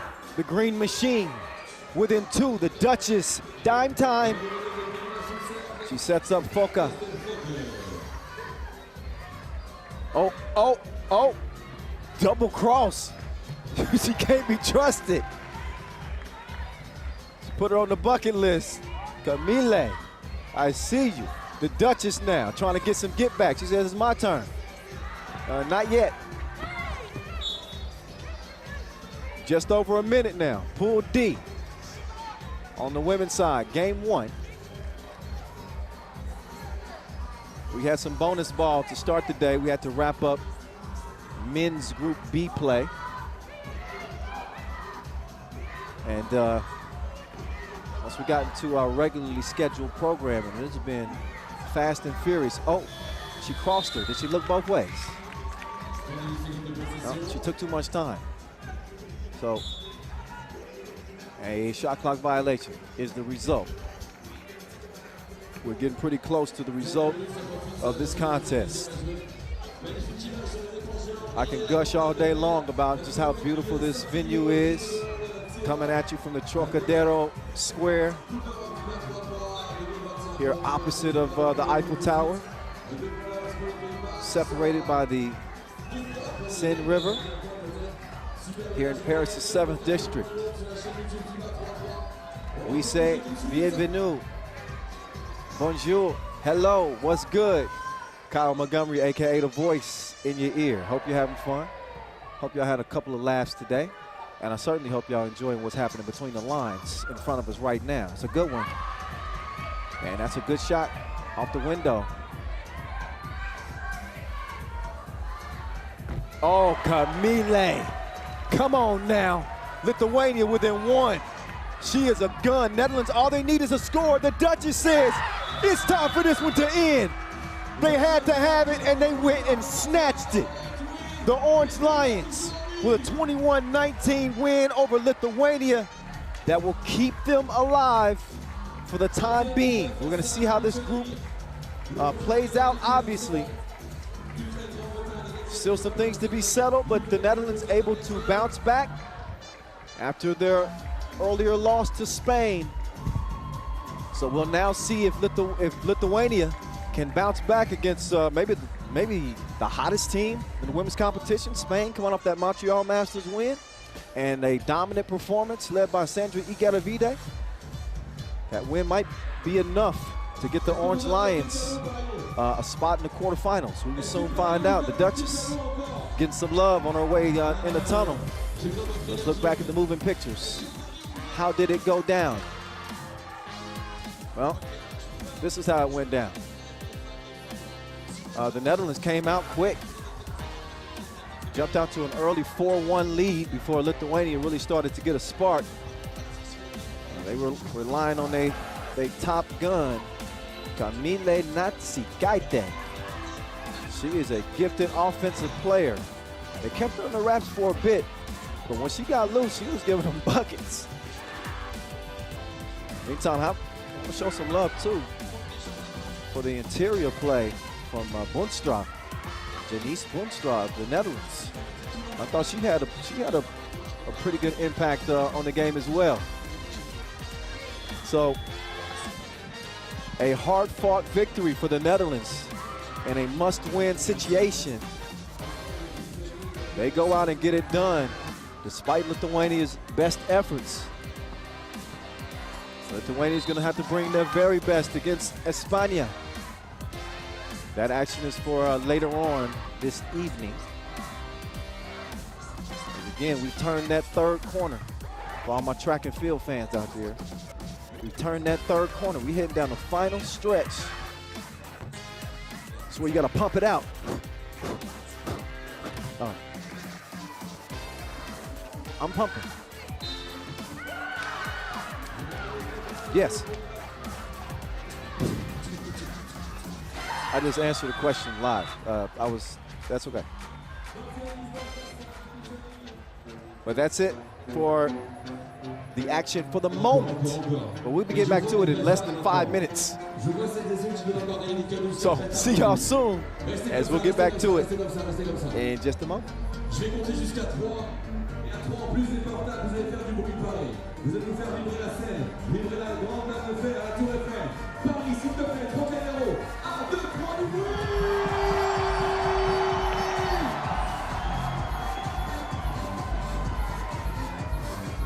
Tout le monde, tout le monde, tout le monde, tout le monde!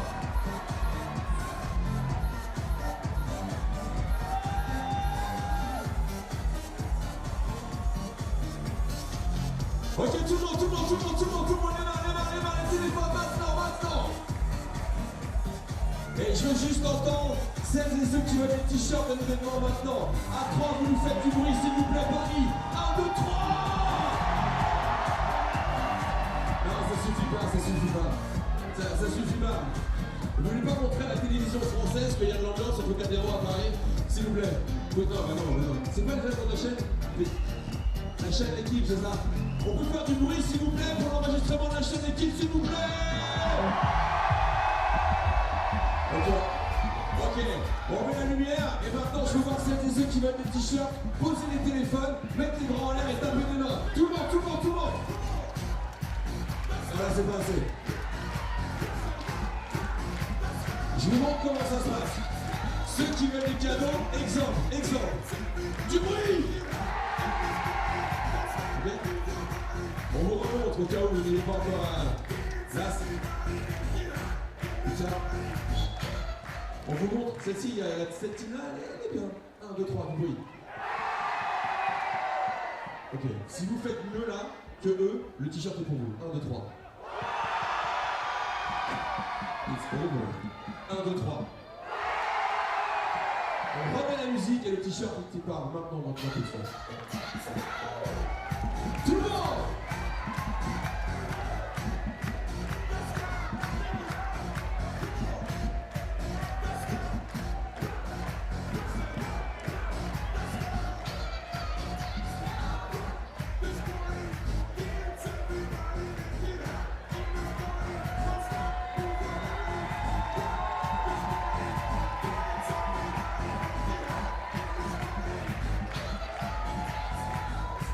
Ça va bien? Check.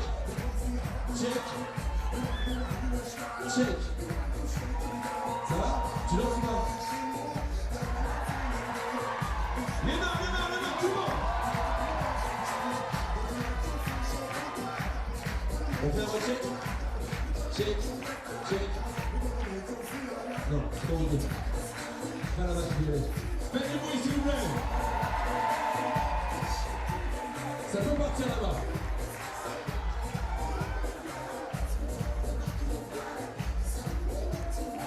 Ça peut partir ici.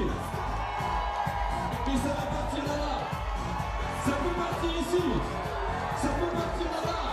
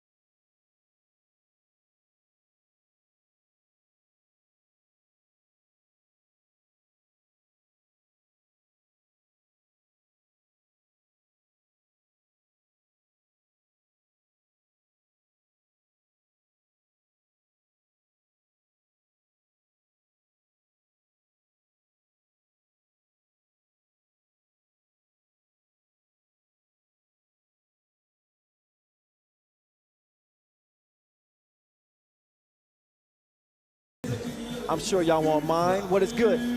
A brief break, but I'm back. Kyle Montgomery, aka The Voice, 3x3, back with you. As again, we got 4 games remaining on the day. We're going to see both Ukrainian men's and women's teams in action. It's going to be the women first. This is a play-in game to the quarterfinals. Whoever wins will have a slot. Now, if you lose, you're done. First out for Ukraine, Mariam Uronile, joined by Gana Ruliova, Natalia Shubik, and Anna Orovic.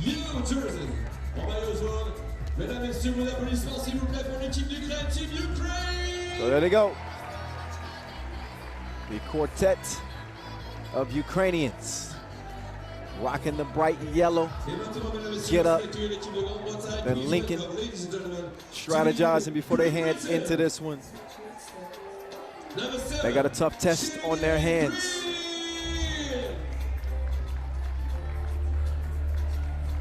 Let's get a look at this Great Britain team. It's a tough squad right here, and again, Great Britain making their Europe Cup debut. It's not a traditional basketball nation, as you know, but that don't mean they don't have some ballers. Former WNBA champion with the Minnesota Lynx, Tammy Fakbinle.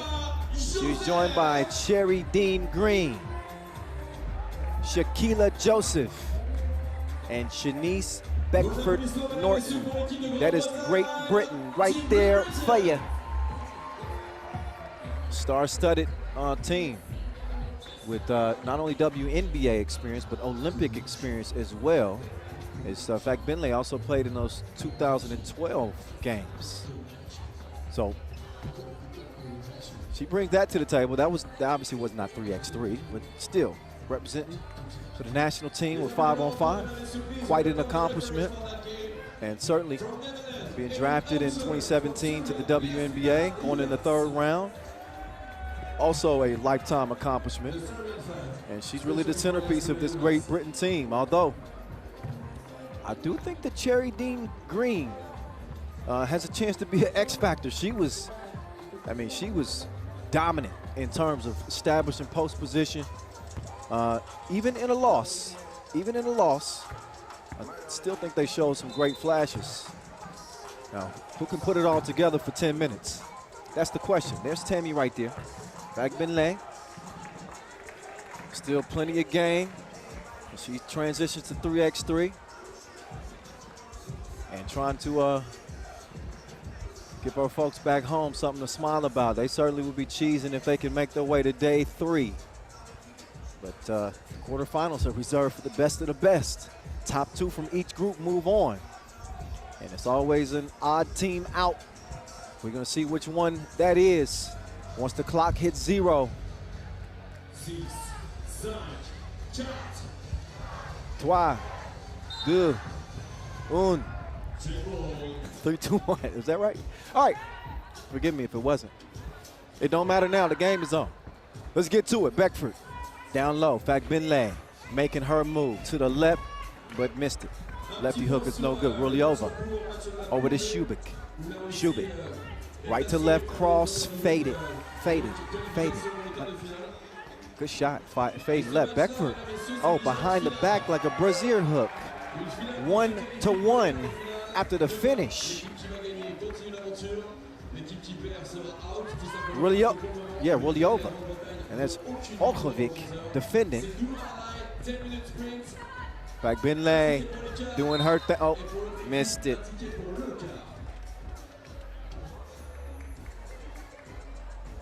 Got to make them count. Instead of a 2-point play, a 1-point chance here at the charity stripe.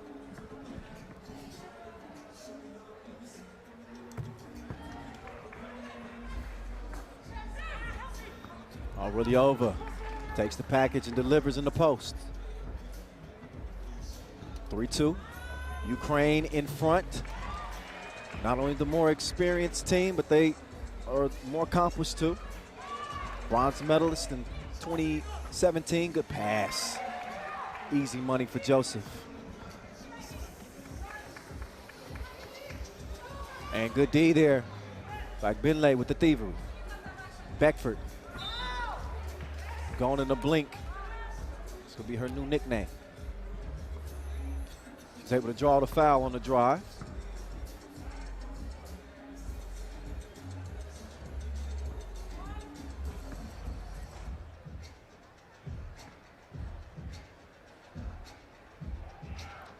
Free throw, hated on her.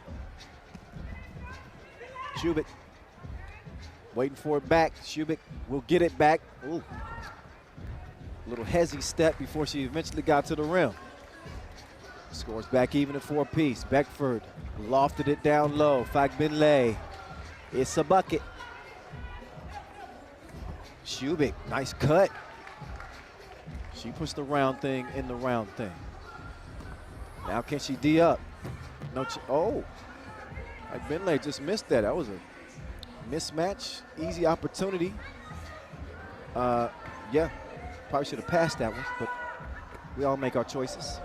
Green, she took the contact and gets the score. Flex on her one time. Strong finish for the former Tennessee Vol.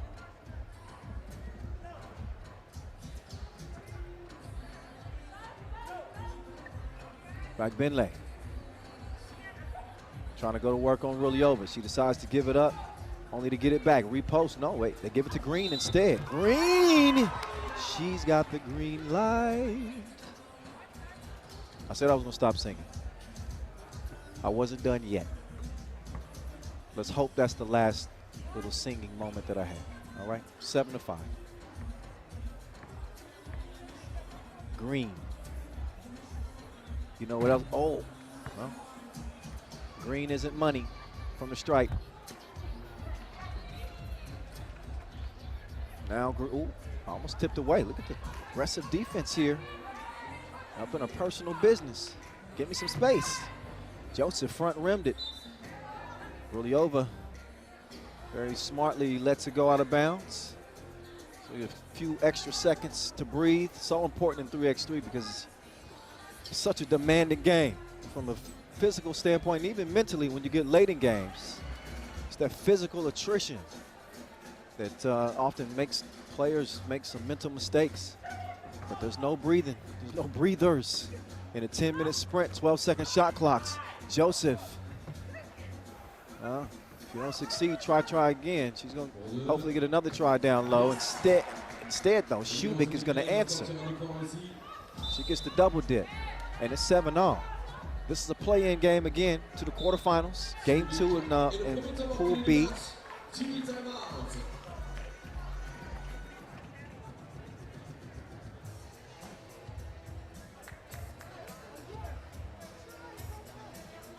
Look back at Shubik quickly clearing it, getting to that 2-point arc.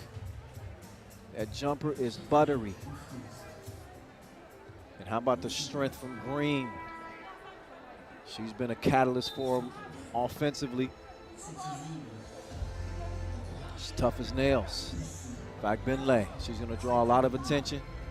She's got great size on the interior, and that's where this Great Britain team can really make things difficult. Pull up.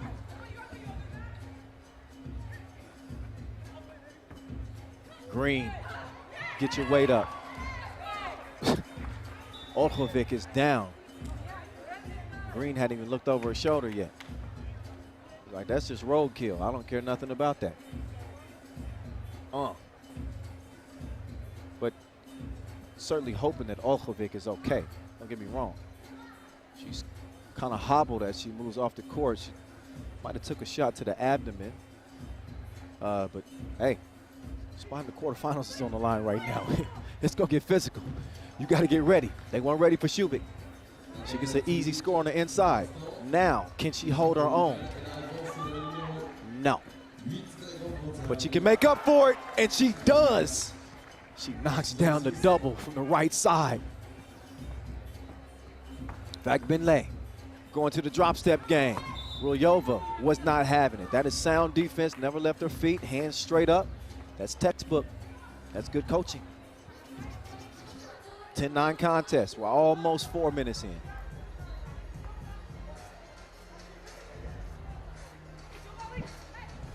Long ball, Rulyova. Careful, she might drown you in the deep end. 2-ball gives Ukraine a 3-point lead. Good D there. Joseph is going to come up empty on that possession. And Rulyova is going to come out of the scrum with the rock in hand. Shubik, the 23-year-old emerging Ukrainian star, watches Rulyova get to the rack, but these goals ain't loyal. Rolled off the rim on her. Hate those. Now Joseph, she was blocked by the bottom of the backboard. No defense necessary. Shubik, good look, but Joseph had it snuffed out. He's going to tip that one out of bounds, and that'll leave 6 seconds on the shot clock for Ukraine to get something up.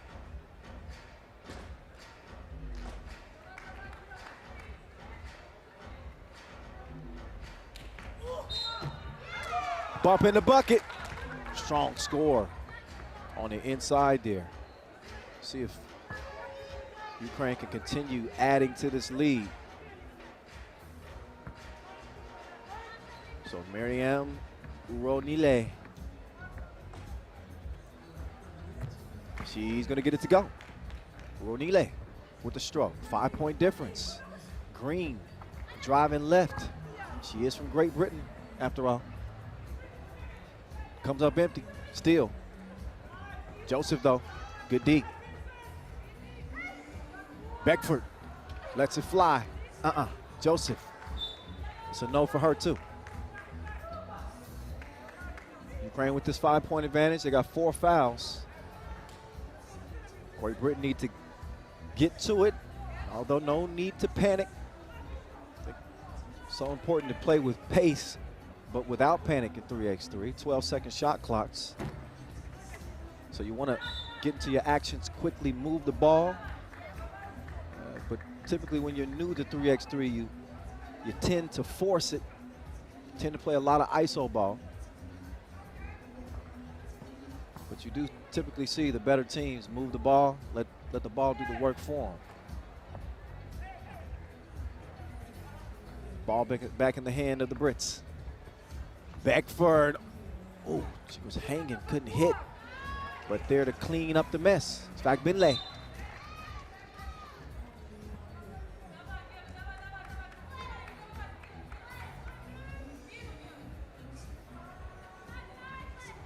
Olhovic with Joseph all in her face. Oh, Rulyova skipped down to the paint. The fadeaway halfway down before it came out. Now Joseph trying to establish post position, but the pass from Beckford is off the mark. Rulyova couldn't give her a stroke from deep, so stays where it's at, 14-10 after both teams trade misses on offensive possessions.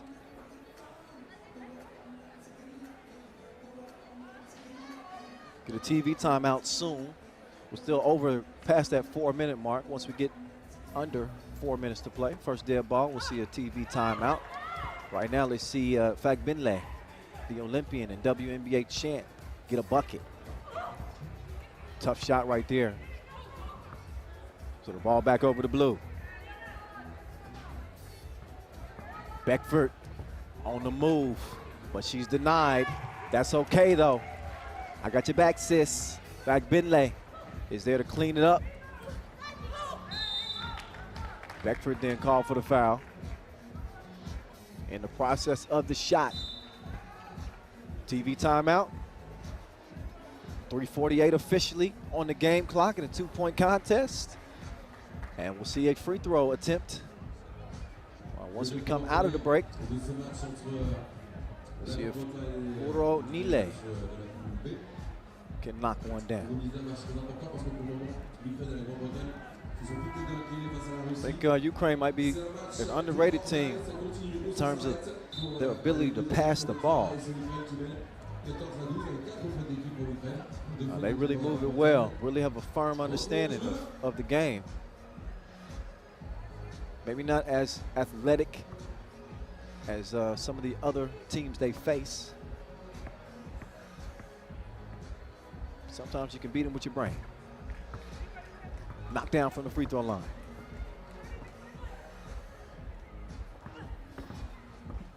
Back Benley, trying to go to work on Ruliova. Now it's Joseph's turn. She's got 2 to shoot. Got to get it up. She does. It's Kevin Hart, though. Short. 3-point difference between the two. Fact Benley. Joseph. Bottoms.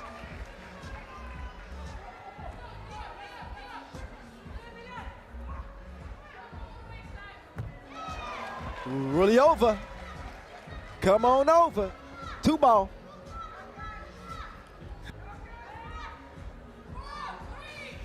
Here comes Joseph. Moving left.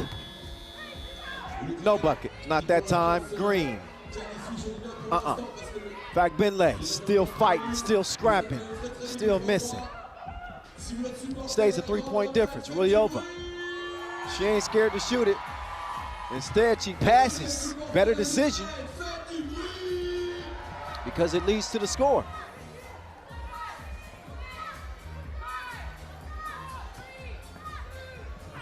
Oh, off balance, like Benley. Couldn't get the lay to go. 18 to 14. Can Great Britain climb back in this and make it interesting here with 2:20 to play? Good defense, Joseph with the swat. Back down low. Fact Benley on the drive like a lift employee. Gets her team within 3.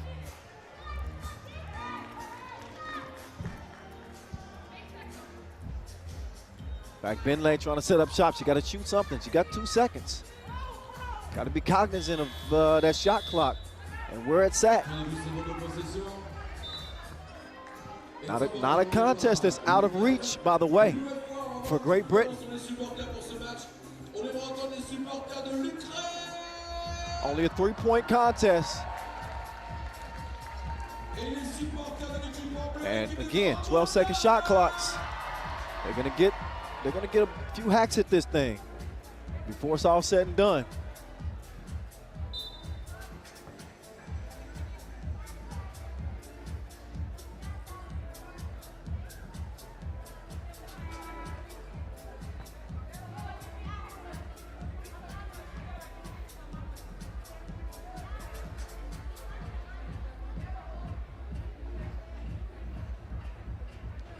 .149 officially left in this Pool B action on the ladies' side. Ruliova, muscle milk. Gain possession for Ukraine, because they could win it with a 2. Olkovic, up fake, quick step. No choice but to foul her. Only the 3rd on Great Britain, so only 1 free throw, but a make that would make it game point for Ukraine.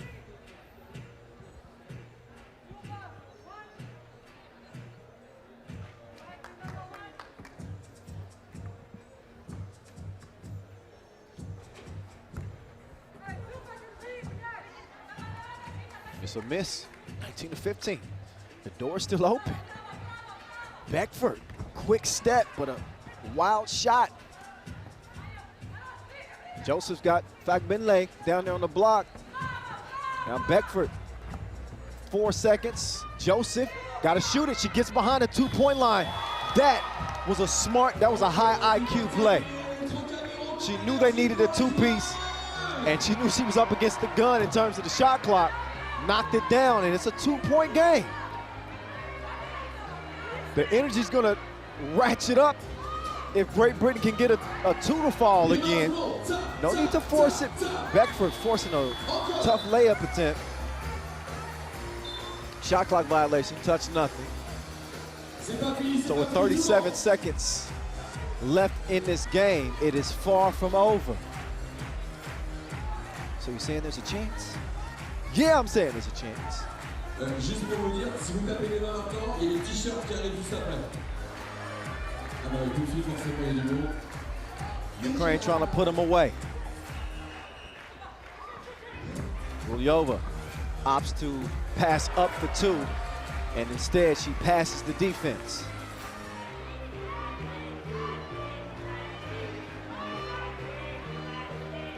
Benley, she's going to answer with a score of her own.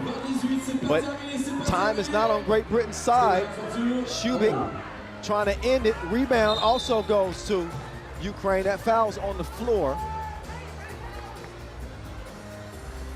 And this is one of those situations, if you're Great Britain, that you kind of wish you were in the penalty, because they still got 2 more fouls to give, which is very likely going to at least tick off up to 5 seconds of the 10 seconds remaining on the game clock.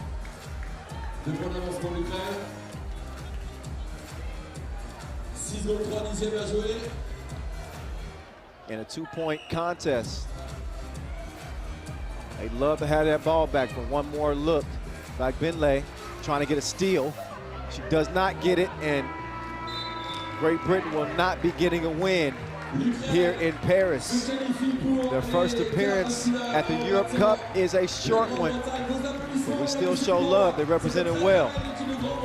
They just ran into a more experienced Ukraine team who outlasted them by 2, 20-18 the final. In this Group B showdown, it is Ukraine settling the group, as they'll be playing on tomorrow. Great Britain will be getting ready to head home.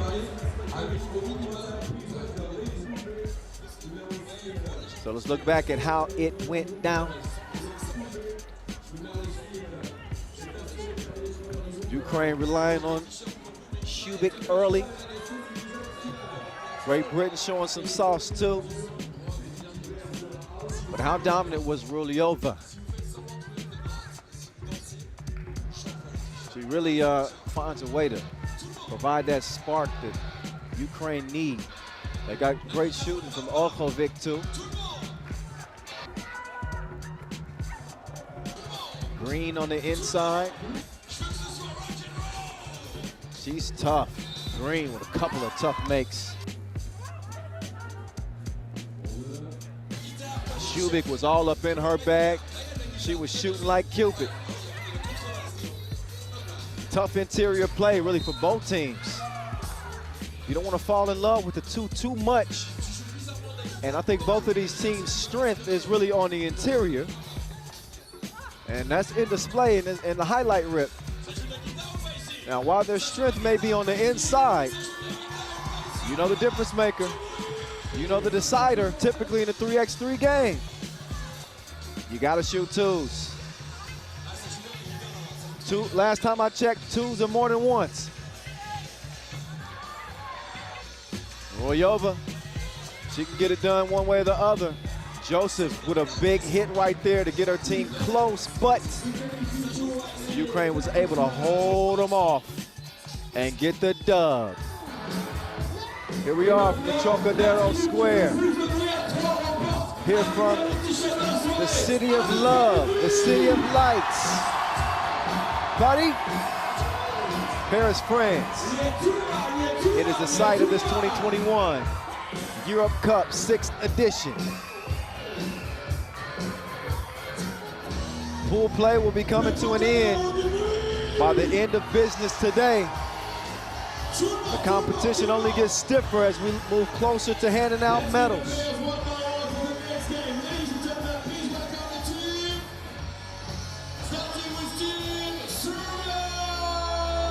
So earlier we saw Russia beat Ukraine and also beat Great Britain. They're 2-0. They look locked and loaded heading into the quarterfinals. And Ukraine will be living to play another day here as well in that most recent dub. How good did Serbia look in their opening game against, man, they were tough. Now they get a shot at Ukraine here in men's Group A action. Dejan Majstorovic had the hot hand. He's joined by Miroslav Pajsilic, the young gun. Also, Alexander Radkov, the Olympian. Former world #1 too, Radkov. Yeah. And not to forget, the Manimal, Mihailo Vasic. There's Igor Chubakov of Ukraine coming out. And the way this scenario plays out is this. Thanks to our research team. For the men, Serbia need to score just 3 points, and they will qualify for the quarterfinals. Just 3. Ukraine need to beat Serbia and score at least 14 points if they hope to get in. So that is the scenario. Denis Noskov, Thibaut, oh no, that's not Thibaut Vervoet. And those dudes play for Belgium. We got some bugs in the system, that's all. We just got some bugs in the system. That's my mistake, I typed that wrong. Okay, I'm done. I know. All right, coin flip is done. I would love to have one of those as a souvenir. Maybe I need to pay our referees a visit. They're probably going to ask me to pay them. Najib, Marcos, they want all the smoke. Marcos can't even see.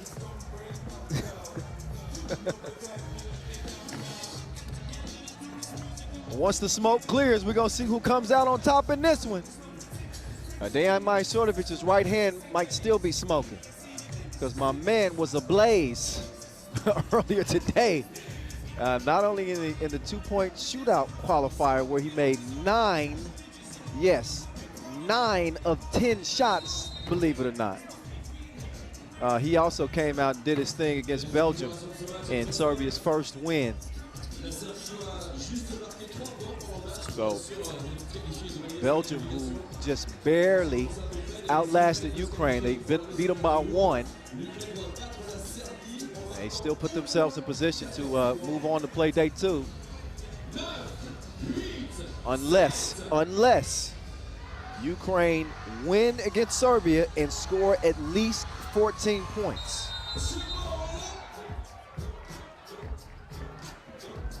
All right, it's on now.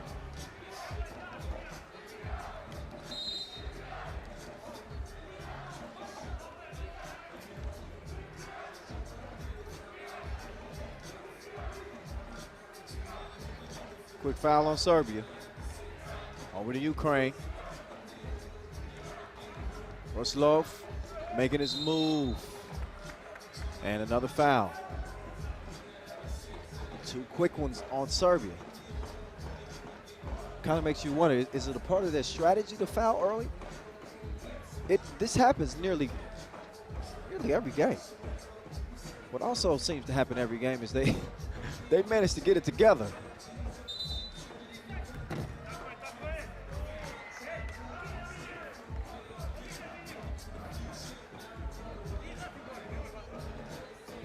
Hot.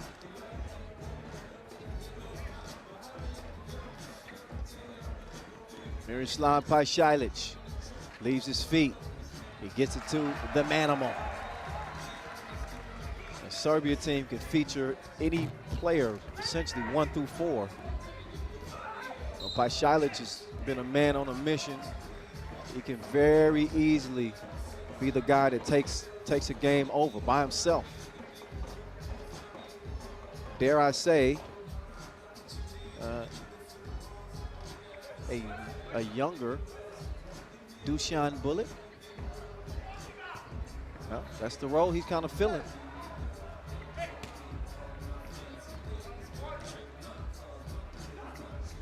I could see a DM coming from Dushan at any minute now. Like, Kyle, come on, man. You can leave the Maestro open. I guess so. They double dared him, and he missed it. Oh, wow. What a silly foul. So the Maestro probably a little frustrated with the fact that he missed that 2, and then just a silly kind of push in the chest on the 2 attempt from the corner. Oh, that foul was off the ball. I was about to say, that was really uncharacteristic of the Maestro. So I was wrong there. I'm sorry. 2-1, same spot. Drop it like it's hot. Taste the rainbow from the right wing. No score with no chill. 4-1, Ukraine. Again, they need to beat Serbia. They need to score 14 points. That's if they want to put Belgium out. I think that was an 11-10 final with Belgium and Ukraine, a really low-scoring game. And those tend to come back and bite you if you're not careful. We'll see. I don't. Serbia's going to be qualified. They're going to score more than 3 points. All they need is 3 in their end. It's really up to Ukraine. If they can earn their way in, it would be a shock not to see the Belgians playing on day 3. I think the odds are in their favor, though, at this point. Even with Ukraine leading 4-2 here in the early goings.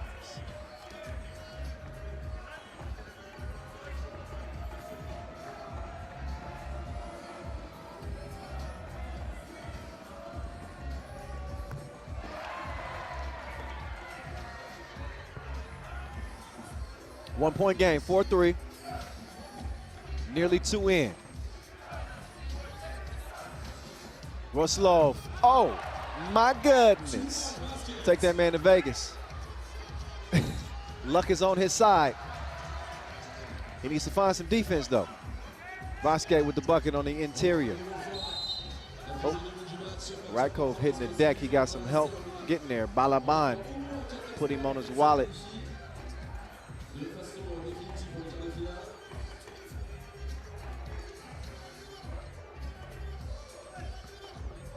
Oh, quick move. Spin cycle. No, couldn't finish it at the rim. Radkov, he's fouled, tracking down the rebound. Talking about Serbia being in foul trouble early. It's Ukraine. We are 2 minutes and 11 seconds in. They got 6 fouls. No more to give. The Maestro called for the offensive foul. He said, no. He gave Ref Najib the Kimbe Mutombo finger wag. It's not going to change the call. Anytime you extend an arm, the referee's got to make that call. Oh, nice runner off the glass. Good finish there over the Maestro. There's Pajsilic. He's also going to pull the trigger. Oh, the Maestro taking him on a drive right to the rim and an easy lay. 7-5. Oh, the Maestro with a gangster slap. But he's called for the foul. He had a big block in game 1, too, against Belgium. Look again. Let's see if he timed it right. Oh, there was some contact underneath the Maestro stating his case from his back. Like, come on.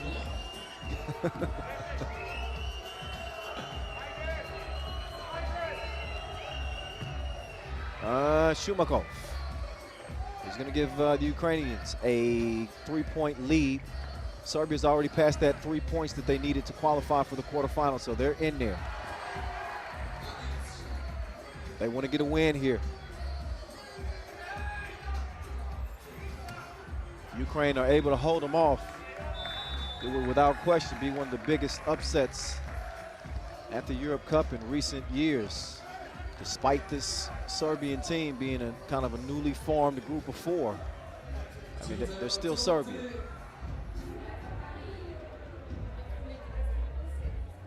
They have a certain pedigree when it comes to national competitions. Again, in case you didn't know, Serbia, your two-time reigning Europe Cup champions, 2018 and 2019.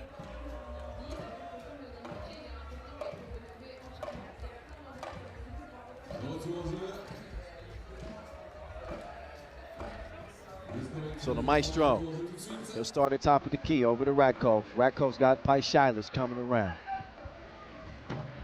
Oh, Miroslav couldn't hit it, neither could Radkov. Balaban will give it up. Sets the screen.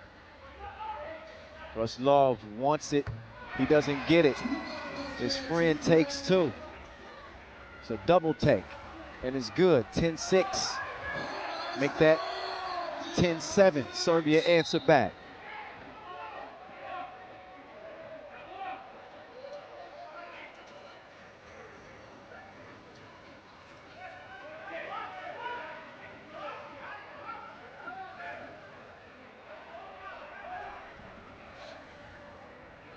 Noskov will open the possession.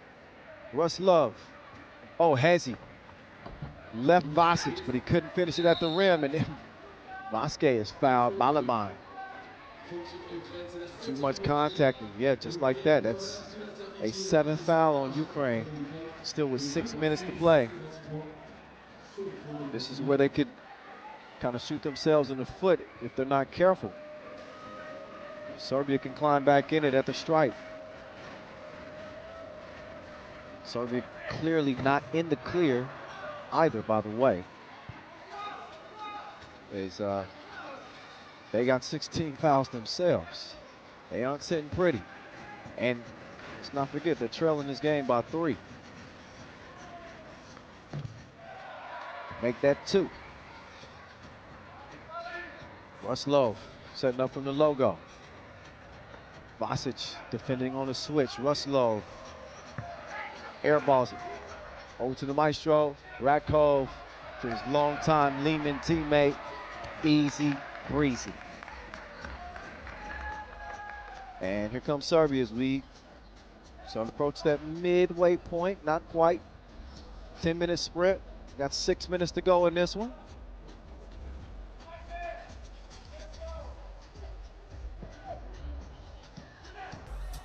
Long rebound to Balaban. Noskov.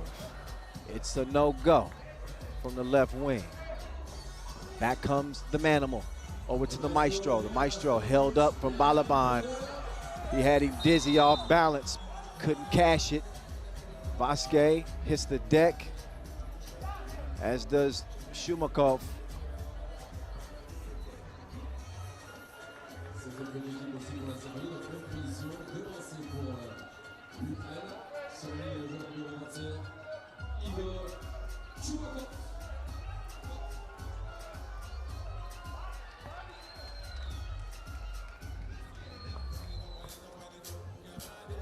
Shumakov. Try to get this back out to a 3-point game. Oh, too strong. By Shilic, trying to keep it alive. Out of bounds off Serbia.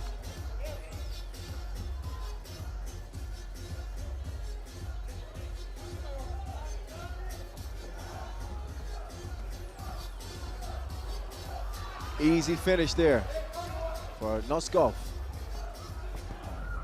Maestro kicks it to a wide open Radkov. Couldn't knock it down, so ball back over to blue.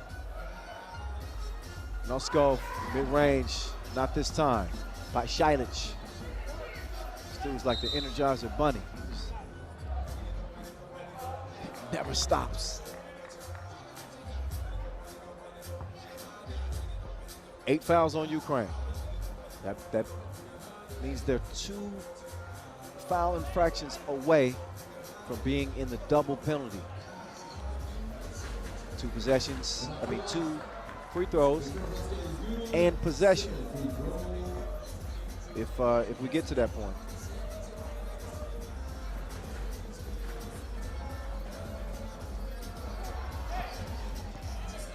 Missed opportunities at the stripe. Gotta have those. Serbia still trail it by 2. Ruslov shooting like Cupid. You gotta love that. 14-10, Pajsilic. Step back. You don't know me like that. The two-piece keeps it at a 2-point distance. Kitchen was closed. Vasquez. Oh, Vasic called for the offensive foul. It's an 8th on Serbia as well. So both teams hacking like algae rhythm. Y'all know y'all saw Space Jam. 2-point game. And a 2-attempt. Russ Love is missed. Balaban, give me that. Take that with you. It's a bucket. Ukraine trying to pull off an upset here. Serbia still fighting. And again, only a 1-possession game, but this is a different looking Ukrainian team than we saw against Belgium. Team that managed only 10 points. Had 2 points through 5 minutes in that game. Let's look again at that last score. It's a 9th foul on Serbia, by the way. Puts Noskov on the line, shooting 2. First one is good. Ukraine moving in. So one of the 2 things that they needed to do to get to the quarterfinals has been done. They needed at least 14 points. They got that. But they have to beat Serbia if they want to get in. Obviously with Belgium beating them. Maestro was broke. Balaban battling. Scoring over Radko. 17-13. Can you imagine how Belgium is feeling watching this game right now? Vasic, the manimal. He woke up in beast mode. Serbia not done yet. Their spot is safe.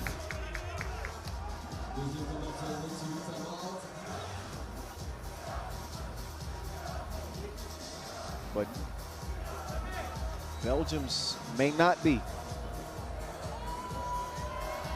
If Ukraine can pull off a shocker, then Belgium would be out. They've reached the point stipulation with 17 already. They currently lead it by 3. And if they get to 21 before the Serbs do, that means Belgium is out. And both of these teams will represent Pool A as they'll head to the quarterfinals. We will see. 3:30 to go in this one. Maestro passes up the 2. Instead, he gets to the crib. Frito-Lay. And then the thievery. I'll take that, and you take this.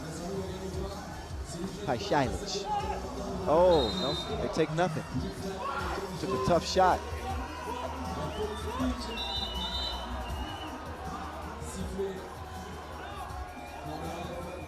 Take another look at that Pajsilic drive. Okay, he's asking for he wanted a foul. And I'm not sure, I don't know if there was one warranted right there. The defense looked good from my angle, hands straight up. I think that Pajsilic arguing. Yeah, Pajsilic was arguing his case with the referees and got hit with a tee.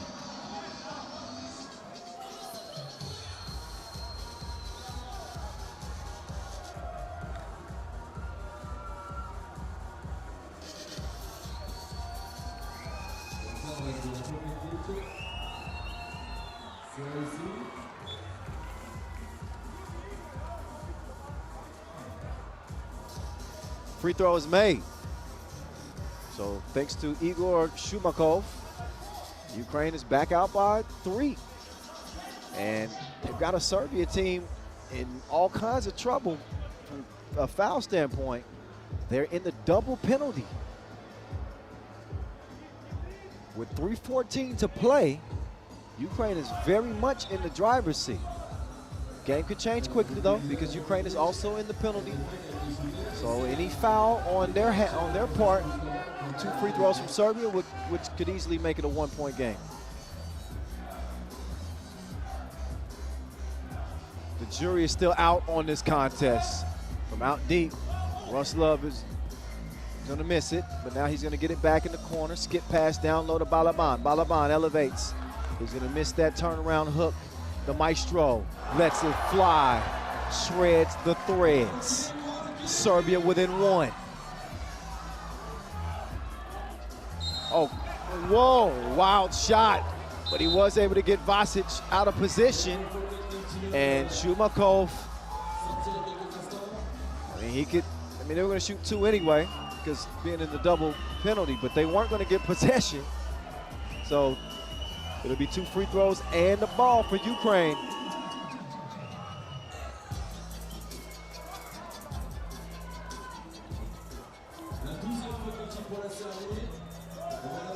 Shumakov. Got to compose himself. These are big free throws. And he makes the first of 2.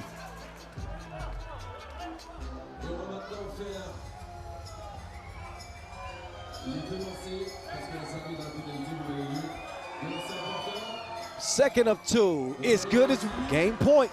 It is game point for Ukraine. Oh, shoot. Shumakov can win it here with a 3rd free throw make.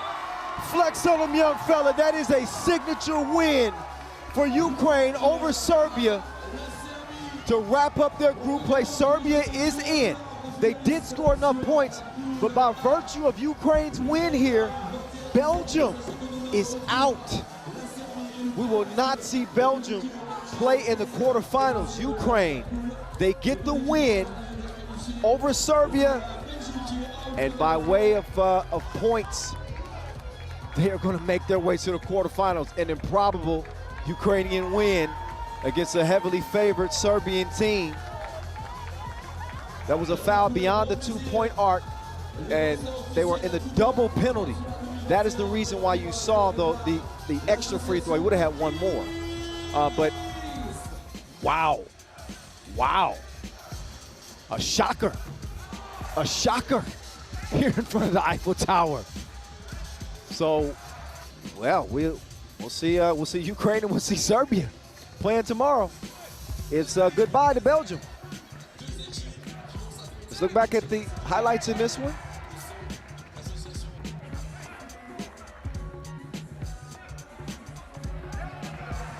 All right, so I will leave y'all with the highlights of the biggest shock of the day. Again, Ukraine over Serbia. We'll be getting back to the 3x3 action in just a few minutes. Y'all stick around.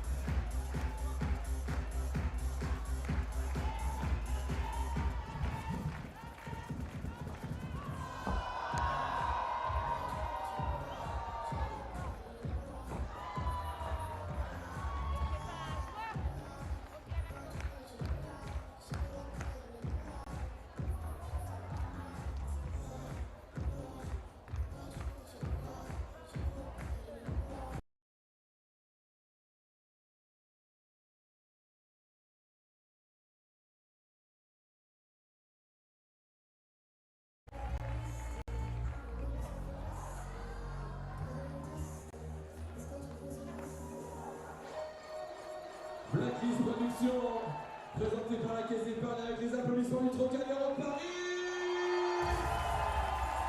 Merci à vous. Blacklist Production, merci à vous.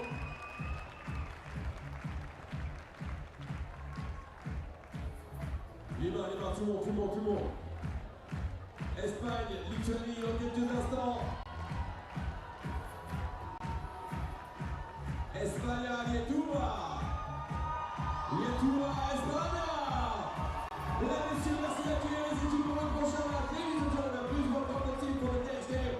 Starting with Team Spain.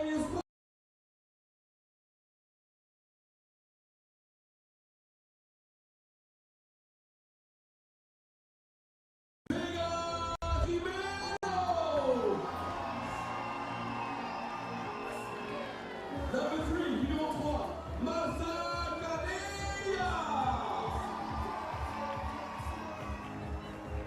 Numéro 10, number 10, Aitana Cuevas.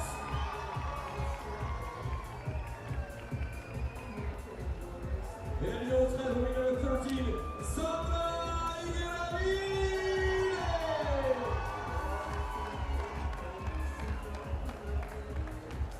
Vice-champion d'Europe 2019, mesdames et messieurs, l'applaudissement pour l'équipe d'Espagne. Viva! Viva!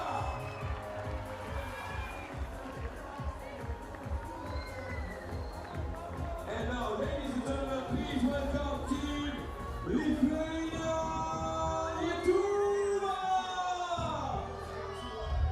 Number 6, numéro 6, Kamila Natsiskite.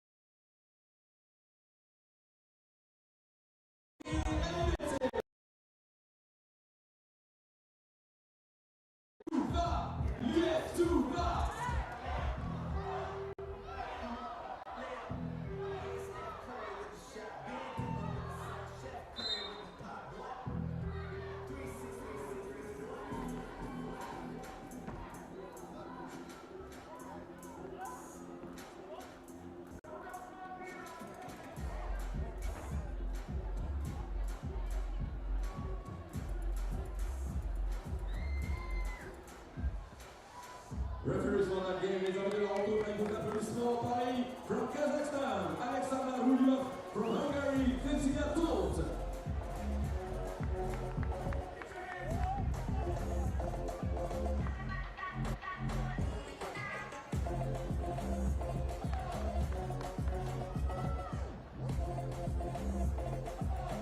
Et il reste encore un match, et quel match qui nous attend tout à l'heure à 22h30, le dernier match de cette deuxième journée. La Lituanie, mais cette fois-ci chez les hommes. Lituanie-France, ce sera juste après ce match. L'équipe de France qui est déjà une victoire au compteur. C'est l'équipe de France qui gagne son prochain match à 22h30. Elle sera qualifiée pour les quarts et en plus elle terminera première de la poule.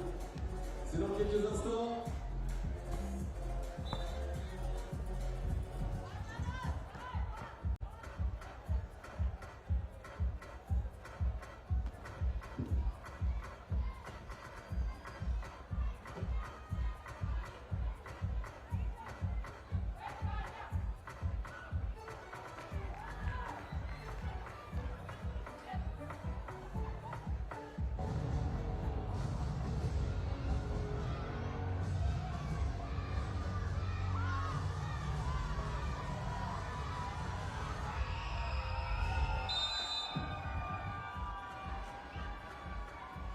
Spain, España, Lithuania, Lietuva!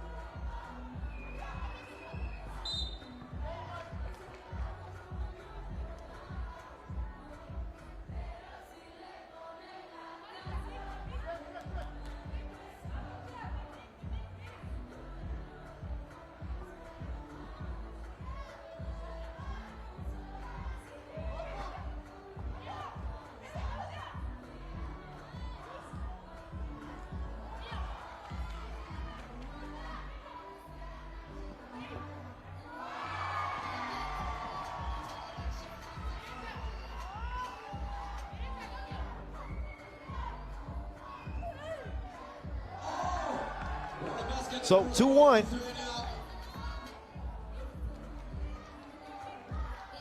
You know, I didn't realize y'all couldn't hear me. I've been talking for 2 minutes. My microphone.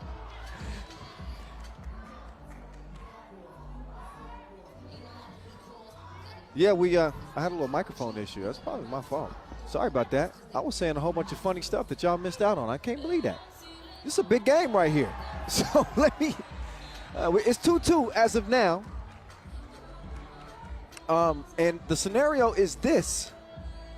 Coming into this contest, Spain need to score 15 points to qualify. Lithuania need to win by 3 or score 17 points with a win.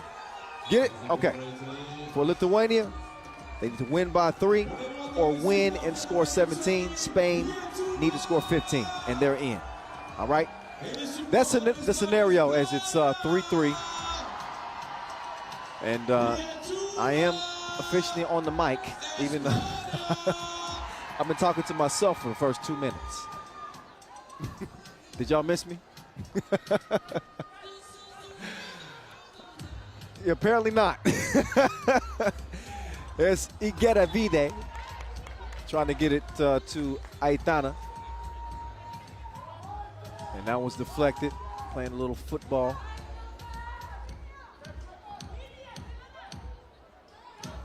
Lithuania didn't have enough to beat the Netherlands.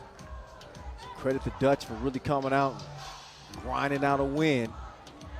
Again, Spain is considered to be the class of the group, one of the favorites in the women's competition. There's your Lithuanian top gun right there. Camille. Smooth as a baby's bottom.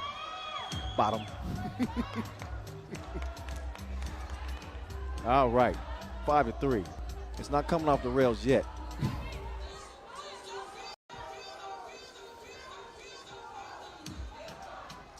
Oh, Lord. Oh, Camille with the lay. Nice move. 6-3, Lithuania out front. Take that back. Good defense. Let's see if at least there's some offense here. Shot, no, off target. So Kanea will get it up top. Aitana being harassed. She gives a little glare at the end of that play. Like, come on. But again, Camille Natsikaite, probably the most dangerous option offensively for this Lithuanian team. She's got to match the firepower of that woman right there. She needs a warning label. She is dangerous. Sandra Igedavide has Spain within 2, though. They need 15 points, does Spain. Lithuania need to win by at least 3 or score 17 and a win if they want to continue to play for a medal out here in Paris. Oh, that's a good look, but she back rimmed it. Ball finds its way to Igedavide, who quickly tries to get it to Aitana. That ball is tipped out of bounds, though, and the TV timeout. Good game to this point, and this is essentially an elimination. It is an elimination game, but it's like a quarterfinal before the quarterfinals. And right on cue, there's Camille. Took him to the dance floor and then hit him with the step back. When you draw that kind of attention, it's easy to set up open teammates. And there's the Lithuanian contingent right there. They are deep, representing. I see y'all. Can they help will them to a win? Lithuania represented on both the men's and women's side. Igedavide, she let it fly. Now it's Camille. She's gonna go to work right here. Gives it up, instead double deuce, chunks the deuces, but it's a miss. Aitana, quick repost. She's a problem. Oh wait, they didn't clear it. They didn't clear it. Okay.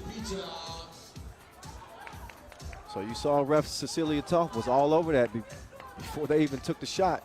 They had not cleared it, so they'll give it back over to Green.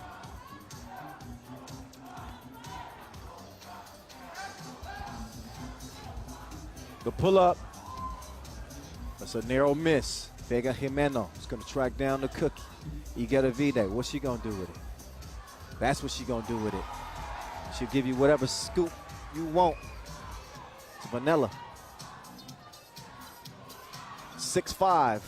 Oh, have some of that. She doubles down from long range. 8'5", Jimeno.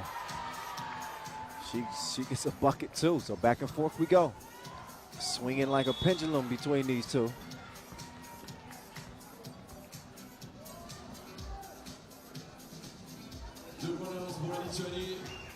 Lithuania doing a good job right out of the gates. They don't want to leave anything to chance here. Igedavide, she got places to go and buckets to get. She left them like a toxic relationship.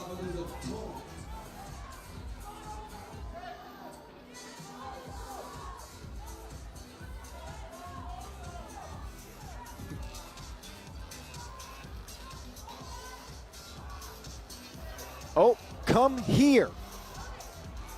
Couldn't knock it down. Oh, there's Aitana. I like your cut, G. Nice precision pass, though, from Jimeno to set up the score. Back down low goes Lithuania. That time, Igedavide is whistled for the foul.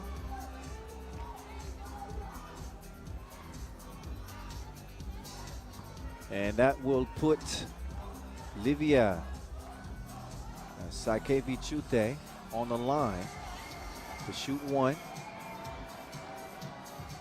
And she knocks it down. So look for Lithuania. Continue to try to find opportunities for not only Sakevichute, but also Natsiskaite, who has been tough to stay in front of. She plays with a lot of confidence. She's on the bench right now, so arguably the two best players are off the floor. Igedavide also getting a rest. But a lot of balance, too. You got a lot of bucket getters out there. Kanea, she comes up empty. But Aitana, she's going to recover and score. 9-9 it is. Jimeno with the D. Aitana with the O. We about to see. She's held up by a foul there. So Aitana Cuevas on this Spain team again, fresh off a Women's Series win in Montreal. 2 wins in the Women's Series here in 2021.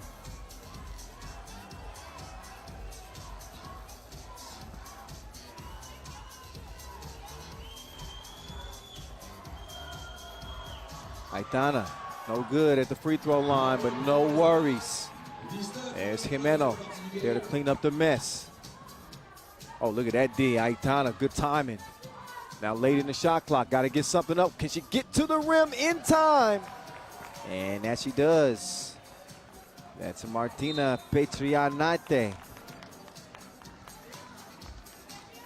5th foul, meantime, on Lithuania. Spain right behind them with 4. 10-10 contest. Little reminder, all Spain need is 15.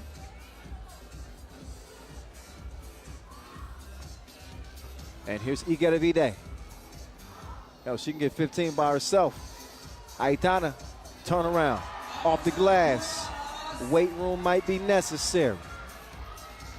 Spain out front by just 1. And Lithuania, they got the shooters. But they don't get the shot. They got the shooters to make this interesting. That is for sure.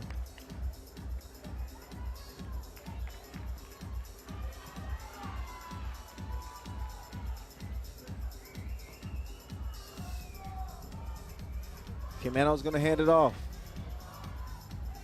And they get a look for Igedavide. The ball likes her, comes right back to her. Igedavide behind the back, but she took an extra step before the shot, so a traveling violation is the result. Ball back over the green. Tug of war between two very talented teams right in front of us.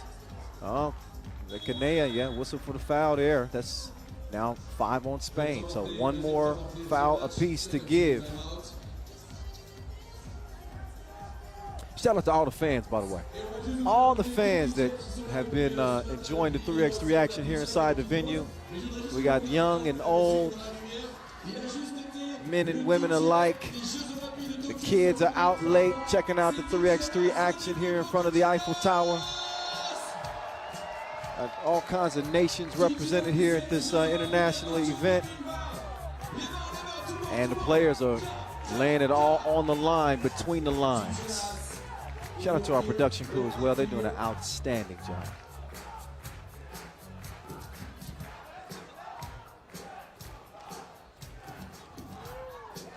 One-point game. Pool D. Last ladies action here in this group. And a foul drawn on the drive. No more to give for Spain. And this one's going to lead to a free throw attempt. So we're going to see if Martina Petrianate can knock it down. She does. 11 apiece. You got to be there. You can tell she was thinking about it. She must be a Pisces. She is wet. 13-11. Nice pass. That's easy money. Nice two-woman game working there. Now it's Jimeno and Igueravide trying to do the same, but they're held up by a foul. 3:32 officially left in this one. DJ Lassen is back. He's bringing out the Mike Jackson right now. If y'all could see me, I actually got a Michael Jackson like jacket on. I'm feeling like a Thriller right now. People always told me, be careful what you do. All right, I said I was done singing. I will tell you a fib from time to time. I ain't lying when I say that Tatiana is dominant in the post. Proof's in the pudding. Good answer underneath. Oh, we going at it right now. Here's Aitana. Who's your mama? It's a bucket.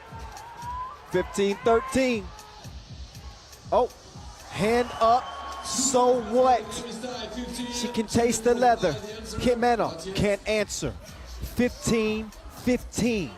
Now, 17 points is the magic number for Lithuania. They need to get at least 17 and get a win. They also need to win it by 3. I think they understand the scenario. And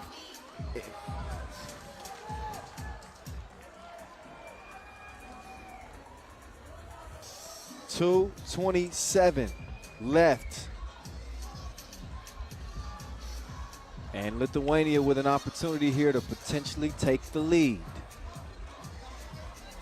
Camille Natsikaite. Cash money at the stripe. Second of 2. She calmly steps up and calmly strokes it. Be a big win for Lithuania if they can pull this out over Spain. They've already got 17. Igueravide. No. From my angle, that looked like it was going to be money. Instead, it's a miss.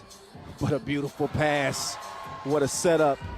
It was magnifique here in Paris as Jimeno gets her team within 1. Turnaround. Too strong. But it stays with Green.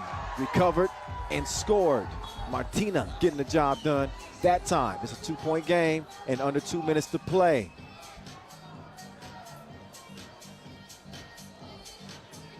Hey, if you're not following us on social media yet, don't make me come find you. Do it. Do it now. At FIBA 3x3. At FIBA 3x3. That's everywhere, all the time. Use that hashtag 3x3 Europe, and we will love you even more. We're trying to get our follower game up. And you think I got some bars from time to time on the mic? Let me tell you, our media team got some. They got the bars. They got the bars. The captions and all that, check them out. Twitter, Instagram, Facebook, and TikTok at FIBA 3x3. Igueravide. Too much sauce on that 2 attempt. Ball comes back to her though. it always finds its way back. And E get a V-Day with the scoop-dee-doo. 18-17, way to get your composure at the rim without traveling. Livia has Lithuania very much alive. E get a V-Day with the double dip to tie things up at 19 apiece. This woman is just different. She's just different. She got more game than EA. And this game ain't over with yet. 19-19, buck 22. Oh, Camille almost lost that ball there. But this game will be over with a 2-ball. And here it is, right here, right now. Lithuania with a huge win over Spain that will lead them into the quarterfinals. They did exactly what they needed to keep their medal hopes alive here in Paris.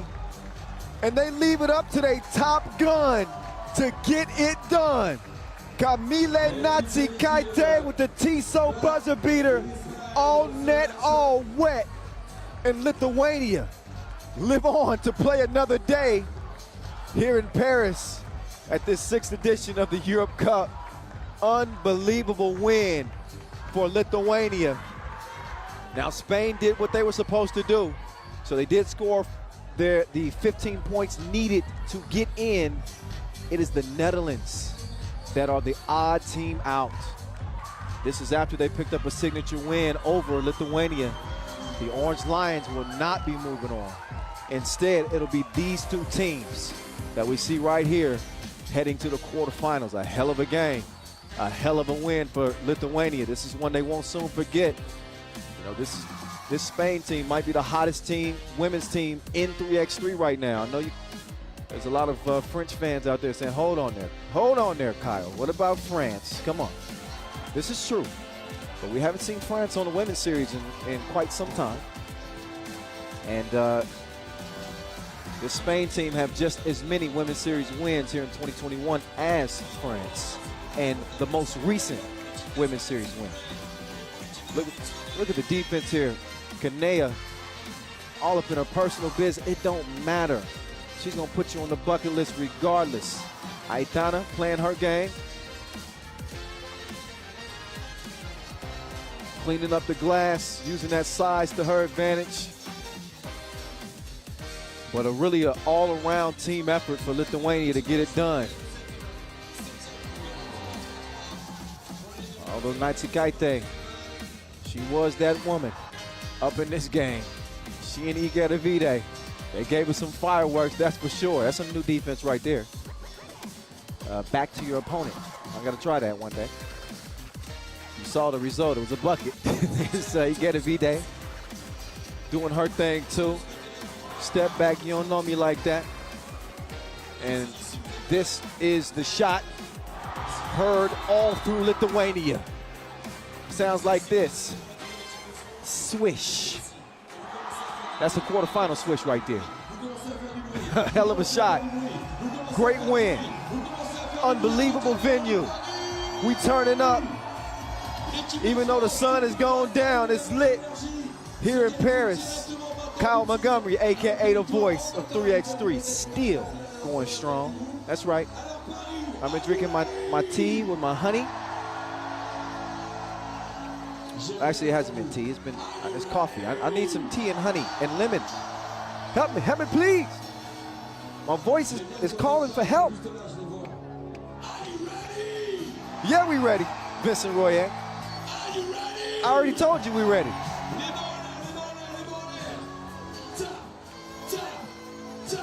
So you know what that means. We got one more game to go.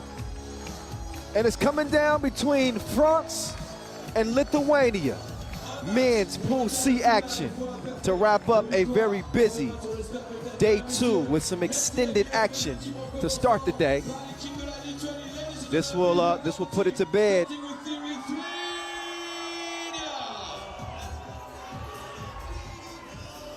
We saw France earlier. Both of these teams winners. So nothing really at stake in this one, so I hate to kill the drama for you. But what is at stake is that #1 seed. Although there are some that would argue that it doesn't matter who you play when you get to the quarterfinals. It's just everybody's going to play hard. The talent is fairly balanced once you get to that spot. But we'll see. Is it going to be France or is it going to be Lithuania who take the top spot out of the group? Austria is the odd squad out. And as you know, the top team from Group A will play the second team from C. The top team from C will play the second team from A. So that's something that they will be thinking about. Ukraine pulling off a huge upset over Serbia. And I believe that Ukraine is going to be the 1 seed out of that group. Just want to make sure they did get that win over Serbia. And they lost to Belgium by 1. So they come out of the tiebreaker with, 28 points total. I'd have to see exactly how many Serbia scored, but we will see exactly what the quarterfinal matchups will look like after we get through this final 10-minute sprint. You can call this a marathon of 10-minute sprints. 16 games today. And again, we're still going strong. That's not a complaint. I wish we had a few more games.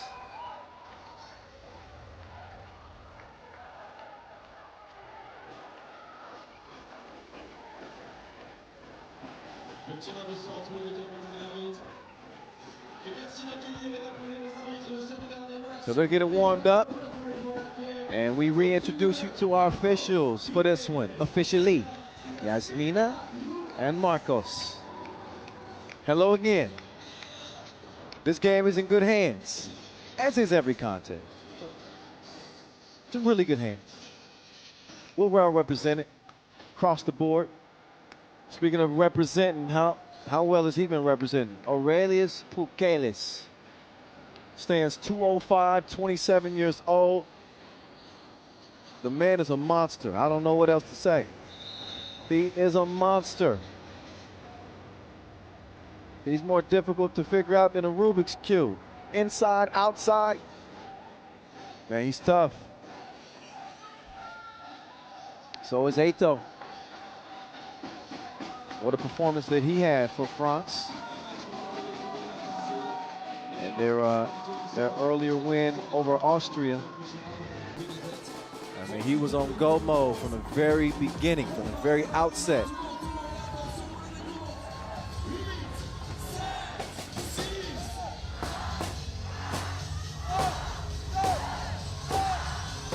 All right, the final countdown to the final game. 10 minutes is now underway. Here we go. Last game, day 2. Pool play done after this. Seguela, stroke is broke. Now what can he do with the monster, Pukelis? Pukelis just missed that one. Point blank range. Got to use that left hand or just dunk on him. It's always the shorter dudes that are telling the taller dudes they need to dunk everything. That's me in this scenario. Easier said than done, I must admit. Pontins trying to come clear, but a foul. Whistled on Lithuania. They should be pretty charged up after seeing what their women's team just did against Spain to earn their spot in the quarterfinals. So Lithuania could be in a great mood by the end of this game if they can shock the home team. Šarūnas Vingelis, count it. I really like Šarūnas Vingelis' game. They got a lot of talent in Lithuania. Thinking about Marius Užupis as well. It's another player that's really emerged out of Lithuania. Obviously not representing out here, but just making mention. Did I mention that Seguela can shoot? I know his first stroke was broke, but that one's bottoms. Vingelis couldn't hit that one. Oh, you got to get it to him down low. Get it to the big man. And Bo. He was dominant too. Him and Eto really keyed that win.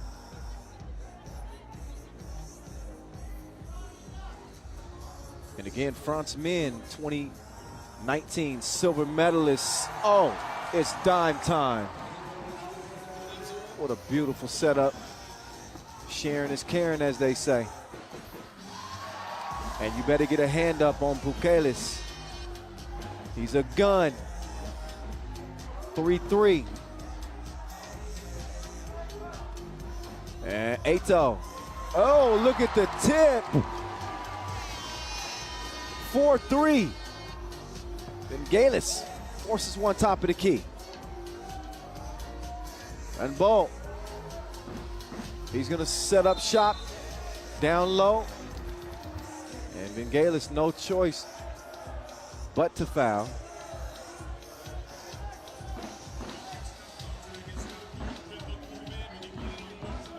And back to it we go. Renbo. I like the battle of the bigs. And the battle of the smalls, too.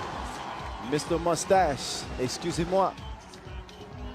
He gets the easy score, and Pukelis late in the shot clock, one-legged fader. Oh, but Darius Tarvidis is right there.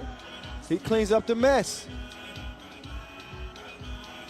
Oh, Renbo, sneaky, got past Pukelis, but he missed the crib. Gotta have those, Tarvidis. He dribbled that off of his left foot, he did. So ball over to France.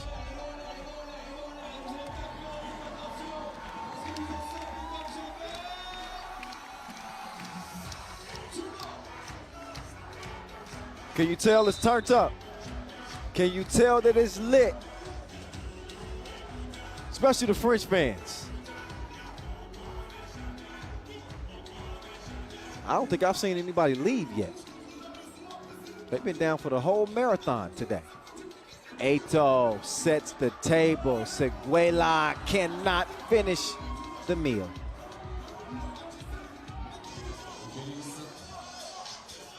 Oh, good idea. Just out of reach for Pukelis. He still pulls the trigger. He'll have to reload after missing from the corner. Pantins. He'll get it over. Eto off the miss, comes back to him. Seguela, he's gonna give it up. Let Pantins reset.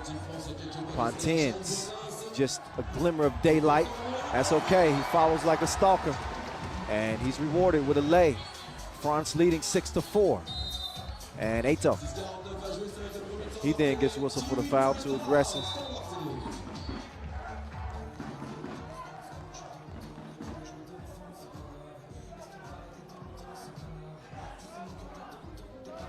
So our first break in the action as we are under 7 minutes. It's a TV timeout.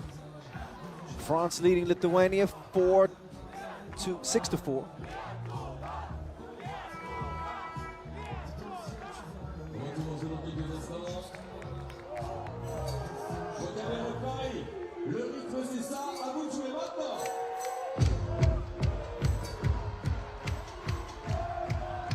DJ Last got to jump it in here.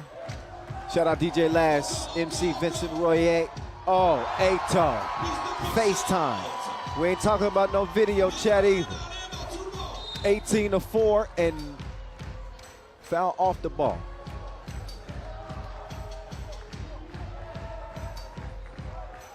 A second on France. Is that a foul off the ball or 3 seconds? I'm not sure where that whistle came from. I gotta admit it. 1 of the 2. Tarvidis, speaking of 2, he chunks the deuces. It's true, 2 picks, and France lead it by a deuce.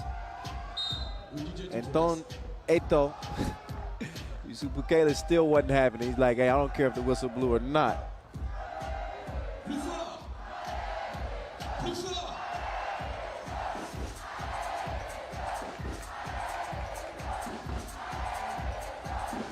So here we go.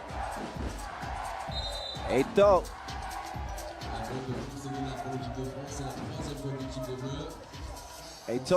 He's the one that's got the edge on this French team. Mr. Swag definitely walks with a little bit more bravado. Oh, There's some string music for you. Sharunas Vingelis. All net, all wet. And it's 8 up as 8-toe. Chunks the do. 2-piece. 10-8. Pukelis setting up shop. Cross court. Vingelis. Quick draw McGraw. Not that time. Vingelis. Now to Pukelis. But they got caught camping in the paint. 3 in the key. It's a violation. Moving closer to that 5-minute mark. 5:39 left in this one. 2 teams that will be playing tomorrow. This is all about pride. This is all about seeding. Going into the quarterfinals, Eto. He doesn't get it on the first try, but he does go back door. Little Joe to the crib. Easy money. Les Bleus leading by 3. I believe that's 3.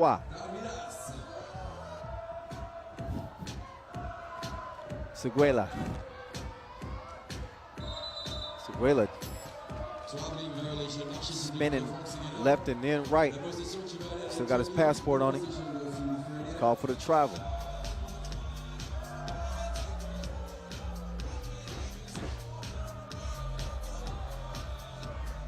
Claudius Tarvidis with a little hezzy.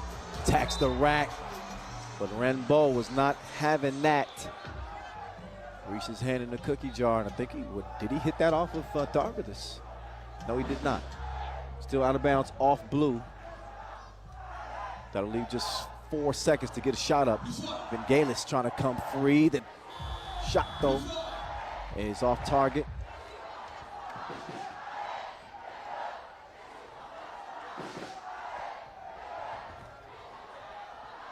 Oh, my goodness. Mr. Mustache. That was crazier than catnip. He made that from behind the goal. Tarvidis kicks it. Oh, and a nice knockdown. So Razutis is able to get Lithuania within 1. Oh, Pontins nearly got the follow. But he's definitely got another addition to his mixtape, Mr. Mustache.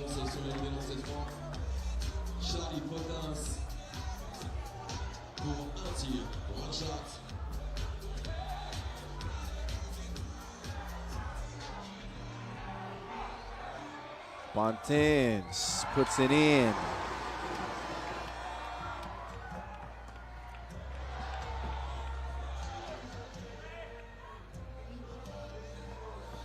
Pontins, oh, come on, don't do Pukelis like that. He passed it up. Eto, quick move to the cup, sets the table, Rambo puts it in.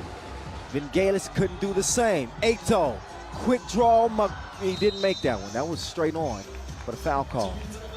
TV timeout, we're under 4 minutes. France leading by 3.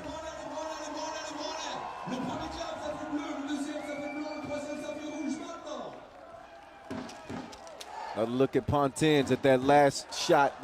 This is ridiculous. Come on, man. That dude has never lost a game of horse in his life. That's his go-to shot. French flags flying through the air. All our Parisians, the French and Lithuanians and Romanians and who else we got in the crowd? Serbians all around here.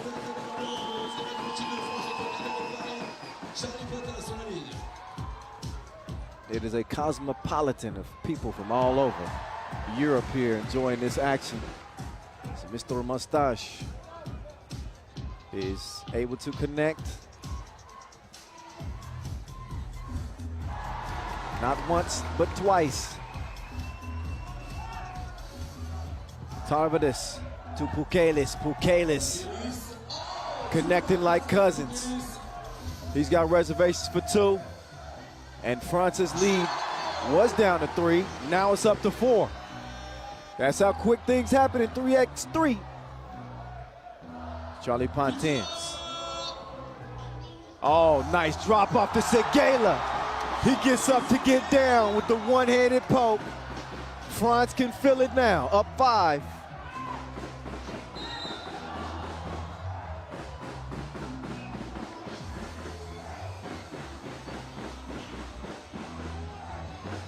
Another look at that, Segela. Ooh la la. 18-13 is where it stands for the time being. That is until the free throw was made. Ignas Razutis. Another one is good. Lithuania not done yet.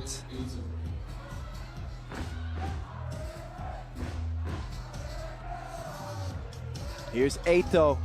He's got some fans watching, that's for sure. He's a baller.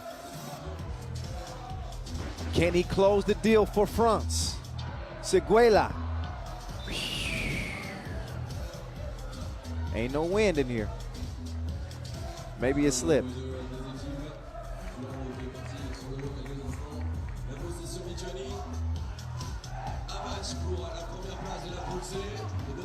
Bukelis. Nobody home.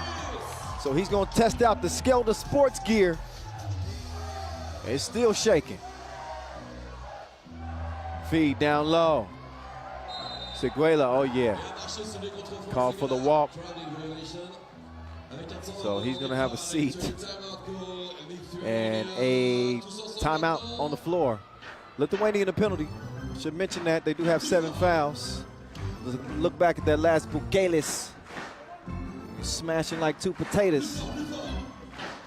And France lead it by 2. 2:30 left in the contest.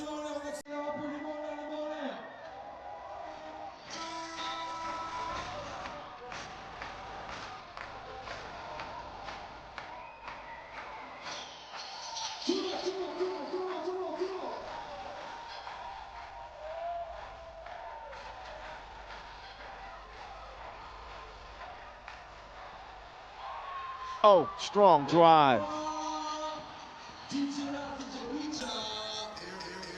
DJ Pitcher, DJ Lass.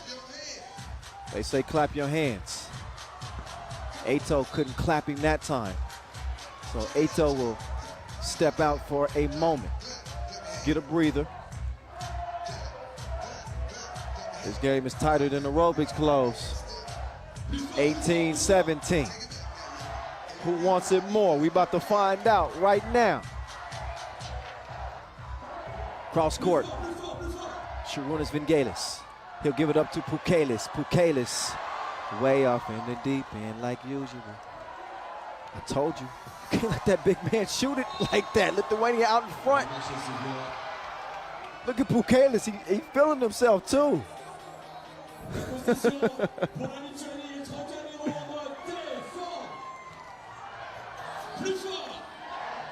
So let's see, Lithuania, they can win this game possession if they hit a 2.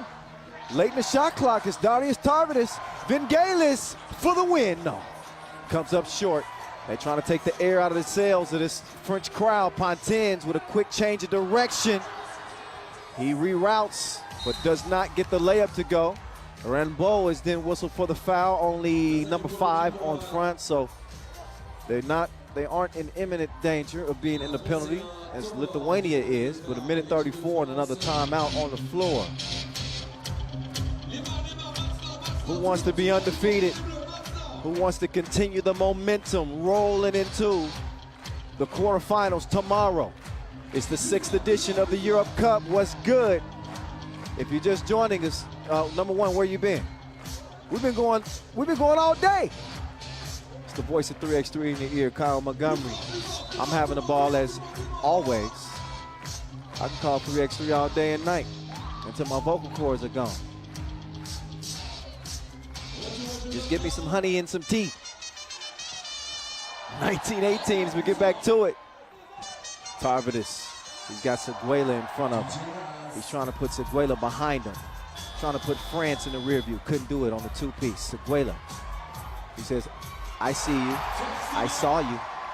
Bye. 19-19. Look at this defense from Ato. Oh, put him on the bucket list. What a shot. 20-19. It's game point for Lithuania, but France could win it. Ato kicks it. Rainbow, oh, halfway down, but these goals ain't loyal. You can't trust them. This is how you want the final game of day 2 to come down. Look at this shot. Oh my goodness. That's a heartbreaker. Will it end up costing them? We are about to see. I'll be honest with you, I can't see anything right now. People, the crowd is standing in front of me. I gotta go to my monitor. I can't even see the court. All right. Thanks to our technical crew, I can at least see the game. Nice feed. Oh, but it's wiped away. Ato says no. Oh, he got whistled for the foul? Okay, well. I'm sure we'll get another look at that. Look, you be the judge. Oh, whoa. Whoa. That's tough, but here's Sharunas Vingelis. He can put it on ice, and he's nice from the stripe. That's it, that's all. Lithuania, they steal France's joy for just a moment. They will be playing again tomorrow, but they will not be heading into the quarterfinals unscathed, that is. France, despite their best efforts, they're gonna come up short by just 2 points. Lithuania, they are the real deal, no GMO. Look out for this Lithuanian squad heading into the quarterfinals. They look good, as do the women, who will also be represented in the quarterfinals as well. As tomorrow, everybody's gonna have medal on their mind. But for now, let's get it over to Julien Debove, who's with Darius Tarvidis after a big win. Darius, thank you for ruining the party tonight. It's a big comeback win against France. Yes, they was leading, but we still didn't panic. We played our game and we got reward. It was a really important game, so I'm very happy to win. Today was a big day for Lithuanian 3x3, not only with you, but also the women. I don't know how much you could watch the game of the women, but they've also won an amazing game at the buzzer. Yeah, we did warm up, so we cannot watch. But I'm really happy that they won against Spain. Spain is a great team, and I'm really proud of our girls. Okay. Congratulations. See you tomorrow. Thank you. For the quarterfinals. See you tomorrow. Yeah, see you tomorrow. Good work, Julien Debove. Man, Jude might be the hardest working guy in the venue. Unbelievable. He's interviewing, he's helping social media go the way it's supposed to. He's giving me notes. Wow, what a day, what a day. Our final highlight rip of day 2. Back and forth we went. Antoine Ato setting the table. He was also getting buckets as well, playing with plenty of confidence despite having a smaller frame. He is fearless in how he attacks the rack. Charlie Pontins with maybe the shot of the tournament so far. And it'll be featured in this highlight reel. That's just a regular layup. But my guy hit one from behind the rim, behind the backboard in this game. Ato with the 2-piece. Tarvidis, he got it going too. I mean, obviously you can tell from the final score, 21-19, that this was very much a game where they swung momentum back and forth. Thought Ato was good in game number 1. He was getting buckets here in game 2 as well, at will. Had a tough time staying in front of Tarvidis there, but does a great job setting up the table for Radboud. Intense game. This one really had a feel of like a quarterfinal, like an elimination game, although both teams were in.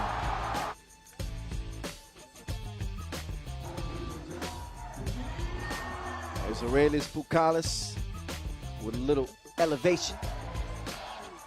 Rising up like the day just began. He can also step out too. Smooth stroke from the deep end. Seguela making an impact on the game. That was just tough. Rambo, we were wondering if that too would have cost him. This is the foul called on Ato that would send Vingelis to the stripe. He would make good on his first attempt, and that would be it.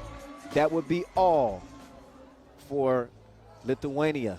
as they get it done over France to wrap up day 2.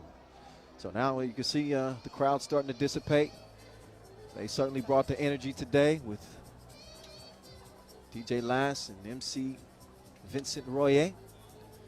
Some of the players still kind of hanging around doing, handling some media obligations and doing some interviews and things of this nature. And while they do that, we might as well just start getting you ready for the quarterfinals. Now, I don't have all the matchups here handy, but we do know that the quarters are set in stone. And it is win or go home tomorrow all the way up until the semifinals. Obviously, if you lose in the semis, then you get an opportunity to play for a bronze medal. We will also have our individual competitions to look forward to as well. The mixed gender 2-point shootout final. That should be fun. Hopefully the men pull it out. Yeah, that's right. I'm picking a side, all right? Here's how pool play. We'll wrap up. France on the women's side, unbeaten. They look strong, as do Hungary. Don't sleep on them. Russia, the silver medalists at the Tokyo Olympic Games, they are unbeaten out of their group. And how about Spain coming out as the top squad in that 3-way tie in Pool D on the women's side? Here's how things look on the men's side. It is Serbia who get that #1 slot. Ukraine, who beat Serbia. Man, they're in. Belgium is out.